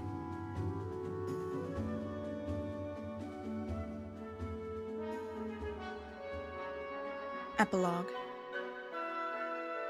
A week later, Zelda stood on the stonework of the central fountain in Castle Town, addressing a crowd of people. The faces of Hylians, Gorons, and even a number of Zora looked up at her, their attention captured for the moment. While the young Zora king had refused the invitation, Zelda was pleased to see Chief Darbus in the square with a group of his people flanking him. He beamed and nodded at her, as if in reassurance. Zelda pushed a loose strand of her hair behind an ear, smoothed her cream-colored skirt, and cleared her throat. My friends, she began. Thank you all for coming today, and thank the goddesses for such pleasant weather. Our lands and our people have suffered great loss, but today we come together to celebrate the triumph of light over darkness, and a new age of prosperity. Let us all work together to strengthen the bonds of friendship already existing, as well as to forge new alliances for the good of all. She smiled around the courtyard, happy that everyone seemed pleased with the short speech. She was met with applause and a few scattered cheers. Ivern turned and offered Zelda a hand to help her down from the fountain. She had found him in the castle dungeon, locked in a cell. The bruising on his face gave him a sickly appearance now, streaks of yellow and green around and beneath one of his eyes, the only remaining signs of the abuse he had suffered. More concerning to Zelda was the damage he sustained to one of his shoulders. He carried the arm in a sling now, but she wondered if the older man would ever fully regain function in the arm. Succinctly put, your ladyship, Ivern grunted, never taking his eyes from the crowd. He thought the gathering a poor decision if only for the fact that Zelda would be very exposed. And he wasn't confident that they had enough soldiers for adequate defense and security. She had waved off his concerns, pointing out that Link and Midna would be present. Ivern had only agreed once she allowed him to remain at her side as a personal guard. Zelda smiled at him, advisor turned protector, and said, Thank you, Ivern. I felt a shorter speech would be more appropriate for the audience and setting. He nodded and gave her a quick half-smile before returning to his surveillance. He passed her the short cane of polished marble that she had taken as a support earlier in the week, and they began moving. They made a slow circuit of the courtyard. Zelda tried to acknowledge everyone present, even if it was only with a few words. She was very appreciative of her people's resilience and choice to come out today, and she wanted them to know that. She had full conversations with members of the nobility who had chosen to make an appearance, though a few of them showed obvious disdain for such a public event. Members of the Merchants Guild also pinned her down for a longer conversation, and they were able to set a new date for the taxation discussion that had never taken place those weeks ago. Zelda made her way almost entirely around the courtyard before she finally found the group of people she had wanted to speak with most. Telma had assured her that they would be here. Ashe, Shad, Aru, Russell, and Telma herself. Midna and Link were also with the group, the Twilight Princess laughing and snorting at something that Aru had just said. She continued to wear the heavy cloak she had requested from Zelda when she initially decided to stay in the world of light for a time. The thick fabric protecting her delicate skin from the intense rays of the sun. Ashe noticed Zelda and Ivern's arrival first and straightened up, forming a fist with one hand and placing it on her breast in a salute before bowing her head. "My lady!" she cried, and the others sobered at the utterance. The only one to remain mirthful was Midna, who instead pulled Zelda into a tight embrace before pinning her to her own hip, supporting her weak leg, and beaming back at the group. We wondered if you would find time for us, right, fellas? Link straightened and beamed at Zelda. His green cap hung from his belt today. Across his body from the royal broadsword Zelda had gifted him, along with his knighthood. He wore the crest of his new station on his chest where she had pinned it a few days prior. Zelda smiled around at the group and said, Of course, Midna. How could I not find time for the saviors of Hyrule? I hear I owe each of you a great debt. Thank you. Truly. Shad puffed up a bit at the praise, and Aru looked sidelong at Ivern, a grin pulling the corner of his lips. Telma gave a low chuckle. Russell clapped a hand over Link's shoulder as Ashe replied, "We were just performing our duty to Hyrule, Your Eminence. There is no debt." Her brown eyes were intense, but seemed to sparkle with a quiet joy as Zelda focused on her face. Zelda smiled and nodded, replying smoothly, Be that as it may, I would like to offer you all permanent positions with the castle. I have already spoken with Link, and he is considering my offer. Ashe, I am interested in learning more about your abilities, and more importantly how they may improve the skills of our military and castle guards. Shad, your curious and cunning mind would be put to good use performing research into our country's past, and how we can prepare best for the future. Aru and Russell, your field investigative skills are impressive to say the least. And Telma? Zelda smiled at the bar owner. Your discretion and organizational skills would make you a strong ally, saying nothing of your bolstering personality. I do not expect immediate replies, but please do consider my offer. She finished, glancing around at the various members of the group. Midna gave her a small squeeze and let out a soft giggle. Ivern shifted on his feet. The gathered allies glanced around at each other, some nodding. After a brief pause, Ashe glanced around the group and stated, "Very well, Princess. We will consider your offers. How's about the crown buys us all a round of drinks at Telma's tonight as well, yeah?" Zelda chuckled and nodded readily. That sounds like a wonderful idea. 3 days after arriving back at Castle Town, having seen Midna back to the world of Twilight, Zelda sat in a 4-poster bed in a noble's house near the Castle Town Square. Reconstruction was needed at the castle after Ganondorf and Midna's bout, and this noble family had offered their home to Zelda before she even thought of looking for a temporary residence. Ivern insisted that it would be safer and more comfortable for her than in the castle during the reconstruction work. So, to appease him, she had accepted the offer. A few hours prior, Zelda was awakened suddenly from her sleep by the strength of her emotions. Dream and nightmare had swirled and melded like blue and red paint to create an acutely sharp sense of loss, pain, and melancholy. the likes of which Zelda had never experienced before. She had dreamed of her mother and father, of Fergal, and of Phaedra. Zelda hadn't bothered to wipe the tears from her face when she first awoke, knowing that today would be full of their salty mess now that she had allowed the tears to come. She couldn't seem to stop them anyway. I am so grateful that I got one final conversation with Mother.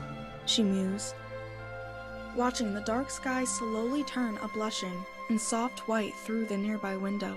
But now I miss her all the more. I regret my actions so deeply. She sighed, closing her eyes, and once more seeing the memories that had driven her from sleep in the form of dreams. Happy memories. Times long past that she coveted, now that they were absolutely out of reach. Times of camaraderie and ease with her favored guardsmen had quickly followed, and she sobbed now, remembering her closest friends. Fergal had been nothing more than deeply loyal. But in what capacity that he was able? Zelda realized. The man had cared for her intensely. She missed his calming presence, his quiet smiles, and his encouraging words. She leaned into the padded headboard and sobbed again. I think if there was anyone I could have made a marriage work with, it would have been him. It would have been him, surely. Zelda shook her head, tears continuing to flow. She wanted to feel into her misery now, wanted to allow herself to process these losses fully. They are all perfectly tolerable, but none of them spark my interest. I am happy to have such amiable people to work with in the future. The thought of marrying any of them, though? Oh, you know where babies come from. You're not as prudish as I thought. Thank you, Kate. For the drink and for listening. Anytime, Sheik. Phaedra's voice came back to Zelda as clearly as if her friend was in the room with her. And what little composure Zelda had been hanging on to finally sheared away. She sobbed audibly, feeling the loss of her best friend as a dagger through her heart. Zelda had thought she accepted losing Phaedra after the goddess ceremony, but watching her friend die before her eyes had torn the wound open afresh. It would pain me to see harm come to any of you, Phaedra had said. But Zelda knew the words were meant for her. At least... Zelda took a shuddering breath. At least she did not have to witness the results of my folly. She focused on calming herself down. I will repeat that you must trust yourself, Zelda. Trust in your own strength and fortitude, and until you are able to do so, you can trust in me and in my judgment. I know it feels hard right now, and you have lost much, but there is still much to gain and to experience. Have confidence in your wisdom, and everything will work out as it should. Hylia's words suddenly sounded through Zelda's mind. The tears continued to flow, and the pain in her heart did not subside. But she focused on the goddess' advice to her. I will try to trust Hylia. Trust that everything that has gone wrong can still be righted, even in me. She snuffled and reached up to dry her face with the sheet. The sky continued to change colors. More intense pink and light blue beginning to spill across the visible sky. I will continue to process everything, to heal from it. I will not forget any of them. But I will try to keep moving forward. For them, for Hylia, and for myself. Zelda pushed the blankets away and stood, immediately grabbing the marble cane she had left near the bedside the night before, and then making her way to the window. The cool air caressed her bare arms, but she did not feel cold. She focused on the sunrise.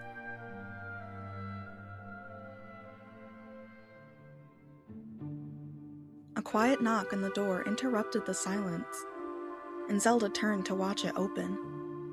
She did not know how long she had stood there, only that the sky was fully colored now. Ivor nodded to her as he entered, and then closed the door. Up already, Your Majesty. Zelda gave a sad smile and looked at the bed. I was... remembering. I could not sleep any longer, she explained. Understanding dawned on her mentor's face, and he clasped his hands behind his back. Zelda still worried for his shoulder, But Ivern had insisted that she was fussing over him when she had questioned him about removing the sling. He took a few steps forward and offered his strong arm. It will likely take some time to come to terms with all that has happened, my queen. Ivern murmured as he began guiding her back to the bed. But please, try to remember all that we have saved, and all that we can work toward now. I will always be here for you, my dear, should you want to talk about anything. Zelda sat on the bed and nodded, smiling at Ivern. She wondered if he could sense how broken her heart was now. I appreciate that, Ivern. Thank you for always supporting me, she replied, tears again lining her eyes.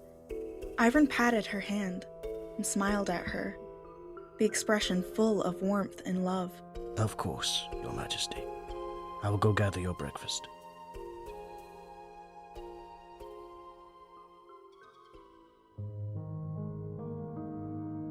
Later that day, Zelda sat at a large table surrounded by her council. I am meeting with the merchants this afternoon, and I believe Terrison wanted to give an update on the castle's progress after that. Is there any other pressing business to attend to today, or shall I continue reviewing the documents recovered from the archives? The advisors gathered around the table, with the addition of Shad and Aru, looked around at each other before Ivern cleared his throat, and stated, There appear to be some newcomers in the land, Your Majesty. Aru brought their presence to my attention late last night when he arrived. Aru, will you share with the council what you told me? Aru nodded and folded his hands before him on the table before uttering. Yesterday, early in the morning, I saw a cloud of dust approaching on the horizon from far away to the west. I was continuing some research that I started a few years ago in the Gerudo Desert. I watched, and the dust thinned enough to reveal a group of nomadic women, my lady. One galloped ahead on the back of a camel, and I received her. Murmurs of surprise rippled around the table before Zelda silenced them with a glance. Aru continued. The woman claimed that there are a peaceful group searching for a place to settle down and call their own.